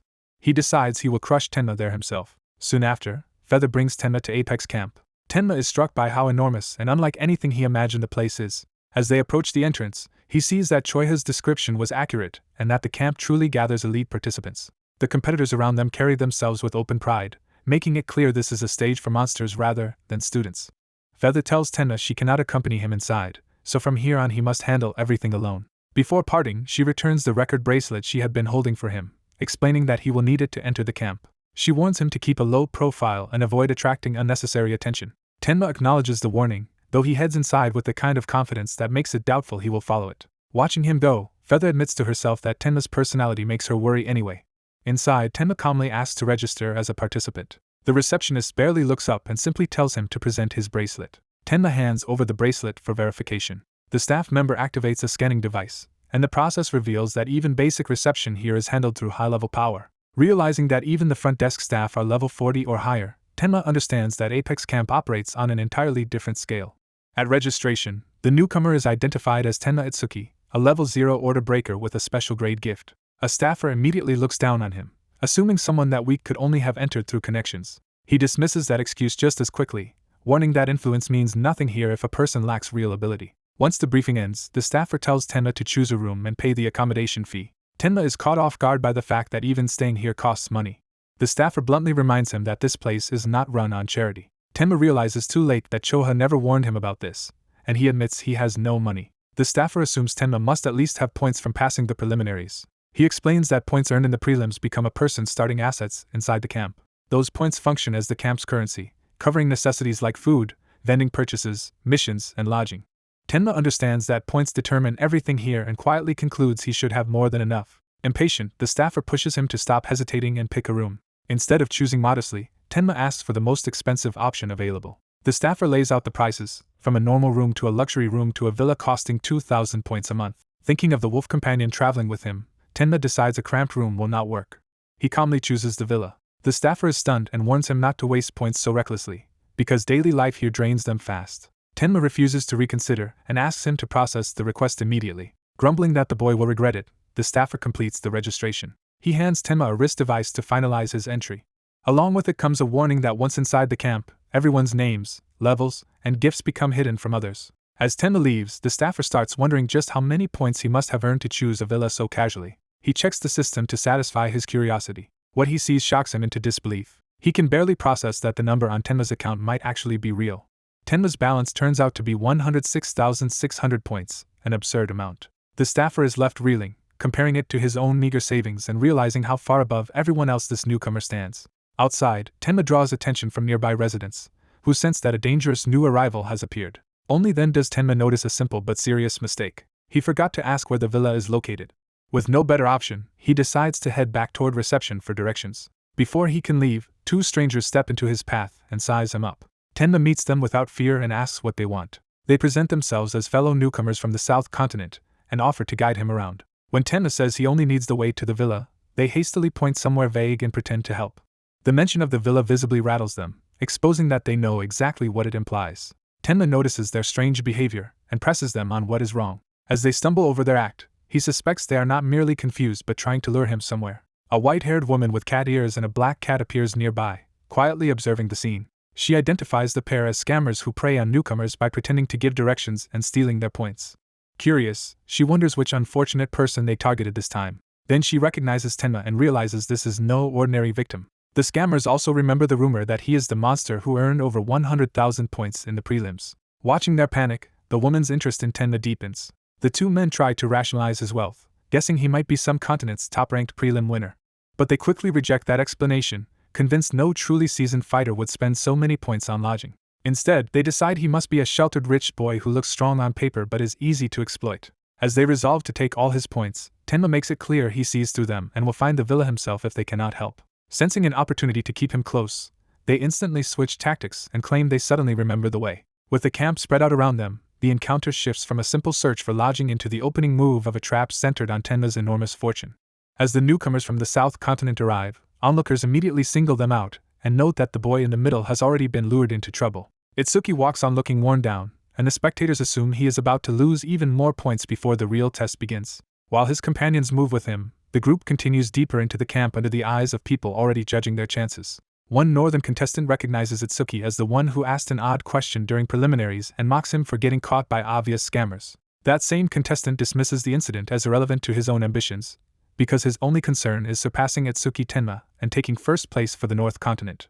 The supposed guides lead the group into the villa district, making the place sound like part of the official route while the newcomers take in how large the camp is. Once they are isolated, the escorts drop the act and close in around Itsuki with predatory confidence. The blonde swindler demands a guide fee, revealing that the whole escort was a setup to shake him down. Itsuki plays along calmly and offers to pay, even pretending he is willing to add a tip for their help. His easy compliance catches the two extortionists off guard, because they expected fear or resistance instead of cooperation. Keeping the upper hand through calmness, Itsuki asks them to name their price. Their greed immediately outruns their nerve, and after one blurts out a modest amount, the other pushes for 1,000 points instead. Itsuki accepts the inflated demand without argument, which only deepens their confusion and makes them wonder whether they can really collect points that easily. As they scramble to figure out how point transfers even work, they realize too late that a victim this compliant may not be normal at all. Trying to recover control, the pair suddenly raise the price again and insist that Itsuki now owes far more because of the delay. The threat turns explicit when they demand everything he has if the new total is not enough, exposing the scam as outright robbery. Itsuki quietly accepts the truth of the situation, no longer pretending this is a misunderstanding. His demeanor hardens, and he identifies them for what they are, extortionists preying on other participants. The sudden shift in pressure unsettles the two men, who realize the easy target in front of them has become dangerous. Panicking, they try to justify themselves and then fall back on threats, insisting he surrender his points or face the consequences. Itsuki advances without hesitation, deciding that their excuses no longer matter and that the robbery ends here. The blonde attacker tries to reassert dominance by boasting about his 6th-place finish in the South Continent preliminaries and claiming someone like Itsuki cannot beat him. He launches a B-rank lightning punch, intending to end the fight instantly with overwhelming speed and power. Instead of being hurt, Itsuki absorbs the lightning attack through Thunder Roar Wave and even converts it into a boost to his own agility. The failed strike leaves the attacker stunned, because Itsuki did not even bother to dodge and somehow came out faster. Itsuki counters in a blur and sends the blonde man crashing away before he can recover. The armored accomplice watches in shock, unable to track Itsuki's movement even while focusing completely on him. Realizing speed alone will not work, the larger man activates a body enhancement skill on his right arm and bets everything on brute force. He swings a massive empowered blow meant to crush Itsuki in one hit. Itsuki meets the attack head-on and recognizes the enhancement as a crude version of the same kind of bodily alteration he uses himself. The brute escalates by enhancing both arms and declares that sheer attack and defense will overwhelm Itsuki if he can withstand it. He unleashes a barrage of enlarged fists, trying to bury Itsuki under relentless close-range pressure. Itsuki slips through the storm of punches with ease, judging the assault too slow to threaten him. As the giant fists close in from every side, he keeps advancing straight toward their source instead of retreating. His precision and force twist the enhanced arms out of shape, breaking the brute's confidence along with his offense. The armored man is left reeling, unable to understand how someone with nearly comparable stats can dominate him so completely. Itsuki answers by smashing him in the face and making clear that even after all that enhancement, the gap between them is still decisive. The battered thug stumbles back and finally realizes this opponent is no ordinary trainee from the South Continent. Itsuki identifies himself as Itsuki Tenma of the North Continent, and gathers dark power into his fist to end the fight. A notice from the broken critical crystal confirms that his next strike will land as a guaranteed critical hit, turning the finishing blow lethal if unchecked. The blonde man, already broken and terrified, realizes too late that Itsuki has stopped holding back. The critical punch stops just short of his face, and the sheer nearness of death leaves him frozen in panic. Itsuki recognizes that one more inch would have blown the man's head apart, and he reins himself in before crossing that line. Choosing mercy over execution, he orders the extortionists to disappear. The two scammers flee in terror, now convinced they nearly tried to rob a monster. Elsewhere, a silver-haired observer notes that although Itsuki won, the South Continent fighter had still managed to push him enough to expose how formidable he really is. Before the aftermath can continue, a public announcement orders all participants to gather at Apex Plaza immediately. Hearing that the Apex Camp entrance test is about to begin, the observer heads out at once with eager confidence. Itsuki listens to the announcement and learns that, according to Joe Cha-san, half of all participants will be eliminated at this stage. With the real trial finally starting, he steels himself and resolves to fight with everything he has. As the gathered candidates size each other up before the entrance exam, Itsuki stands out enough for others to notice him. A hand lands on his shoulder, and he reacts on instinct before even confirming who touched him. He whirls with killing intent, nearly striking immediately. The sudden attack catches a pink-haired girl off guard. Itsuki realizes the person he almost hit is Saya. Saya and her goggle-wearing companion greet him teasingly, treating his reflexive punch as proof that he is as jumpy as ever. Saya accepts the apology but makes it clear his paranoia has not changed. Her companion quickly notices someone is missing and asks where Iberia is, since Iberia and Itsuki are usually inseparable. The question hits a raw wound, bringing back the image of Iberia badly hurt and leaving Itsuki shaken. Seeing his reaction, Saya realizes Iberia may have been injured in the last attack. Itsuki confirms that Iberia stayed behind to recover at home. The blonde man reassures him that the injury is not fatal, then warns that Iberia had been frantically talking about him ever since the attack began. Before the conversation can go further, Saya cuts the man off with a blow to stop him from pushing too hard. Itsuki turns inward and admits that the recent attack forced him to face how weak he still is, so he has decided to become stronger here no matter what it takes. His blunt resolve stuns his friends, but the moment is cut short when they are told to be quiet because the entrance test is starting.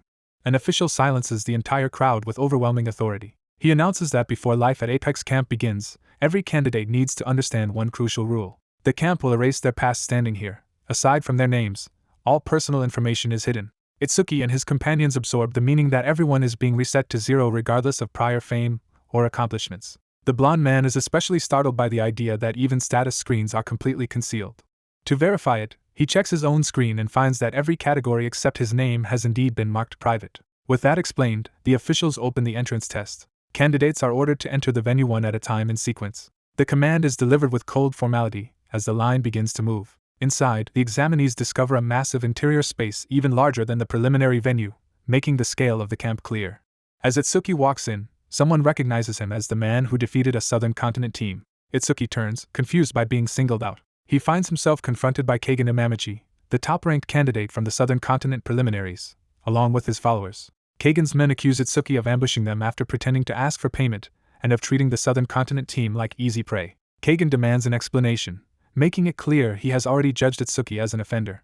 Saya and the blonde man immediately defend Itsuki, insisting Keigen has the story backward and that his own subordinates were the ones trying to extort points before getting beaten. The blonde man escalates the insult by claiming he merely taught Keigen's underlings a lesson and should be thanked for it. Keigen answers the provocation by moving to strike him on the spot. He stops just short and makes his contempt explicit, warning that he will not tolerate being touched by someone he considers filthy. Before the clash can erupt, Itsuki grabs his friend back and halts him.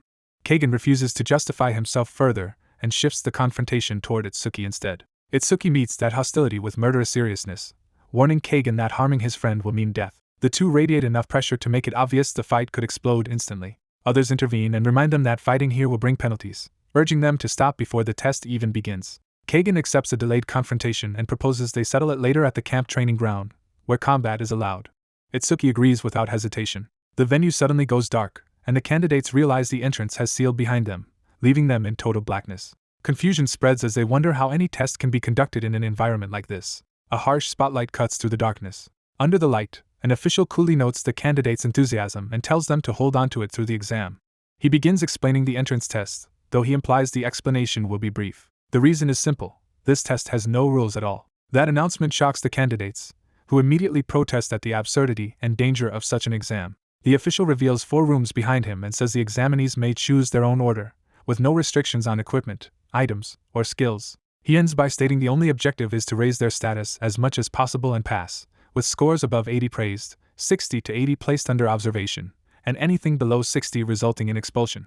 The group enters a test area thrilled to find there are no restrictions on gear, and Ribbo immediately assumes the exam will be easy. That confidence wavers when his teammates realize they came in empty-handed, though they reassure themselves that their training should make up for it. As they move deeper inside, the others defer to Itsuki on which stat test to tackle first. Itsuki stays calm and says the order does not matter because they intend to clear everything anyway, so they might as well begin with the nearest test. Ribbo is delighted when that nearest challenge turns out to suit him perfectly. Seeing the defense test, he boasts that as a metal element user he has every reason to expect an advantage. They approach the arena and spot the examiner waiting ahead. Ribbo points him out, and the team sizes up the official who will judge them. The examiner introduces himself as the defense examiner, an earth element user around level 40, and even at a glance he gives off the impression of real strength. He explains the rules. He will attack with magically created rocks from difficulty levels 1 through 5, and the trainee's task is simply to stop them.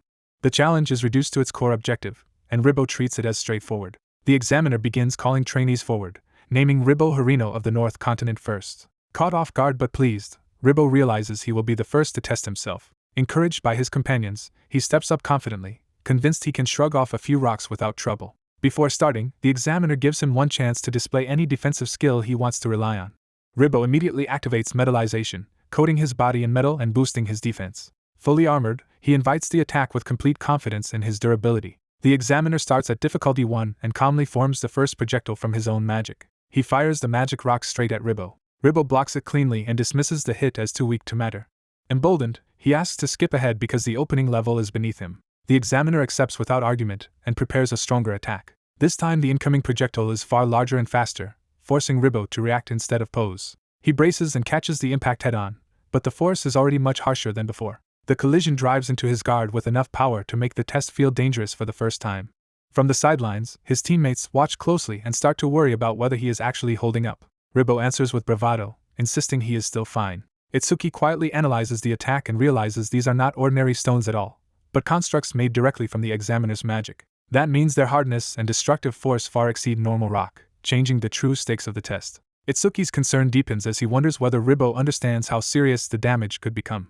Ribbo himself feels the truth of it as his arms go numb, admitting internally that even with metallization the blows are stronger than expected. When the examiner asks whether he wants to continue, Ribbo refuses to back down and demands the next increase in difficulty. Even as he prepares himself, he has to reassure himself that one more level should still be manageable. The examiner creates an even denser, more threatening magic rock for the next round. Ribbo tries to preserve his pride, telling himself he will not be intimidated just because the attack looks bigger.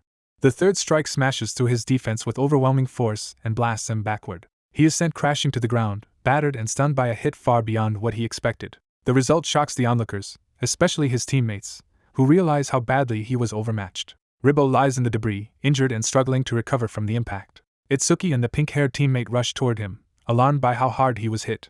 Ribbo manages to answer that he is still conscious, though only barely. Humiliated, he admits to himself that the examiner's power is at least 3 times greater than his own and that he was foolish to think he could endure it easily. The examiner acknowledges that taking a direct hit from difficulty 3 without passing out is impressive and should still earn Ribbo a respectable score. Without dwelling on it, the examiner calls the next trainee, Itsuki Tenma, making clear the test will continue immediately. As the next turn begins, Itsuki helps the injured Ribbo back to his feet, while their teammate steps aside.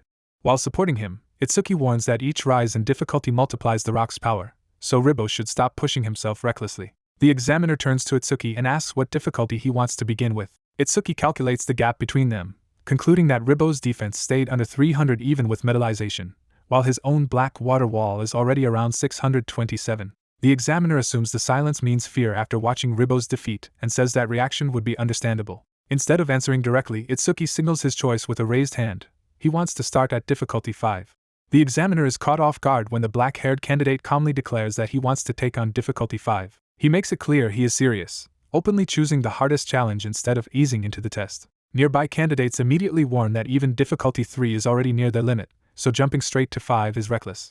Others recognize him as Itsuki, the top scorer from the North Continent preliminaries, and struggle to believe someone with such a weak-looking build could have ranked first. The examiner answers the challenge by summoning an enormous rotating rock, treating the request as another case of a foolish, overconfident applicant.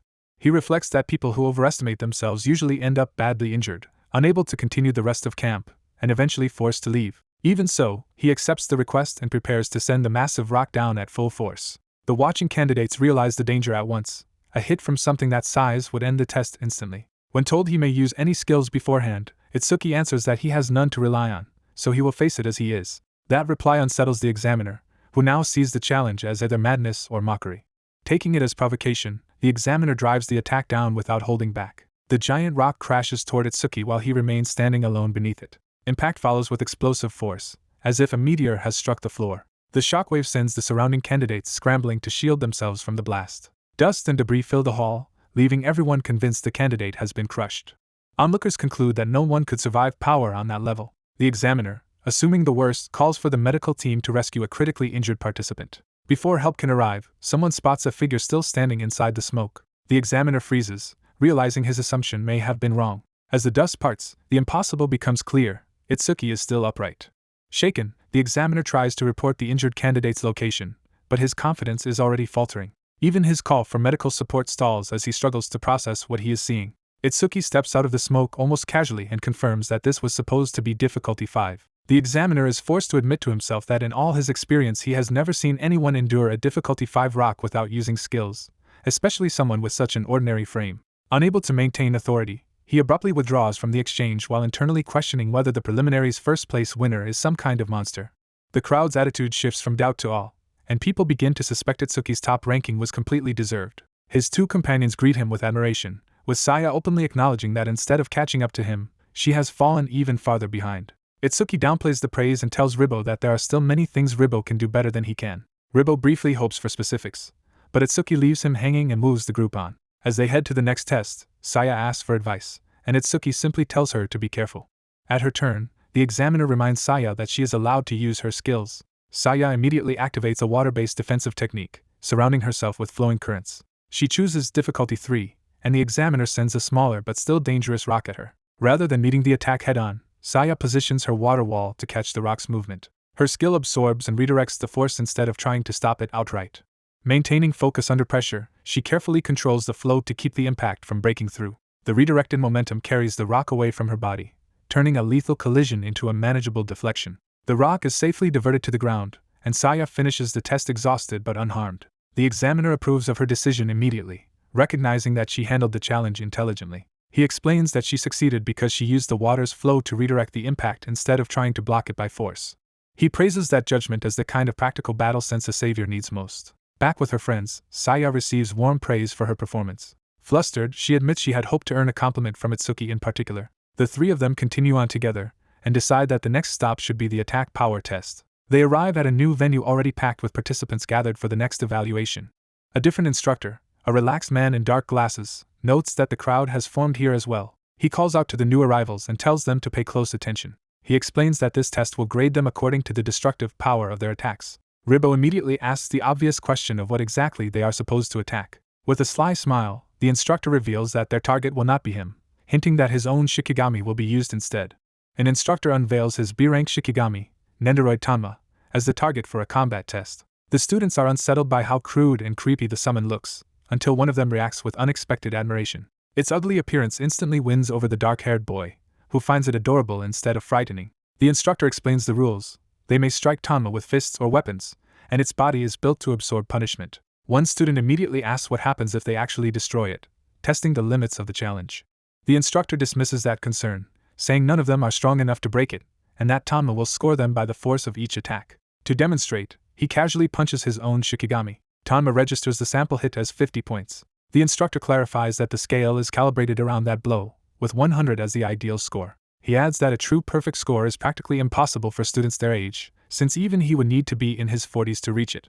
With the explanation over, the instructor officially begins the test. The first examinee, Hanma, steps up confidently, convinced that if the instructor's casual punch earned 50, his full strength should do the same or better. The dark-haired boy warns that Tanma only looks harmless and that the instructor's level makes even a casual strike far beyond ordinary students. Ignoring any doubt, the instructor orders them to stop hesitating and simply attack. Hanma approaches with false sympathy, pretending to feel bad for hitting such a harmless-looking target.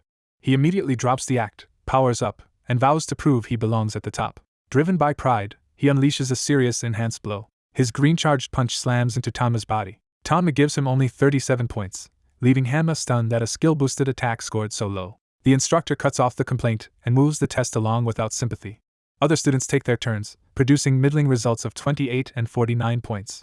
A stronger strike finally reaches 77 points, setting the best mark so far. Barely paying attention, the instructor calls for the next candidate while reading a magazine. A red-haired powerhouse mocks the others for failing to even break 80, treating their efforts as pathetic. Yet after seeing the scores, even he admits Tanma is tougher than it looks. Still, his confidence never wavers as he channels power into his massive hammer. He swings with full commitment, trusting his own strength completely. The hammer crashes into Tanma with explosive force. For the first time, the instructor shows mild approval. Tanma awards the red-haired student 91 points. He clicks his tongue at falling short of 100. Even so, he reassures himself that 91 is enough, since no one here should surpass him in raw power. As he walks back, he starts wondering about the absent top scorer from the preliminaries, Itsuki Tenma, and how high that boy might score. The instructor answers by calling Itsuki Tenma to take the next turn. The red-haired student stops in surprise as the name catches him off guard. He realizes the rival he was curious about has been here all along. Excitement replaces arrogance as he looks forward to finally judging Itsuki's strength for himself. Itsuki steps forward quietly, drawing everyone's attention. The red-haired student remembers that Itsuki earned 100,000 points in the preliminaries, but still believes his own weapon should keep their attack power comparable. He leans on the advantage of his unique weapon, the 100 hammer, which grants a massive attack boost.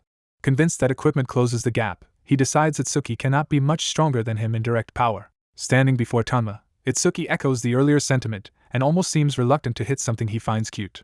The instructor, still distracted by his magazine, assumes this will be another disappointing score under 50. Itsuki gathers a dense red-black energy around his fist, and the mood shifts instantly. His eyes flare with lethal intensity, revealing a level of force no one expected.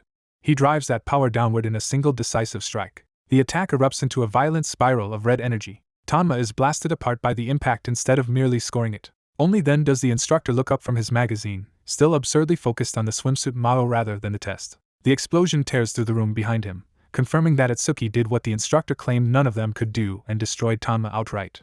The purple-haired instructor is stunned to find the supposedly dead trainee still standing after the Shikigami's violent attack. He realizes in disbelief that the trainee tore apart Tanma's Shikigami with his bare hands, something no ordinary beginner should be able to do. The black-haired trainee stands unharmed and concludes that the hidden critical strike in his body was real after all. Seeing movement, he calmly notes that the monster has somehow survived too. The shattered cat-like Shikigami drags itself forward despite being mangled. The trainee casually asks for his score, and the dying Shikigami confirms he achieved the maximum of 100 points. The onlookers erupt in shock, because the target was supposed to be unbreakable below level 50, yet he destroyed it barehanded and even outscored the hammer test. Itsuki, who had used the hammer earlier, realizes this is not a small gap in points but a complete difference in power. He understands the score only stopped at 100 because the system could not measure any higher, and that the trainee's casual punch surpassed his full-force attack. Shaken, Itsuki drops his weapon and starts doubting his own strength. Meanwhile, the instructor kneels by the ruined Shikigami and admits he designed the test so only people above level 50 could ever reach 100 points. That makes him suspect the black-haired trainee may already be far beyond what a mere applicant should be. A nearby examinee senses the instructor's anger over the destroyed Shikigami and decides it would be safer to slip away. He tries to flee, but the instructor immediately stops him. The instructor announces that the test is temporarily suspended for 10 minutes while the damage is dealt with. During the break, the pink-haired girl excitedly praises the trainee's overwhelming defense and power while he downplays it as something he cannot reproduce at will. Their loud companion boasts to the crowd about having recognized the trainee's talent early, only to be reminded that he had actually mocked him before. Since the exam will be delayed, the trainee suggests that Itsuki go ahead with the next test while the others wait. He agrees they can regroup at the plaza after everything is over. Itsuki approaches him, confirms the next stage is the magic power test, and prepares himself. The venue shifts to the section for measuring magic power. There, a striking red-haired instructor takes charge of the event and draws immediate attention from the crowd. Many of the male examinees become openly infatuated with her and start fantasizing that a high score might impress her. A silver-haired woman watches the crowd's behavior with contempt, seeing it as typical foolishness. Then she notices someone unexpected has arrived. Spotting the black-haired trainee looking toward the stage, she assumes he is just as captivated by the instructor as the rest. In reality, he is focused on the red cloth covering the apparatus and deduces it must be the testing device. The red-haired instructor reveals that the tool used to measure magic power was created by her. She uncovers it, exposing a rare gear called a magic storage crystal. She explains that the procedure is simple. Place a hand on the crystal and pour mana into it. The score rises according to how much magic power the crystal receives. One examinee worries that emptying all his mana here might leave him unable to handle later tests. The instructor reassures him that the crystal can completely absorb the mana and then return it afterward. Her answer calms him, though her attention leaves him flustered. With questions settled, she formally begins the test and invites anyone ready to step forward. Eager to impress her, the same examinee volunteers to go first. She gives him permission to begin whenever he is ready. He resolves to pour in everything he has, convinced that a good score is his chance to win her favor. He unleashes his mana dramatically into the crystal with all the force he can muster. But even after exhausting himself, he is horrified to see the crystal is not even half full. The result proves his total magic power is only a fraction of the crystal's capacity. The instructor casually returns his mana and admits she forgot to mention one important detail. She reveals that this storage crystal was built to hold the full mana reserve of an awakened person in the level 40 range. The crowd is stunned, realizing even a level 40 awakener would struggle to fill it, while ordinary level 10 examinees never had a chance. She tells the drained examinee to stay still while she restores what he spent. As she does, she quietly confides that she can judge a person's character by sensing the mana they pour into the crystal. After reading his mana, she teasingly concludes that he is surprisingly innocent, leaving him completely embarrassed. She moves on and calls for the next participant to raise a hand. The spectators immediately lose their enthusiasm, deciding they would rather repeat the brutal defense test than be completely drained for such a hopeless measurement. Watching the sudden change in mood, the black-haired trainee notes that everyone was excited moments ago, but after the agility test their mana still has not recovered, so for now they can only observe. A black-haired man steps forward from the crowd, deciding to take the next turn in the mana test. The red-haired examiner notices him and calls over the second challenger. He hesitates, realizing he had only just started to volunteer when he was singled out. At the Northern Continent qualifiers in Kahahuntu, the first-place contestant stands ready with a sword at his back while the hall watches. The crowd recognizes him as Hanyu, the Northern Continent runner-up, and notes that even second place there is already formidable. Another observer points out that both the first and second place finishers from the north are present, making the test far more interesting. The examiner reminds Hanyu of the rules and tells him to begin whenever he is ready. Hanyu places his hand on the crystal ball to start the measurement. He immediately channels green mana into it, releasing a strong aura that draws attention. The crystal begins filling as his mana pours steadily into it. Some spectators are unimpressed at first, thinking his output is only slightly better than the previous candidate. Others mock the Northern Continent, and boast that the South would have crushed this level of talent. Hanyu ignores the ridicule and reaches for the sword on his back. He draws the ornate blade partway from its sheath. The moment the sword is unsheathed, a much greater surge of mana erupts from it. Hanyu swings into action as the sword's stored power floods around him. His eyes flare with power as he fully synchronizes with the weapon. The crowd realizes his mana has suddenly multiplied and that he is far stronger than he first appeared. The black-haired challenger figures out that the sword itself is Hanyu's mana source. He understands that by drawing on the mana stored in the blade, Hanyu is redirecting that power into his own body. As the transfer continues, the crystal ball rises close to full. Hanyu keeps one hand on the crystal while maintaining the sword overhead, sustaining the flow. The examiner judges that this score is nearing 80%, enough to rank among the best results in years. Hanyu eases off as the crystal stabilizes at a high level. The examiner praises Hanyu's strength, then awkwardly mistakes him for a girl before he flatly corrects her. That correction shocks the onlookers, who realize they had completely misread him. The examiner teases that this revelation will disappoint the boys in the audience. Hanyu says he is ready to have his mana returned, and the examiner proceeds. After sending the stored mana back, she admits that returning such a large amount at once is exhausting. She resets the crystal and calls for the next participant to raise a hand.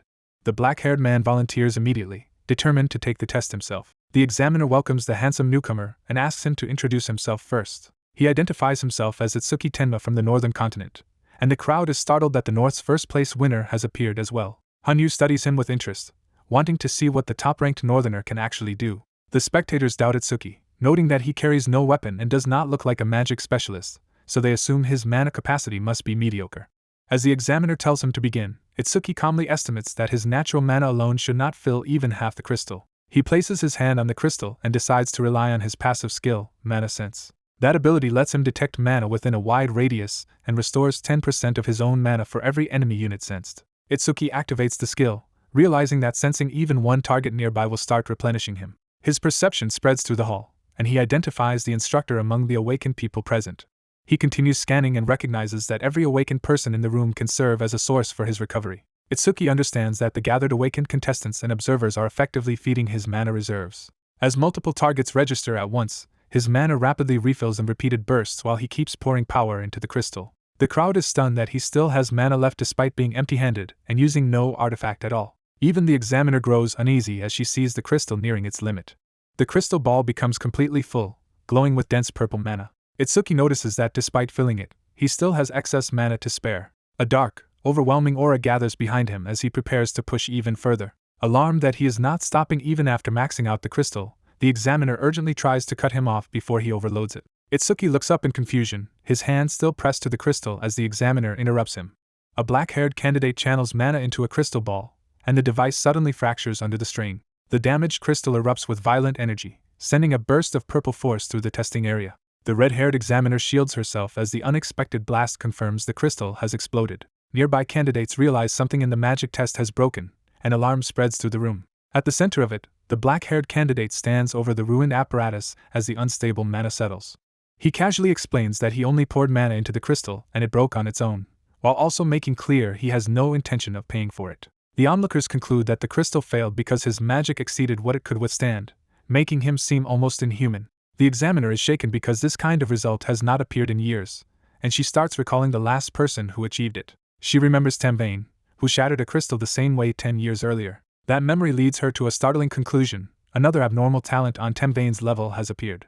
Recovering herself, she tells him she has a spare crystal and reassures him that losing his magic here will not ruin the rest of the exam. He is relieved, because despite the outburst he still has enough magic left to continue. His remaining reserves surprise her even more, since he still has power after producing enough force to destroy the crystal. Sensing a trace of his mana lingering behind, she decides to inspect it and learn what kind of person he really is. The moment she reaches into that residue, she makes direct contact with the emotional imprint inside it.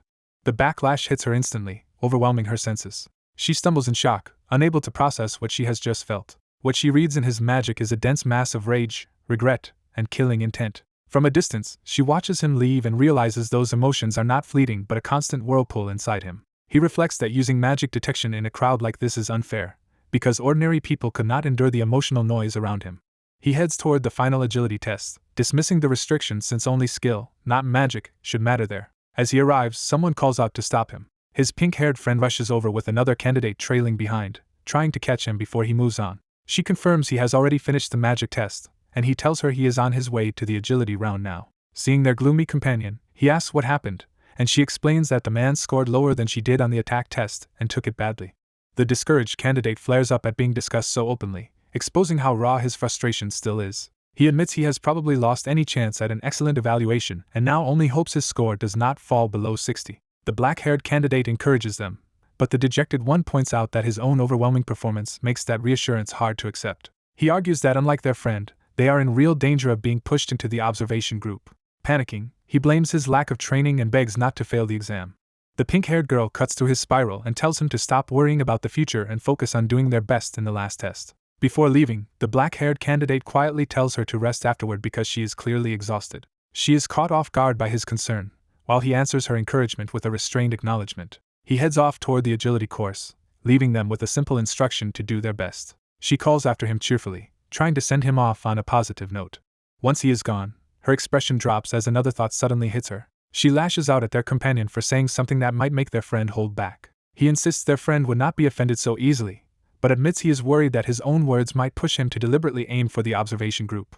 Trying to reassure her, he reasons that the black-haired candidate likely scored so high earlier that even holding back now would not drag him below 80. He adds that someone capable of earning an excellent evaluation would never intentionally choose the observation group and extra training.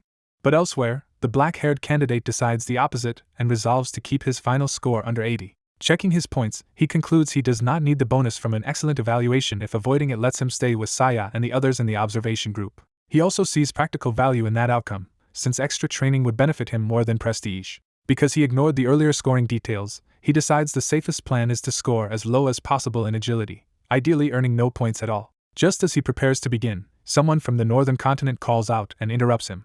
A blonde candidate arrives with a silver-haired noble and a large bodyguard, confronting him for disappearing after their earlier encounter. The black-haired candidate turns to face them and dryly asks if they want another round. The silver-haired man takes over, reminding him of their promised duel, while the blonde one shrinks back behind him. The black-haired candidate agrees to settle it after the test, and the silver-haired rival accepts, making the challenge official. With that, the silver-haired man leaves for the test area while the blonde one lingers, and the black-haired candidate watches them go. As the next test begins, the dark-haired candidate pushes aside his irritation at being singled out and forces himself to focus on the exam. He enters the hall determined to stop dwelling on earlier provocations and deal with the challenge in front of him. The agility test is revealed to take place inside a marked red circle, turning the arena into a confined hunting ground. The instructor explains the trial as a simple predator and prey game, framing the contestants as targets rather than fighters. He makes the point clear: the cat hunts, and the mice survive only by avoiding capture. Claiming the role of the cat for himself, the level 40 order breaker openly establishes the gap in power between examiner and students. The rest of the candidates are assigned the role of mice, making survival the only objective that matters. Movement is restricted to the red circle, and the contestants are told their task is to keep running without being caught for as long as they can. To keep the test from dragging on, the instructor sets the target at 1 minute and declares that anyone who lasts that long earns a perfect score. Many candidates immediately mistake the challenge for an easy bonus and mock the idea that a single instructor could threaten them for even a minute.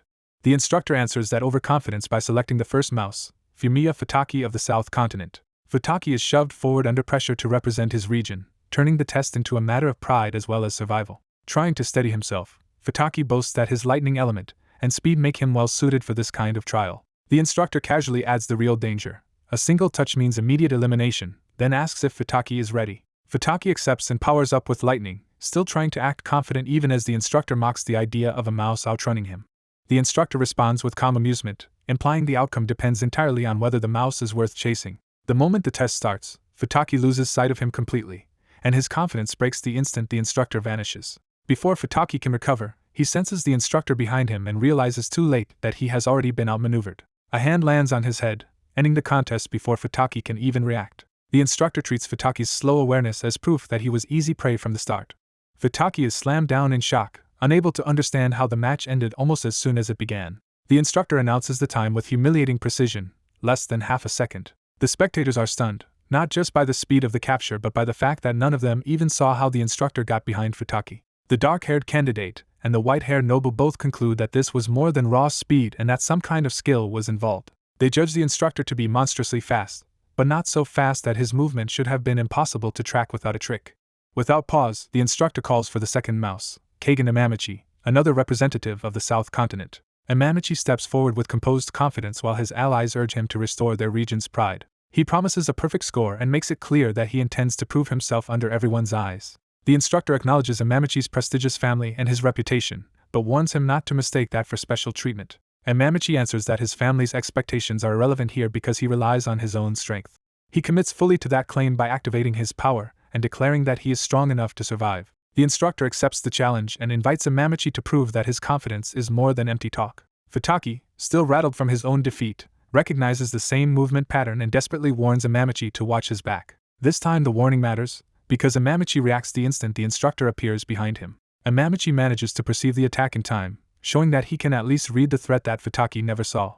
He throws himself away from the strike and escapes the immediate capture, turning the test into a real chase. Futaki takes credit for the warning, but the result already shows that Imamichi is operating on a different level from him. Watching closely, the dark-haired candidate realizes Imamichi moved before the warning reached him, meaning his own senses caught the instructor first. Imamichi lands and concludes that the instructor is not literally invisible, only using a method that fools ordinary perception. The instructor praises that insight, pleased that Imamichi has begun to understand the nature of the test. Even under pressure, Imamichi decides the challenge is difficult but manageable if he stays sharp. The instructor immediately punishes that moment of analysis by rushing him again, forcing him to choose action over thought. Imamichi realizes he needs total concentration against an expert like this and abandons any hope of relaxing for even a second. The instructor keeps pressing, making clear that survival depends on constant movement and instant decisions. Their exchange accelerates into a high-speed pursuit, with Imamichi repeatedly slipping past attacks by the narrowest margin. The audience can barely follow the fight and begins to understand that Imamichi may actually be capable of lasting the full minute. The dark-haired candidate sharpens his own vision with Thunder Roar Wave, allowing him to read both fighters clearly and identify Imamichi's state as a temporary overload that massively boosts his abilities. From that, he concludes that Imamichi's speed is not sustainable and that the match will be decided by whether he can endure the strain long enough. Sensing the pattern in Imamichi's evasions, the instructor declares that the mouse has finally exposed his habits. Imamichi tries to break away at full speed, but the instructor's reach is already closing in behind him, signaling that the chase is about to turn against him. Imamichi refuses to be caught, driven by his decision to surpass Taiwijin and endure longer than anyone expects. He unleashes air cannon at close range, using the wind blast as a desperate way to break free. Because the skill's recoil is usually a weakness, he deliberately adjusts his posture and turns that flaw into a way to slip past the instructor's grasp. An observer recognizes that Imamichi is cleverly using the skill's recoil to redirect himself and avoid capture. The instructor immediately realizes Imamichi should not have been able to dodge from that position and presses him for an answer. Instead of explaining, Imamichi fires air cannon again at full power to keep the instructor off balance. The blast forces open space between them, buying Imamichi a little more time and room to move. His composure under pressure makes clear that this is not luck but a carefully thought-out survival strategy. He rides the momentum of his own attack and shoots away before the instructor can close in again. The crowd realizes he did not waste the skill on the instructor at all, but on the instructor's path, proving even a low-rank skill becomes dangerous in the right hands. Imamichi's calm confidence convinces the onlookers that his real talent lies in extracting maximum combat value from ordinary abilities. Even so, the instructor sees the truth. Imamichi is reaching his limit and running out of stamina. Imamichi answers that pressure by manifesting a massive wolf-shaped aura and declaring the match effectively over. The instructor understands the threat, but also knows Imamichi is nearly spent and could only survive a little longer with rest. With no time to recover and nowhere left to retreat on the ground, Imamichi appears cornered. A sharp-eyed observer notices that one possible escape route still remains. That route is the air, and Imamichi commits to it before the instructor can react. He launches upward past the instructor's blind spot, turning the chase vertical. Using skywalk, he creates footholds in solidified air and starts running through open space itself. The audience is stunned that he can leave the arena floor without technically breaking the rules, a feat that marks wind users as exceptionally versatile. His method is explained. He hardens the air beneath his feet and uses it like invisible steps to evade pursuit. From below, the instructor judges that Imamichi's understanding of his element is extraordinary and assumes this should finally put him out of reach. That assumption collapses when Imamichi suddenly appears right in front of him in midair. Imamichi seizes the opening and catches the instructor before he can recover. He drives him down in a violent impact, ending the aerial exchange with a crushing slam. When the dust settles, Imamichi remains standing while the instructor is left coughing on the ground. Imamichi lightly admits it was close, making clear he knows how narrowly he survived. The result is announced. Imamichi lasted 1 minute and 2 seconds, setting a new benchmark. The instructor, exhausted and drenched in sweat, can only accept that Imamichi truly pushed him to the edge. The crowd erupts, celebrating Imamichi for surpassing the previous top preliminary record and nearly making everyone's heart stop. One important observer becomes even more interested, impressed by Imamichi's pacing and his ability to draw full power from a modest skill set. Others from the South Continent loudly claim the result as proof of Kagan's greatness and their own regional pride. Imamichi helps the instructor back up, shifting the mood from combat to mutual respect. The instructor openly praises him as the most outstanding trainee he has seen in years and tells him his dream of becoming a special-class savior is now realistic if he keeps working. Flustered by the praise, Imamichi gives a stiff, embarrassed thanks and tries to hide how much the words affected him. The next challenger is announced as the South Continent's Ishtora, and the tone immediately turns competitive again. The South Continent camp boasts that Kagan's example has already revealed the instructor's movement patterns and that their fighter can do even better. Before the test begins, Ishtora tells a black-haired trainee he will decide whether to let him take the next test based on what he sees now, warning him not to waste his time. The black-haired trainee coolly replies that Ishtora may end up disappointed, while the countdown for Ishtora's trial begins. As the match starts, Imamichi points out that simply knowing the instructor's movements is not enough to reproduce his own performance. Watching from the side, the black-haired trainee dryly notes that Ishtora is failing to prove himself. Ishtora apologizes to Kagan for the embarrassment, only to be told that the one disgracing them is himself, and by extension, the South Continent. Imamichi then shifts the focus, saying it is time for the North Continent's representative to take a turn and reminding everyone there is only one such trainee present. Attention turns to the black-haired trainee, identified as Tetsuki Tenma, while the crowd recalls rumors that the North Continent's savior candidate is absurdly strong despite his age. As Tenma walks forward, observers note that he does not seem burdened by the pressure, while he privately decides to keep things simple and avoid being caught at all.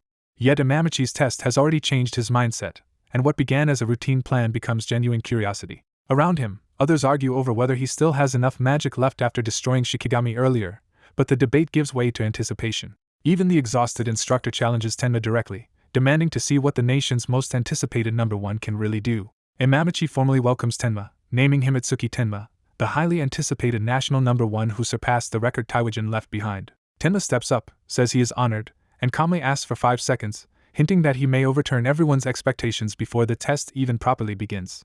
The brown-haired trainee launches in at extreme speed, and his opponent coolly dismisses any attempt at humility. He dives straight at the black-haired man, trying to overwhelm him before he can respond. The black-haired trainee slips away so cleanly that the attacker is forced to chase, while someone notes this is the speed expected of a national-level killer. As the pursuit continues, the attacker is mocked for moving exactly as his opponent wants. The black-haired man calmly counts the seconds, treating the exchange like a timed exercise rather than a fight.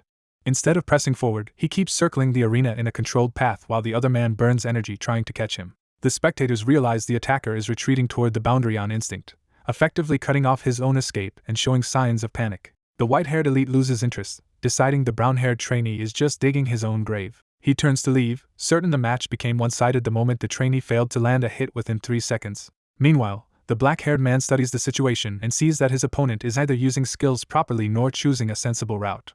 He plants himself and prepares to end the chase on his own terms. He activates Thunder Roar Wave, sharply boosting his agility with crackling lightning. The brown-haired trainee tries to punish that decision immediately, convinced the skill came too late to matter. He lunges in for the opening, only for the black-haired man to vanish past him in a blur. The attacker is stunned that his strike was avoided at all.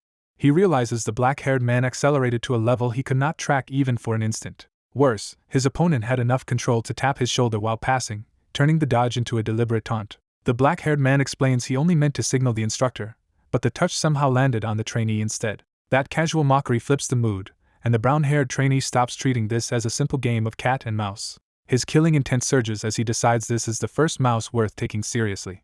Grinning viciously, he admits the black-haired man has managed to provoke the cat. He unleashes a devastating attack that tears into the arena with explosive force. A massive beast-like wave of power bears down on the black-haired man, and the attacker vows to erase him before he can even process it. The strike closes in with enough speed and pressure to kill before thought can become action. Yet the black-haired man only marks the next checkpoint, calmly noting that 4 seconds have passed.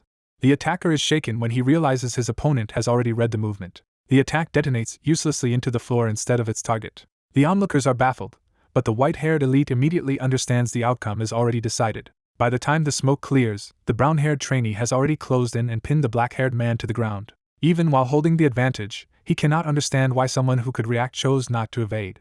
The black-haired man answers with another time call, announcing 5 seconds. That answer leaves the attacker confused for the first time. He checks the stopwatch in his hand to confirm what he just heard. The display proves the black-haired man was exact. 5 seconds have elapsed. The attacker stares down at him, unsettled that the timing mattered more to his opponent than the attack itself. Around them, the crowd begins to notice the instructor's strange expression. Still pinned, the black-haired man calmly asks for the result to be announced and for the trainee to get off him. The instructor hesitates, then declares the black-haired man has passed and is now qualified for the North Continent's trainee survival test. As he rises, the black-haired man notes that lasting 5 seconds means the score is settled, and surviving longer would only have made the gap more embarrassing for his opponent. The white-haired elite stops him and acknowledges his speed, but says that in a real fight he would still lose because his power is lacking. The black-haired man accepts the challenge and sets their duel for after the tests at training ground number 1. The white-haired man promises that is where he will crush him completely. He leaves with a dismissive snort, taking his entourage with him. One companion questions why he bothered with someone from the north, but the white-haired man has already judged the black-haired trainee as no threat. He states with complete confidence that the man cannot beat him. His followers reinforce that arrogance, arguing that even top southern talents barely last against Kagan, and a northern number 1 would fare even worse. Kagan cuts the conversation short, telling them to focus on passing the tests before worrying about challengers from another continent. Elsewhere, confusion spreads as people notice an unusual crowd gathering. A witness explains the commotion came from a crystal ball shattering after some unknown trainee poured in so much magic that the device exploded. When Kagan asks for the culprit's name, he learns only that the person was from the North Continent, and that his name was Jean.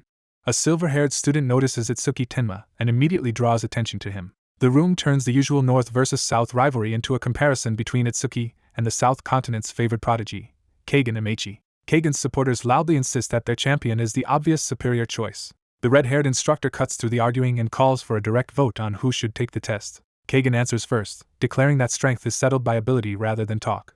He steps forward and claims the chance to represent the South Continent in the magic test. The instructor is briefly distracted by Kagan's striking appearance before refocusing on the exam. She explains that the test is simple: pour magic into the crystal ball. The crowd frames the contest as a pure measure of magical power and expects Kagan to dominate. As Kagan channels energy into the crystal, observers note that his power already seems to exceed the device's limit. While maintaining the flow of magic, Kagan casually flirts with the instructor and hints that he is holding back just enough to score perfectly. He decides that if the crystal cannot contain his power, he will simply overwhelm it. Kagan pushes even more magic into the crystal despite the danger. The instructor, impressed and charmed, tells him she will take responsibility for the damage afterward. Kagan remains cold and focused, treating the test as beneath him. The instructor suddenly realizes he is going too far and tries to stop him. Her warning comes too late, and Kagan detonates the crystal ball with sheer magical force. The spectators erupt in awe, taking the explosion as proof that Kagan is monstrous even by elite standards. Kagan dismisses the loss of the crystal, pointing out that he still has plenty of magic left while the instructor laments the destroyed equipment. His supporters celebrate, convinced that a display like that guarantees him first place in the test. Kagan privately reveals that rankings and scores mean nothing to him compared with the one thing he actually wants. Elsewhere, another student is stunned to learn that he survived only 5 seconds in the agility test. The group concludes the instructor's speed was absurd, and Itsuki dryly notes that speed was never his specialty anyway. One student laughs off his own poor result, while the others accept that even Itsuki could not beat that test. An announcement declares the entrance exams finished and says all scores are being calculated and sent to each student's bracelet. As they wait, the students appreciate the convenience of the system, though one of them desperately hopes his score is at least respectable. The result notification finally arrives on a bracelet. The first score revealed is 61 points, placing that student under observation rather than among the top performers. Instead of being discouraged, he celebrates barely passing as if it were a major victory. Saya's result comes next at 62 points, putting her in the same observation category. The first student immediately latches on to their 1-point difference, and cheerfully declares them companions in mediocrity, to Saya's irritation. Itsuki calculates that his terrible agility score should drag him down badly enough to keep him out of the excellent student group, which actually suits him. The others assume he still passed easily because he was nearly perfect in every other test and only needed a minimal agility score. Itsuki agrees just enough to let them keep believing that. When his actual result appears, all three are shocked. Itsuki has 80 total points but only 5 in agility, leaving him 1 point short of the excellent group and also marked for observation. His loud companion tries to comfort him, but Itsuki quietly admits he does not mind being grouped with the others. Kagan arrives and mocks the North Continent students for being satisfied with such an ordinary outcome. The challenge hardens as the others demand to know what score gives Kagan the right to act so superior. Kagan's ally boasts that Kagan earned a perfect 100, though Kagan himself shows no interest in bragging. Itsuki confronts Kagan and reminds him of their earlier promise to settle things directly. An onlooker welcomes the tension, pleased to see the rivalry turning into open conflict. The two sides square off, and the atmosphere shifts from exam results to a personal showdown. The instructors notice the brewing confrontation and move in. One of them confirms that Itsuki and Kagan intend to duel. Kagan asks whether that is forbidden, only to learn that the academy encourages it. Itsuki immediately takes control of the moment by insisting that a proper duel needs an audience. He turns the private challenge into a public event by calling for everyone nearby to gather. A formal announcement spreads through the area. That night at 8, Itsuki Tenma of the North Continent will duel Kagan and Meichi of the South at Training Ground No. 1. With both rivals facing each other at a distance, the invitation goes out to the whole crowd not to miss the match. As the tests end, the crowd erupts over a grudge match between the top-ranked fighters of the North and South continents, and starts placing bets on the outcome. The showdown is framed as a duel between the strongest, with both contenders staring each other down before it begins. The silver-haired fighter downplays the hype and makes it clear he never planned to turn this into such a spectacle. His black-haired opponent answers with open confidence, making it clear he welcomes the fight. An official breaks up the gathering for the night, while the onlookers leave still excited and eager to see who wins tomorrow. Before parting, another student asks Tenma for a private word, and Tenma agrees. While the others head off to eat, the silver-haired rival chooses to rest instead, leaving Tenma alone for the conversation. The student praises Tenma's agility test performance but also points out that Tenma held back, because 5 seconds of effort should have earned a far higher score. Tenma refuses to explain himself, and insists he is satisfied with the result he got. The student reveals he noticed Tenma concealing his true strength, and says he deliberately gave him a small push out of goodwill. Tenma realizes that this same student was the one who exposed him during the test by putting him in the spotlight. With a quiet warning, the student tells Tenma that if he wants to keep his power hidden, he should be more careful about going all out. He adds that he still cannot tell how much strength Tenma truly has, but he does know Tenma's gift belongs to the rare special class. Ending the exchange, he tells Tenma to rest and offers him luck before walking away. Left alone, Tenma connects that revelation to Amachi's own special class gift, Nirvana, and realizes gifts of that level can alter the rules of the world. He recalls that Nirvana automatically raises stats when learning a skill, removes debuffs, and fully heals injuries, making tomorrow's duel far more dangerous than it first seemed. Tenma then reviews his own special skill, over mimesis, which analyzes an enemy's attacks and learns the counter, and understands he is about to face another special class user much sooner than expected. His thoughts are interrupted when his friends check on him, and he brushes off concern by saying the instructor only talked to him about the duel. Choosing comfort over more discussion, Tenma says he is tired and suggests they take a break at his place. When his friend assumes that means a cramped room, Tenma casually reveals it is much better than that. The others are stunned to discover that Tenma has rented an entire villa. Ribbo is immediately overwhelmed by the luxury and starts celebrating every expensive detail of the place. As they inspect the kitchen, Tenma invites them to treat the villa as a shared base from now on. His friends shift back to the coming duel, and urge him not to let his fixation on the silver-haired opponent consume his training or judgment. Tenma admits that his growth depends on fighting strong opponents, and decides he has to take this match if he wants to become stronger, especially since Emachi may be exactly the kind of enemy he needs. The tension eases when Tenma jokes about food and asks Ribbo to cook, showing he is still in control of himself. Ribbo enthusiastically accepts the job and throws himself into it. Saya remains unconvinced by Tenma's confidence, and reminds him that his promises have failed before. Tenma tries to reassure her the way he did in the past, but the memory only sharpens what went wrong. Saya finally says outright that he broke his promise to her, exposing the real source of her anger and hurt. She brings up the battle with the skeleton soldier, when Tenma could have dodged but instead took the blow with his own body. Tenma explains that breakers are not allowed to rely on healing from skills, and that his body acted on instinct rather than calculation. Saya presses on, recalling that he later summoned a giant blue lotus, recovered, and defeated the skeleton soldier anyway. From that, she concludes he accepted the hit because he believed he could heal himself afterward. Even while apologizing, she insists there had to be safer ways to win and that his recklessness terrified her. Tenma realizes her anger is really fear for him, and he gently calls out that she is upset because she cares. He reminds her that she has been carrying this alone since they were children and tells her she is not alone anymore because he and Ribbo are with her. Then he turns serious and asks her to value her own life more carefully too. Ribbo cuts in before the moment grows heavier, joking that Saya has started lecturing Tenma again as dinner is served. He urges them to eat first, arguing that they cannot face tomorrow's fight on an empty stomach.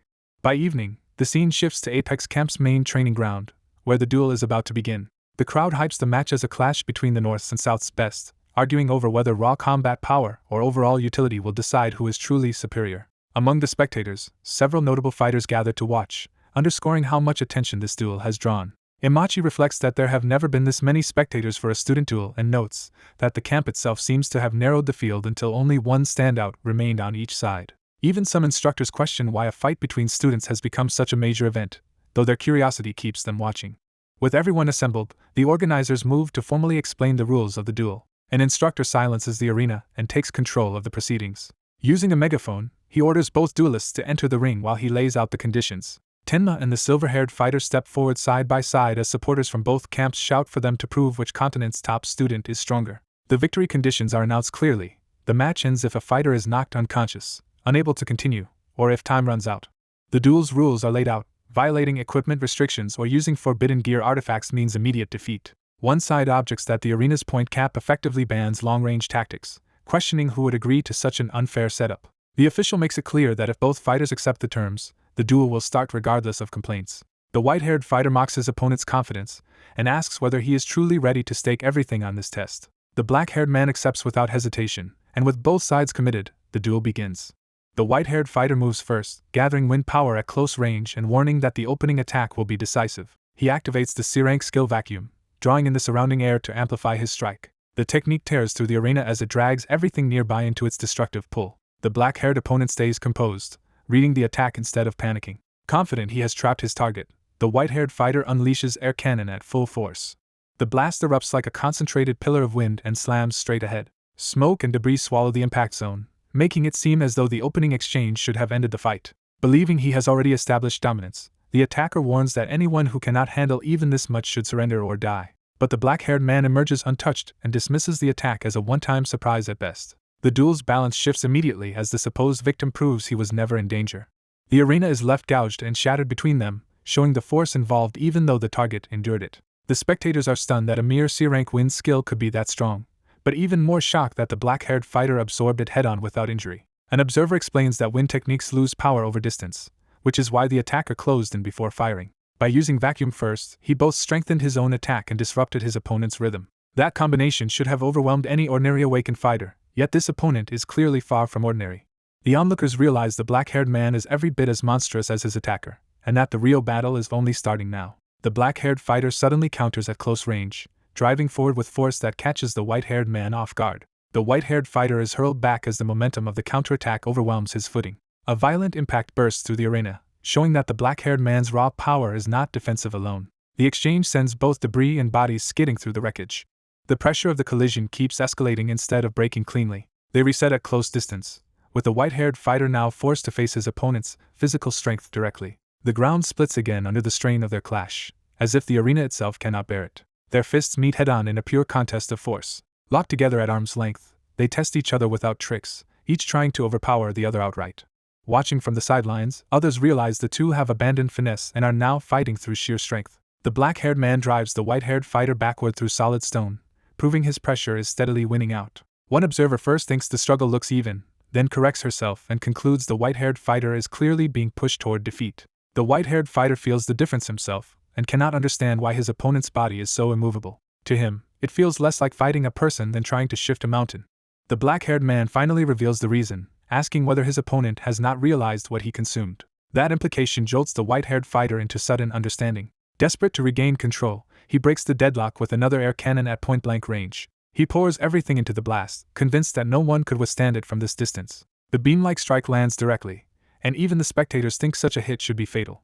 Yet the attack is cut apart or diverted before it can do real damage. The black-haired man slips through the blast unharmed once again. The white-haired fighter is shaken, realizing his opponent seems built to endure both offense and defense beyond reason. The black-haired man casually brushes at his neck and mocks the attack as if it barely deserved notice. Humiliated, the white-haired fighter abandons power as his answer and decides to overwhelm his opponent with speed instead. He launches into a rapid spinning rush, turning wind around his body to sharpen his movement, and strikes. The assault crashes into the black-haired man at close range with far greater velocity than before. He follows with a heavy finishing blow, trying to end the exchange before his opponent can respond. But in that instant he senses the black-haired man behind him like a predator, and the momentum of the fight flips completely. Alarmed, the white-haired fighter scrambles to invoke another air skill, now fighting to recover from a position he no longer controls. Tijin opens the clash by driving Kagan down with overwhelming force. The impact tears into the ground and leaves the arena in a burst of debris. The onlookers panic, realizing Kagan may have taken the full hit. As the dust rises, they struggle to understand whether Taijin's charge truly connected, knowing that even one strike from him can be devastating. From the crater, Kagan accuses Tijin of still holding back to avoid killing him. Tijin judges that Kagan is dangerous enough to require caution, but not enough to justify lethal force, so he decides to keep the fight under control. He settles on humoring Kagan for a while instead of ending things immediately. Standing over him, Tijin mocks the arrogance Kagan showed before the match. He presses the humiliation further, asking whether Kagan feels ashamed now. To make the point undeniable, Tijin lifts Kagan by the throat and leaves him dangling helplessly. Then he flings him away as if the gap between them is too wide to ignore. Kagan crashes down, and Tijin reduces the contest to a one-sided beating rather than a real match. That contempt finally pierces Taijin's calm, and he condemns Kagan as a coward. Kagan's supporters erupt in anger, furious that Tijin would insult him so openly. Even the crowd turns on Tijin, insisting that victory does not justify stripping a worthy fighter of his dignity. Others are unsettled because Tijin normally would not speak this cruelly, and they trust he must have a reason for it. Kagan answers the insult by drawing out a darker power, his rage spilling into the air. Bloodied and unhinged, he vows to make Tijin pay. He launches himself upward and unleashes a violent attack from above. Tijin faces it head-on, recognizing the strike as it comes. Kagan reveals a wind-based skill and shapes the attack into cutting blades. The blades race toward Tijin in a barrage meant to shred him before he can react. Tijin realizes he has seen this technique before and immediately understands what it is. The attack reminds him of the same wind skill Iberia once used against him. He braces in place instead of retreating. The wind blades tear into him, drawing blood across his torso. As Kagan watches the hit land, he reflects that he had always been stronger than everyone around him, even as a child. That long streak of easy victories fed the image others had of him as a genius. He remembers how little effort he needed to win, often moving only enough to finish opponents who were already beaten. Those effortless triumphs made him stand above fallen rivals without feeling challenged. Over time, the thrill of victory began to fade. Winning started to feel so natural that it no longer meant anything. Eventually, fighting itself became dull to him. That changed when he encountered the man called the strongest, Taiwijin. Kagan believed that facing such a monster might restore the excitement he had lost, even if he were defeated. Driven by that hope, he challenged Taiwijin to a fight. Instead, Taiwijin crushed him in moments and showed him a level of defeat he had never known. When Kagan lay broken, Taiwijin told him that his despair came from losing for the first time and from mistaking that pain for the thrill of battle. Kagan realized that even after finally losing, the emptiness inside him remained. Taiwijin explained that boredom was the result of Kagan's own strength, and that only someone who could overwhelm him completely would change that. For the first time, Kagan seriously wondered whether such a person truly existed. Taiwijin gave him a direction: go to Apex Camp. He promised that among the monsters gathered there, Kagan might find someone who could force him to understand the real meaning of battle. That memory snaps Kagan back to the present, and he sees Tijin differently. Now grinning through the fight, Kagan taunts Tijin and notices that Tijin can perceive the invisible wind blades. He drives the attack harder, testing the limit of that perception. The realization unsettles him, because Taijin's response confirms the possibility he had been chasing. Excited, Kagan concludes that Tijin must possess some kind of detection ability that lets him read the wind. He immediately starts building a larger technique, confident that simple evasion will no longer be enough. As the wind gathers around both hands, Kagan prepares to blanket the entire area with blades and force Tijin into a true test. A wind user unleashes the B-rank skill Wind Blade Tornado while noting this is his first time testing the technique on a human opponent. The arena is swallowed by violent spiraling blades as the attack expands into a full execution rather than a measured duel. Pressing the advantage, he tells his opponent there are only two outcomes left: surrender and accept defeat, or stay and be torn apart. He commits fully to that threat, driving the storm harder with the intent to end the fight by force. Inside the slaughter, the battered target quietly decides the moment has finally come. On the verge of being carved apart, he triggers the hidden ability he had been waiting to use, over mimesis. A system response confirms that Wind Blade Tornado has been detected and copied, with analysis beginning from 0. Watching the attack continue, onlookers panic and beg Atsuki to stop before he kills his opponent. The crowd realizes the match has crossed into an execution and desperately questions why the victim still refuses to surrender. Even those familiar with Kagan are shaken, feeling that whatever grudge is driving him has pushed the duel far beyond reason. Others plead for intervention, convinced the fight will end in death if no one stops it. But the authority overseeing the match refuses, judging that both fighters are at the height of their fighting spirit and that interference would be improper. As the analysis climbs, the trapped fighter activates Black Ice Wall to endure the storm long enough for the copy to complete. Spectators are stunned by the unfamiliar defense, realizing Tenma has produced a black ice armor unlike anything they have seen before. That revelation offers little comfort, because everyone expects the tornado to shred him anyway if it keeps landing. The wind blades continue hammering his body and armor while the copied skill advances toward completion. Kagan quickly reads the situation and understands that Tenma's armor is specialized against fire, making it a poor answer to a wind element attack. The mismatch proves brutal as the storm slices through the defense and into Tenma's body. Even while being cut apart, Tenma endures because he only needs to survive until the analysis finishes. The damage mounts rapidly, and the copied skill nears completion as his body is pushed to its limit. Kagan advances through the storm with confidence, certain that simple endurance cannot save Tenma from being worn down. He reveals why he can keep pressing forever. His special class gift, Silver Eye, reduces skill magic costs by 90% and instantly restores the power he spends. The system identifies Kagan Imamachi as a level 18 human wind user whose Silver Eye grants near-limitless skill usage through extreme cost reduction and automatic recovery. With that advantage laid bare, Kagan concludes that Tenma has no path to victory in a battle of attrition. The audience reaches the same conclusion, calling Kagan's gift absurd and declaring Tenma's defeat inevitable. Some spectators even dismiss Tenma's resistance as pointless pride, believing he is only prolonging an unwinnable loss. The storm intensifies into a final crushing barrage as the analysis enters its last phase. Observers wonder whether Tenma has already run out of magic or simply cannot move anymore, and they accept that he now appears defenseless and close to death. The copied skill reaches 98% as the attack continues to bury him under relentless force. At 99%, a concentrated blue core forms within the chaos, signaling that Tenma's counter is about to emerge. Broken and bloodied, Tenma realizes at last that the copying process is complete. The system confirms 100% analysis, fully reproducing Wind Blade Tornado. Tenma rises from the storm with the copied B-rank skill now his own, and gains magic detection as a new reward for surviving the ordeal.